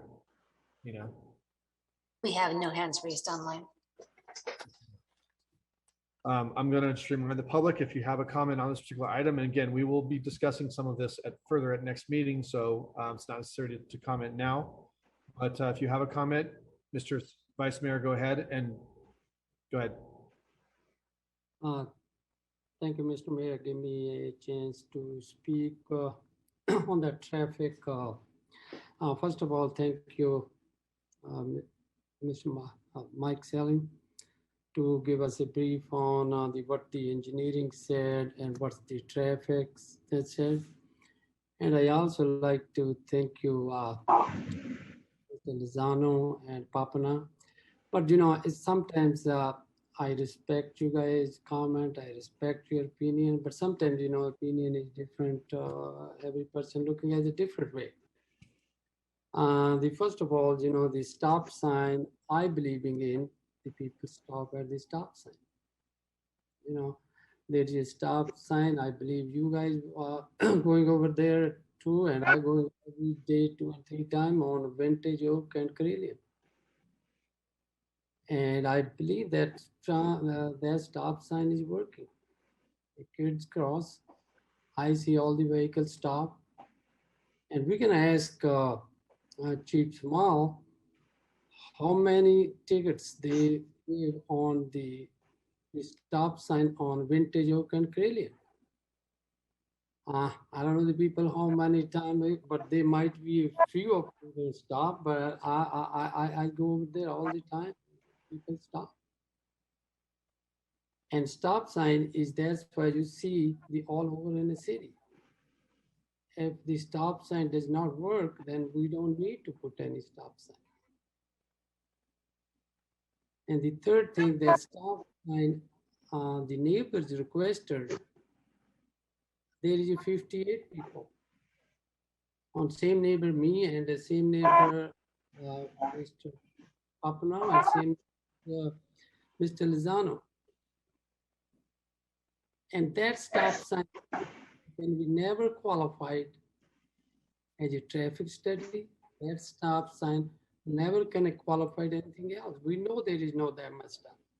But if you see the structure, when you going taking left from both sides, and I'm talking, luckily not that much accident, but near miss is very important. Then that traffic going that fast is not going to be a bender and fender. It's going to be a big accident. And the other thing I'm talking about, there is a few. I think Mr. Selling or if Mr. Hoffman be there. There were before. There was a two. One alternate was 11 roundabout, and we all council agree not to do it. And the second alternate, you look at, I was on the planning commission that time, there was a 10 or 11 stop sign or the lights. So that time they have some kind of study, a stop sign can work or stop light can work. It might be not, the level. I'm talking about the stop sign on Waxhaw, but there is stop sign, other council member on Elk Hill. And I believe the Elk Hill, what's the difference between Elk Hill if there is stop sign with Crelian and there is stop sign in Vintage Oak? And I also need to note from the staff why we put a stop sign on Vintage Oak and Crelian. Is that traffic study done that time? Is how many cars they were done in that study? And third thing, we are talking about the lawsuit. And the lawsuit, yes, we need to have the evidence, but there is evidence when the road, when you're entering in the road, in order to see both way, you almost, with the car, you almost go inside the road. And when you're making left turn, when you're making right turn, is almost, the traffic is so fast over there. So the other driver almost got it. But there is road up to Simon all is open road. And I'm just, I'm just trying to observe myself. I live over there a long time. I don't bring that issue until all the neighbors bring that issue. These neighbors put me on a notice. And that's why I talked to Mr. Hines. I'm putting on notice on his staff. And we have to take care of some kind of thing. And the reason I believe I asked you to look at this study on the stop sign, that may be, in my opinion, is the most cost effective. Or that might be done as a quicker as we can. And I strongly believe, I'm talking about if the study want to do that, especially that stop sign study not going to be. There is no, that's not a justify kind of that traffic. That's a structure of the road. Same thing on a, I think Mike Selling mentioned engineering judgment. I think that's coming. And the other word is we always have common sense. Yes, we need to follow the law, but there is certain thing. And then also if we cannot, you know, we are so afraid not using the engineering judgment or common sense. You know, sometimes we're looking at the life is also, you know, when we every day we all going to work and there is a risk. So that's why I'm highly recommending to when we taking these engineering report, we need to do this study and then also use that engineering judgment or common sense, what we need to do. So I certainly, you know, I believe the same thing. There is a, I think Jay Badenberg, he mentioned on that, on I think Elk Hill and Lake Park Lake, they also is same thing. If we have the stop sign over there and that street can be reducing the speed limit automatically. So I like to look up whatever's, you know, look whatever we can do. If there is a possibility, we don't want to be, you know, violate the law, but we need to, sometimes we have to walk on a fine line. We'll see if there is some kind of compromise and some kind of thing. I'm talking about there is 58 people over there, whole both sides, both blocks. They're very gentlemen. They might be able some of already traffic engineer. So I like to want to make sure, you know, what we, if we refusing or if we're not doing, we have a very solid region. As a council member, all we, as a council, we really have to have keep some kind of region. So in this week meeting, I'm gonna leave this on to everybody. And I will be making more comment when the next city council meeting. Thank you, Mr. Mayor. Thank you, sir. Well, I think we've all expressed great passion for this topic, and I had a feeling it was going to be a topic of great discussion, and it's shaped up to be just that. So I would let the public know, if you're watching, that we have been allowing public comment this whole entire time. If you would like to make a comment, you may do so now. We're going to close it momentarily. Do we have anybody with their hands raised or any phones online? We have nobody online. Okay. Well, thank you, Mike, for the presentation. And sorry that you had to be the brunt of a lot of our passionate concerns on this topic, but it doesn't disappoint for sure. Traffic is a big deal in this town. So thank you, Chief, for Chief Small, for putting your insight in this. Also, Frank, for your legal input on this topic, and the conversation will continue, I'm sure, next time. So go ahead and close the public media comment if we have any. Tina, still nothing. Still nothing. Okay. All right, we're going to move on to our next item, which is going to be item 6, is the C Street Enhancement Project CIP project update from Mike Selling. Mr. Selling. Yes, thank you again, Mr. Mayor and council members. Hopefully on your screen, you can see a couple of options that we've been working on for this project. And with our consultant team over the past 3 months or so to develop these alternatives. So this effort has included a lot of public outreach to solicit input on the project.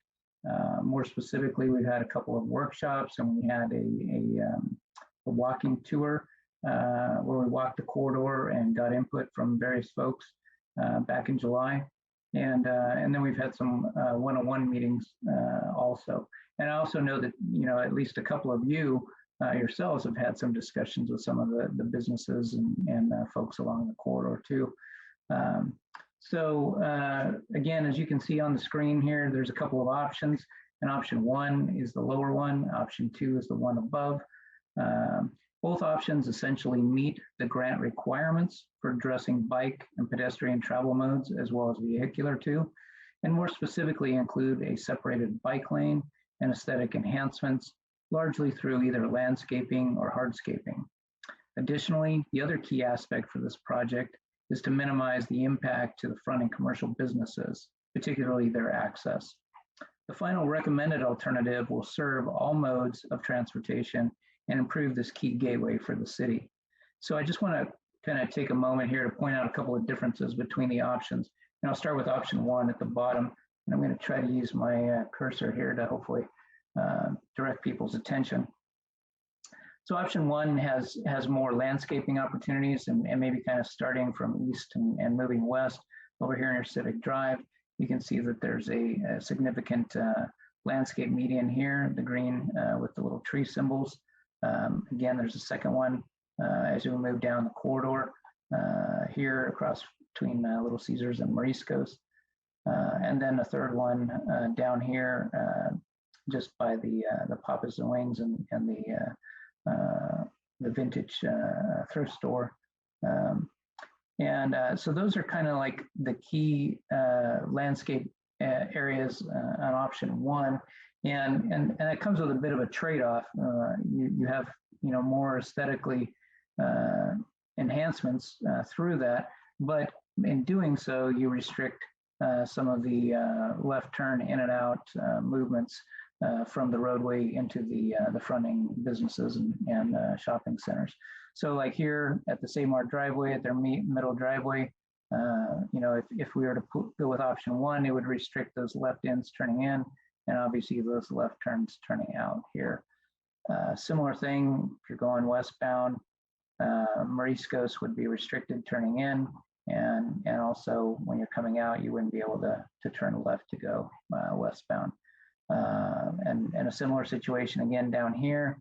If you're westbound, you wouldn't be able to just turn into the hair salon or the Moriscos down on the corner here, and vice versa. If you're eastbound, turning into either the vintage thrift store or the Papas and Wings would be restricted.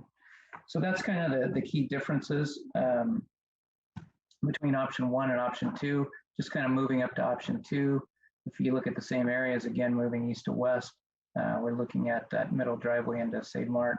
And so you can see that there's a two-way, what we call a two-way left turn lane in here to where people could make their turns in and out. And then similar down here at Moriscos Las Islitas, same thing, you can make your left turns in, make your left turns out. The challenge here, and I'll touch on that in a minute, but this little median we're looking at, we might be able to modify that a bit in order to allow those left turns in for like the hair salon, and there's also the tax preparation business back here down this driveway. So kind of that's kind of the main things between the two. So it's really a trade-off between aesthetics and access. And of course, for businesses, we understand that access is king. But again, this grant it's a gateway project for the city, and so we're also looking at what can be done to kind of enhance it to maximize that gateway feel, I guess, as people enter the city. So kind of getting back to the challenges, I kind of talked about the left turns, and a couple of the things specifically that we're looking at is, first I want to touch on this crosswalk here by Maple Street. You can see hopefully, and maybe I can blow it up a little bit. Let's see, it's at 15. Let's try if this helps.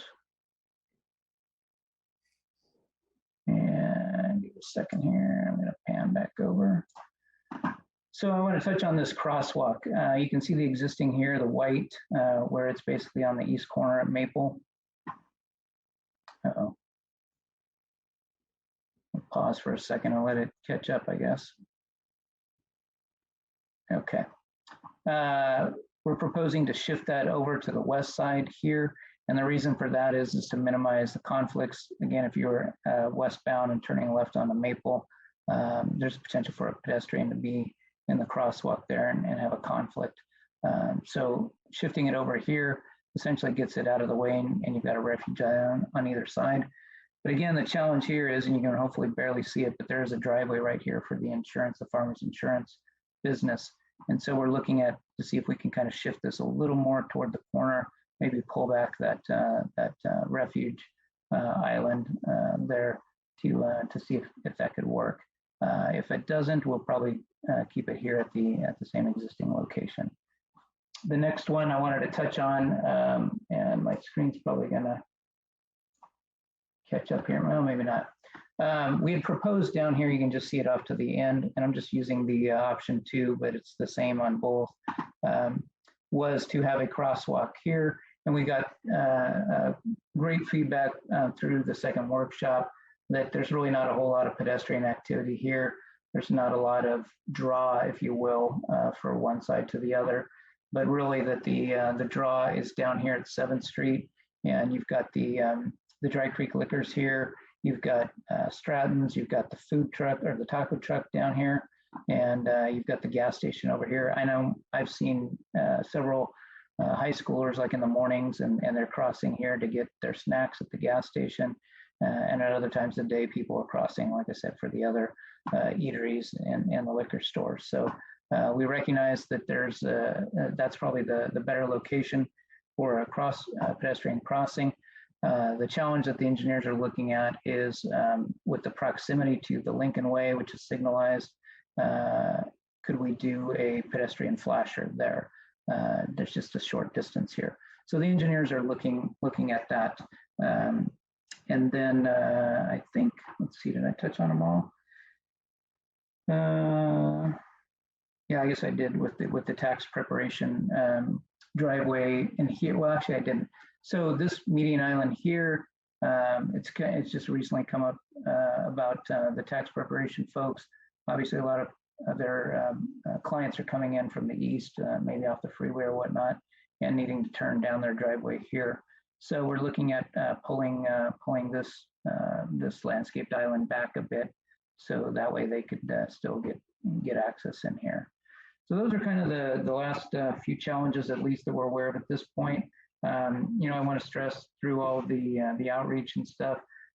We've extended the comment period from, we had originally wanted to close it at the end of last month, but we essentially bumped it a week, and just to allow time to bring this to council, get any input here tonight, but also just to give people a few more days till the end of the week if they've got any other comments that may come to mind.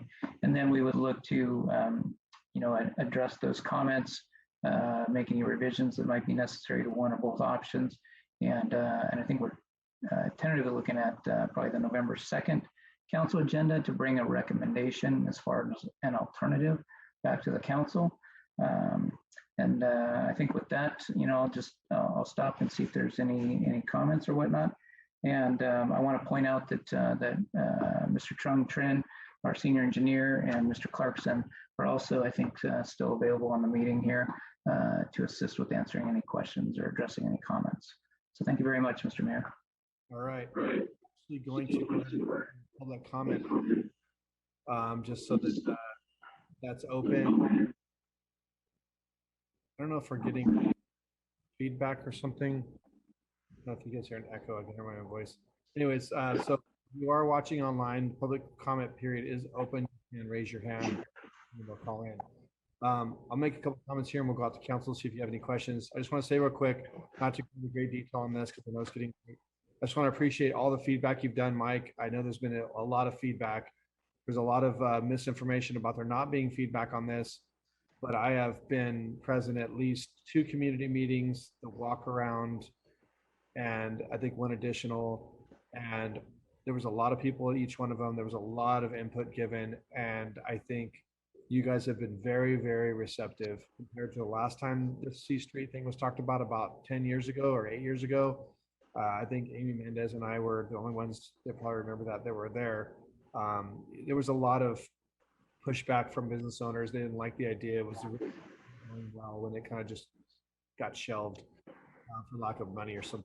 But I think it's been really good. I visited about 6 businesses myself today. I know Councilman Vandenberg visited some on Sunday and actually talked to these business owners firsthand, rolled these plans out on their front desk and said, your business, let's talk about what this is and what we're trying to do here and the concerns. And I think it went rather well. There was a couple small concerns which I brought to Mike's attention, but otherwise, generally speaking, I think you guys have done a good thing here. I look forward to hearing other council comments, before the final thing is approved. I think generally speaking, I feel confident we're very close to locking something down here. So those are my comments. Does any of the council have any questions? Just broad questions or whatever specifics. I want to warn everybody at the time, we don't have a lot, but please raise your hand. Mr. Vandenberg, go ahead. Thank you, Mr. Mayor. Just real quick. So I spoke to 5-7 businesses. Everybody was fairly positive, really positive, actually. They liked the option to keeping the access. The only business owner that was worried was the Vintage, and they wanted their front parking spots back. And the reason she stated this is because if you go out to eat, you're focused at, I'm going to go to this restaurant, and you're more likely to park a little ways and walk. She says much of her business is from people seeing and stopping more on a whim, and she's losing where the majority of her customers park. So I'm asking to have that maybe get her parking spots back, and then I'd like to see as much greenery. Personally, I'd like to see as much greenery as possible up by Carl's Jr., in between Carl's Jr. and Starbucks. And I realize you're trying to squeeze in like a turn lane, a straight lane, a bike lane, and 2 turn lanes actually going east. But there's a red square there. Can that be turned into a tree, or is that something that I missed? Is that something on the legend maybe that I didn't realize is a landmark or something? Yeah, so that was identified as a location. Gateway. That was identified as a location for a possible gateway feature, like a sign, like welcome to Galt or something like that. I know there's been some discussion, maybe not right there, but a little further up, as far as like a electronic marquee where events could be shown, so people are aware of whatever events or whatnot may be. But I mean, it could be landscape. I would suggest that there would probably be some low ground cover type landscaping around, if there were some kind of signage, again, a welcome to Galt type of signage feature or something. But if the druthers is for a tree or something, there might be a way to work that into, which we can get into once we get into the actual design. No, yeah, the gateway feature, I think that's actually better. I mean, I understand your problem trying to squeeze in everything into a limited space. It wasn't originally designed for all this, and now you're coming in after the fact and following all the rules for minimum lengths of turn lanes and that sort of thing. So that's all I have. I think just to comment on the antique thing, I know that that was brought up, but she has, I say she, I mean the owner. I mean, there's 2 parking lots on either side of that business. I noticed today, I watched from across the street when I was meeting with people at the barber shop and those, I noticed I saw 3 or 4 people pull into her business, and not one of them parked on the street. They all parked on the east side of the where they pulled in. So the problem is, if we just, if we fight for a couple spots, which are really, in my opinion, not detrimental to her business, then we're going to lose all that greenery right there, and we're just going to kind of open up. There's other businesses that have foregone a couple spots on the street that have off street that have said they understand and they're willing to do that for the greater cause of and they, so I value the input from the business owner, but I personally would like to say that I don't think it's warranted enough to forego those spots and bring them back. That's just me. So, I'll take the flack from the business owner if that's the case, but I think there's a lot of parking there. So, does any other council member have any comment about anything specific? And again, we will have ample time to probably, if between now and next meeting, we think any of us think of something, can go out individually to Mike and mention something. We can also, when we come back with the final draft of this thing, we could do some tweaks. But if there's anything that we need to mention now, please do, so we can make sure we get it in there. Mike, are the bike lanes behind the protected planters, are they going to be, they're not going to be striped. They're not, from I'm understanding from the drawing, they're not a solid green line. They're only green and the broken green hash or whatever when it's out in the open, right? When it's not. Yes, that's correct, Mayor. Okay. And I really want to say I'm really super pleased with the way the crosswalks are going to be laid out with, because we got a couple crosswalks that are just not safe. I mean, they're not lighted, they're not striped very well. They're kind of worn and old, and to have the protected, not only the protected crosswalks, but also having the LED, in the spots. And I know you're still considering it on the 7th Street crossing, but I think it's going to be a huge difference for pedestrians on the street, and also a traffic slowing. The whole thing really, when you get past 7th Street, there's a whole corridor there from 7th down into 6th Street where people speed before they hit that Old Town diagonal, and with having the crosswalk on 7th will definitely cause them to slow, or at least be vigilant of their speed. And then when you get down towards where Dry Creek Realty is having that median, I think that's really going to help bring like a psychological, slowing down before they funnel into that diagonal stuff down there by the dentist office. So anyways, I'm really happy with the idea, the plan so far. I really like option 2. I think it's real close, and so I appreciate again all your hard work on it. I look forward to next meeting and see if we have any more public input on it. Do we have any public comment while we're waiting? We have no hands raised online. Okay. Anybody from council? I cannot see all of you because the grid is shrunken. There we go. So if any council has any comments, nothing. Okay. I see we got Trung on the line. Thank you for your hard work on this, Trung. Appreciate it.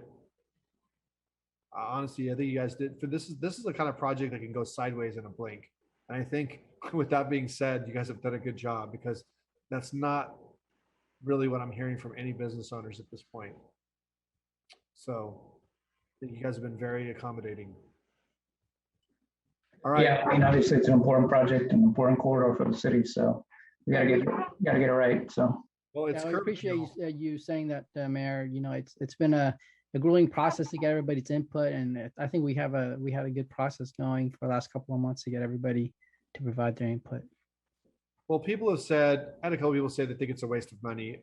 Well, obviously, they said we can use the money elsewhere for something else, but clearly the money obviously is for a specific purpose. So if we don't use it here, it's probably not going to get used. But this is the gateway to Galt. People come in, a lot of people may only come in 2 blocks to Galt and they leave. It's important that we have good curb appeal. We want people to really have a really good sense of the community, come in and think, wow, this place looks really nice. And I think this project is going to be a big part of that. And so I'm not a guy that likes a lot of change. I'm kind of old school, but I really am confident that this idea is going to be something good, or this project's going to be something good. So I'm going to go ahead and close if we have no comments online, I'm going to go ahead and close the public comment period. Correct. We have no comments online. No hands raised. All right. So thank you again for the presentation, Mike. Very good. Thank you for your consultants, everybody involved. Look forward to seeing this back in November. So moving on to our last item, solid waste ordinance amendment workshop. Mike, take it away. Okay, thank you again, Mayor. I'll try to expedite through here. Let me share this again.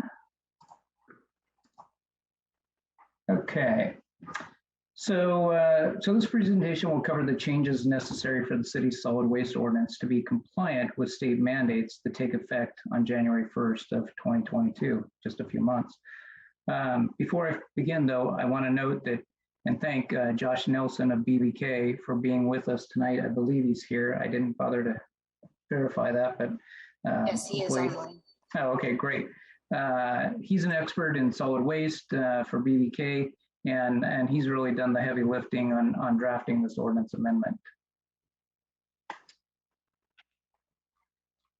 So for some initial background on the city's solid waste ordinance, it's located in Title 8 of the Galt Municipal Code, and more specifically, Chapter 8.16.010 through 350.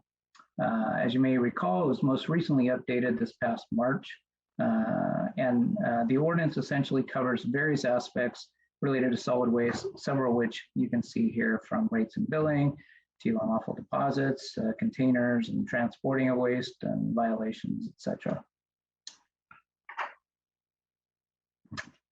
So I wanted to take a moment here to remind everyone about the ordinance update that was done back in March. There were two primary reasons. First, it had last been updated in 2007. So there was a moderate amount of housekeeping that needed to be done. Things like putting in newer terminology and best practices relative to disposal and recycling. The second and more important reason was really for it to address two prior mandates, AB 341 and AB 1826, which were essentially commercial recycling related mandates. 341 required all commercial operations to have recycling service. We're happy to report that we achieved that compliance back in August, a couple of months ago. And then 1826 required all commercial operations which receive 2 or more cubic yards of total service per week to have organics recycling service. That was kind of the first step in addressing organics. The city worked with Cal Waste. We identified about 100 of the 180 or so commercial accounts met that criteria, of which about 10 of them already had service. So we sent letters out to 90 businesses, and basically gave them until the end of September to respond to either get the service set up with Cal Waste, or there is an option for to get a waiver, if you will, meaning a waiver if you produce, a very low amount of organics waste. And I think we've gotten about 18 or so of those. So we're working toward getting that compliance again currently with Cal Waste.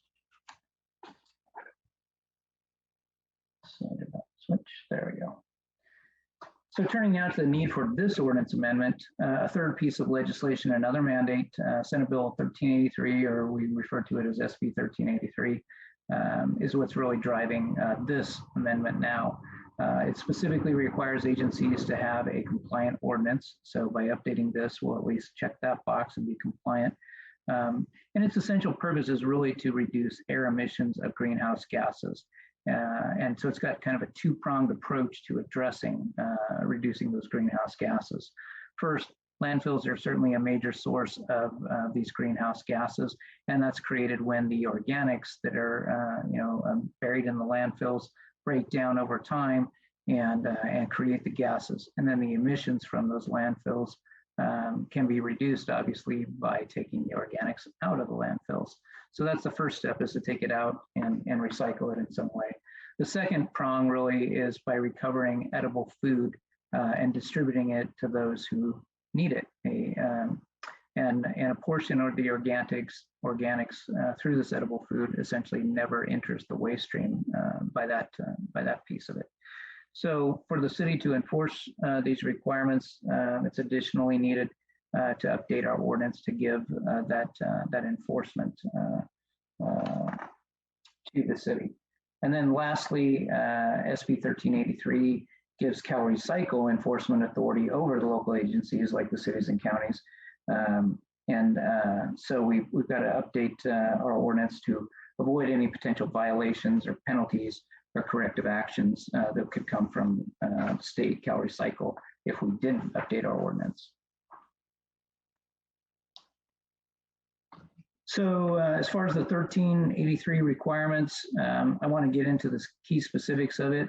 The bottom line really of this legislation is to reduce the amount of organics landfilled by 75% by the year 2025. The basis for determining that amount of reduction was based on the amount of waste that was landfilled back in 2014. And back then, I think there was roughly around 40 million tons statewide were landfilled, and 23 million tons of that was organics. And so that means 75% of that 23 million is roughly 17 million tons of organics that need to be, essentially not landfilled anymore and recycled, if you will, or recovered through edible food. So this is a statewide goal, the 75%. It's not going to be, okay, Galt, yours is X amount of tons, and Lodi or Elk Grove, yours is Y. It's not like that, like prior mandates have been. It's really a statewide goal. So there aren't any specific agency targets. So the major ways that the legislation lays out for achieving this target is to do mandatory organics recycling for residential, as well as the prior ones that I touched on for commercial already, that were done under 1826. So this takes it to the residential side too. Each eligible jurisdiction must also have an edible food recovery program, whereby unprepared food is recovered before it would be disposed of, and then redistributed to those in need by way of food pantries, churches, other charitable organizations and nonprofits. The third key aspect requires jurisdictions to procure recycled organics. And really what that means is procuring compost and mulch type products. So many jurisdictions, including Galt, plan to utilize this material in parks and other applicable public areas. I also know that some jurisdictions are looking at, maybe selling it to the public, or even offering it at no charge. So different jurisdictions are looking at different things depending on what their potential may be, how much of these compost materials that they would have to purchase, as to how they would use them or distribute them. And then lastly, the mandate gives authority to CalRecycle to enforce these mandates on jurisdictions, which then actually shifts to the jurisdictions, meaning in our case, it'll shift from the state enforcing us to us enforcing it on the residents and businesses. And that shift takes place in just over 2 years in 2024. So as far as the changes we need to make in our ordinance, here's the general list. We need to add and define a few new terms like food recovery and food generators. We also need to include reference to the organics containers for the residential, multifamily, and commercial needs. And then of course, we need to reference the organics waste services. And then along with adding the terms, we need to reflect the requirements for food generators and food recovery services. And then there's the requirements for processing of the organics. And as there's special aspects to transporting organic waste, we need to reflect the requirements for any self-hauling. And then lastly, we need to include language that regarding inspections and investigations. So for outreach on these mandates, there were a couple of presentations. Some of you may recall back in 2019, the one in July, actually, we had a CalRecycle representative at the council meeting and made a presentation on SB 1383. And then, more recently, city staff sent letters back in December of 2020 to all commercial businesses at that time, informing them of those upcoming mandates for the commercial side. Staff subsequently made a presentation to council earlier this year in January that covered the mandates and the need to update the ordinance, which was done in March. And I didn't note it on the slide, but the council approved that ordinance update in March that addressed those other two mandates. And then I think as you're aware, letters were sent by city staff to affected commercial customers in both July and August relating to those other two mandates. Specifically for commercial recycling, and then also the organics recycling for commercial. And that was a joint effort. We worked with Cal Waste to identify those folks and get those letters out so we could be working towards compliance. And then lastly, staff have been will continue to utilize the city's social media, our website, and also advise through the city billings of these coming requirements. So looking forward from here, staff plans to bring the ordinance amendment to comply fully with SB 1383 to the council for consideration at the next meeting for the first reading. And just a quick aside on that, an ordinance is really a two-step process. First, you have to come and essentially for a first reading or to waive it, and then set the public hearing. And then the second step is to actually hold the public hearing and consider the item. Staff has started, on continuing to develop the food recovery and organics procurement programs. Of course, outreach and education will continue, as I just noted, and that'll even go well into next year as we bring these programs online and start to implement them. And then the franchise agreement will need to be amended to address a few things. Like it's going to need to include a residential organics recycling rate. And then, what you heard in Cal Waste presentation at the last council meeting was they talked about some savings that they have that per the franchise agreement, that there's an option to look at maybe doing some rate rebalancing. So I think that's something else that will need to be included in the franchise agreement amendment. And then, as was suggested at that last council meeting, was the possibility of an ad hoc committee. So I think that that's on the agenda anticipated for the October 19th council to hopefully appoint a couple of council members to an ad hoc committee to assist in that franchise agreement effort. And then going into 2022, staff and Cal Waste will begin to implement the programs noted, and then we'll be working cooperatively to monitor the programs and do the reporting to Cal Recycle to ensure that the city is compliant. So with that, Mr. Mayor and Council, that concludes my presentation, and I'm available, and obviously along with Mr. Nelson and Mr. Spandario, both of BBK, to answer any questions. Thank you. Okay, I'm actually going to go ahead and open up the public comment period. So if anybody's watching in the public, they're happy to put their hand up or call in, and we will call on you in order. So if you have a comment, you can participate in that now. Council, does any of you have any questions for Mr. Selling or comments? Just raise your hand if you do, or for Josh. Well, we thank you, Josh, for being present. Doesn't look like I have. Councilmember Pompano had something to say. Oh, I'm sorry, I didn't see it. Go ahead. One quick question. The edible food recovery program, would that be anticipated to go across residential as well as commercial? No. Typically, the way that would work is we're outreaching to some of the grocery stores and the like to take any food. And a lot of them actually, Councilman, it's a great question. A lot of them actually, fortunately, have kind of a process set up where they are giving it to a church or giving it to a food pantry or something. And so we just need to document that, reflect it as to what's being done in the city to get credit for it, if you will, on behalf of the city. So, but there may be some smaller operations that we identify through the process. It does not extend to the residential level, though. Yeah, great distinction. Thank you. Councilman Vandenberg. Yes, just real quick, kind of off of Mr. Pompano's statement. If the citizens voluntarily put food waste in the lawn and garden bin, that is calculated out of or helps us achieve our goals of reducing landfill? So another good question, and we're still working with Cal Waste as to how they are going to collect this, this organic waste on the residential side. Currently, on the commercial side, they have a separate bin, but on the residential side, they're looking at maybe a bag system where you put that material, your food waste or whatever, in a bag, and it goes in the yard and garden bin.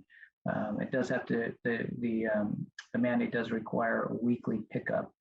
No option for that. So then, that triggers where that yard and garden only gets picked up now every other week, that they're going to have to come every week. Either that or the bag goes into the recycling container, perhaps. Again, they're still trying to figure out what would, how exactly they're going to do it, or they're going to do a fourth cart kind of thing. So those are a couple of things that we're trying to work with Cal Waste to resolve. hopefully that answers your question though. But there is a possibility of commingling it with the greenways too. Again, we're kind of looking to Calways to figure out what's the best approach for them, most cost effective, essentially, obviously too, for them and the city. So stay tuned for nailing that down.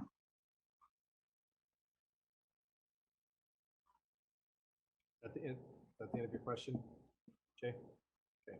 Yes, sorry, thank you. All right. Do we have any public comment then before we wrap this up?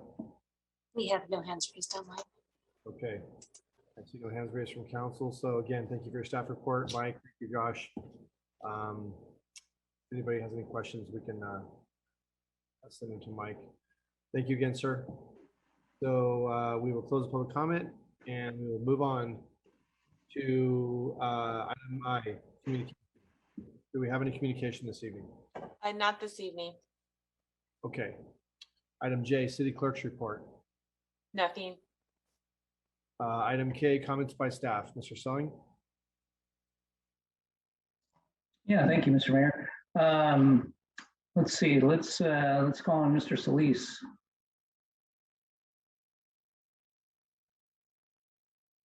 Thank you. Thanks for having my lights extended. I needed them tonight. Can I share the screen? Am I able to? All right.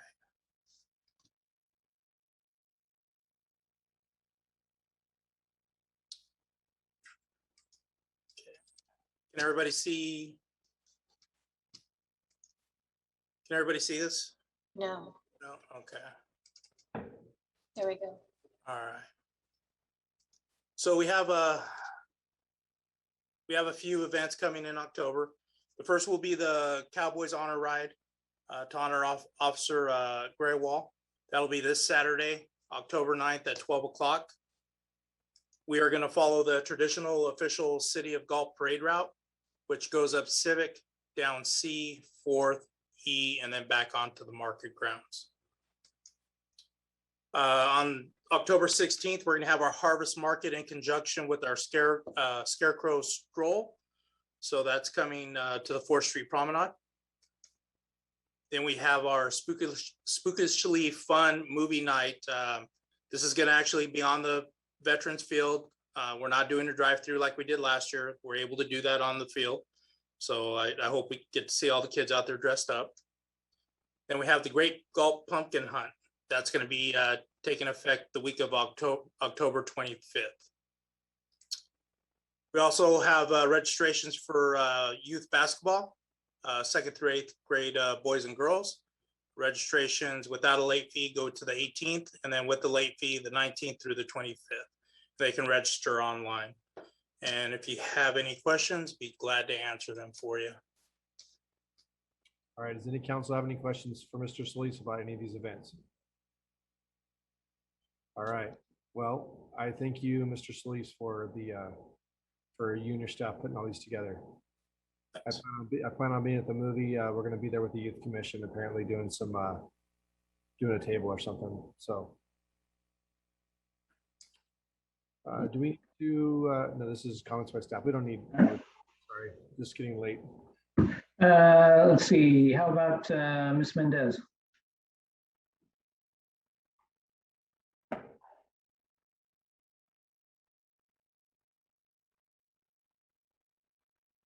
There she is. My mouse is not working apparently. Good evening. I just briefly wanted to touch on, I know the city manager had mentioned earlier because it was brought up during the ARPA discussion about the assistance for utilities. And we did have that discussion initially when we were talking about sort of where funds should be allocated. And there is a program, it's through the Sacramento Emergency Rental Assistance Program. That's the name of the program. It's through SHRA. We've advertised it several times. It's been available throughout the summer. And essentially, eligible applicants can receive up to 15 months of assistance for past due rent and utilities. And so we'll go ahead and start pushing that out again. It was really sort of something we did over the summer, trying to put the messaging out. But with the ARPA funds, us sort of understanding now that that's really not going to be something we would be able to use the funding for. We will start advertising that again, just so our residents are aware that that's available. And I know the finance department was doing a really good job of putting that message out as well to some of the utility users that were in arrears on their utility bills. So just wanted to mention that this evening, and that's all I have for tonight. Thank you, guys. Mr. Hoffman. Nothing more for the council tonight. Have a great night. All right. Chief Small. Nothing from me. Thank you.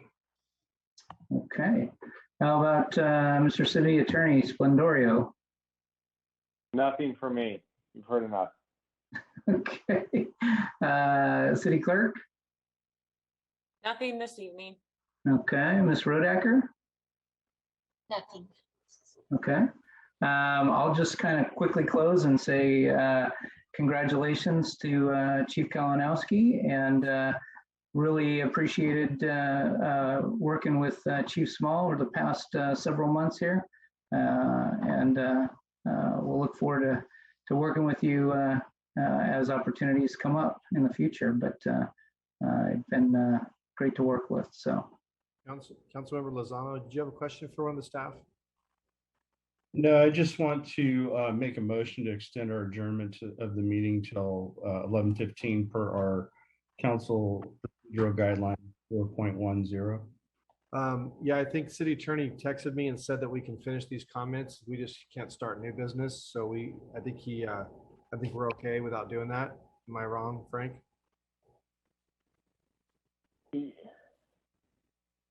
Yeah, so we can, the policy says the normal time for ending is 11. No new item business can be taken up by the council after that time. So I read that as saying it's 11 time that you can continue whatever item you're on. So is this the last item on the agenda? Yes. Well, comments by council right next. Or actually, it's right now. We'll finish that off. That'll be it. We have another item after this. That's why I want to extend it now. We're starting on this item right now at 10:57. We'll be able to finish that item. That's what I was getting. If we can get to council comments, it would be okay. I think that concludes staffs, although I did see Armando's hand up. I'm not sure if that was. Just really quick, I want to thank Ed from the Jeep Show. They donated $1,000 to our scholarship fund from funds that they did during the show. That way you can get to your next item. Okay, and that concludes staff's comments. All right, thank you, sir. Vice Mayor Sandu looks like he dropped off, so I'll go to Councilmember Papineau. I don't have anything other than to thank staff for the thorough yet concise reports. I appreciate it. Councilmember Vandenberg. Thank you, Mayor. I wanted to compliment the staff on the outreach of C Street. I really like the idea of the large sheet up for citizens to put up sticky notes. And thank you for all the adjustments. I think you did a great job. Thank you for all the staff reports, very informative. For the police department, the statistics you put out online, I hope you continue that. I think those kind of things help shock people into realizing how many violations happen and maybe cause them to think about their driving a little bit. Mr. Small, thank you for your service and thank you for the fine job you did during a very tough time. And I would like officially to ask for support from my fellow council members about inquiring whether we should move forward or not to changing city code about the cannabis clubs. Look into whether the citizens do or do not support this topic. Do I have support? I would support staff doing some outreach to see what the feeling is in the community. So I would like to discuss some sort of campaign about what outreach would look like maybe through social media, a survey or whatever, to see what the feeling is on looking at possibly changing the code. That's what I would be in favor of. So Okay. if that would be the future item, coming back to discuss the parameters of something like that at a future meeting, to discuss that with Lorenzo, I would support that. So would I. Okay. So it looks like we have at least the three we would need. So you can pass it on. Yeah, I'll relay that. Thank you. All right. Councilmember Lozano, and I apologize, no disrespect, Rich. Frank had already been texting me and saying as long as we get to that last item before 11:59 or 10:59, that I wouldn't have to do the thing. So, but thank you for bringing that up. Thank you, Interim Chief Small, for your service. Appreciate it. I think you've done a fine job, and it's real obvious that we have some quality leadership in the police department. And so thank you so much. Just wanted to mention that I had the opportunity with Councilmember Papineau to go to the Balance and Winery the other day, where Assemblyman Cooper provided a Business of the Month award to them. And they're a fine local business here, and really appreciate everything they do, and appreciate the Assembly member for recognizing a fine Galt business. And so that is all I have. All right, thank you, sir. Councilman Vandenberg, give your hand back up. Was there something we missed? You're muted. You're muted. Yes, I wanted to, on behalf of the city council and staff and the entire city, I was hoping Paul was here, but I really wanted to extend my deepest condolences for him and his family for the loss of his father. I know he took the loss of our officer hard, and I can't imagine how he felt. And then real quickly, on the mask on the sports, it doesn't say, I took a picture of what Armando showed earlier. It doesn't say shall, it says directs face coverings. And it also says below that people performing don't have to wear face coverings. So I would ask if the staff could at least inquire for clarification from the county. And that's it. Thank you. Yeah, I think they are going to do that. So if Armando, if you could please report back to us or to Lorenzo, and he could get with us on that, I would appreciate it. Yes, we've already sent the email out. Okay. And Mike, can I get my lights extended to midnight now? They just went out. All right, well, I'll keep it short. I just, again, my condolences to Vice Mayor. It was good seeing him tonight. He's probably, I correct me if I'm wrong, but I think this is a new record for conducting a council meeting from the furthest away, and being in India right now. So thank God for the internet. But again, our thoughts are with his family. Congratulations again, Brian Kalinowski, and I'm going to go ahead and just save my other stuff for next time. So with that, I will adjourn the meeting at 11:03 p.m. Everybody have a good night. Be safe. Good night.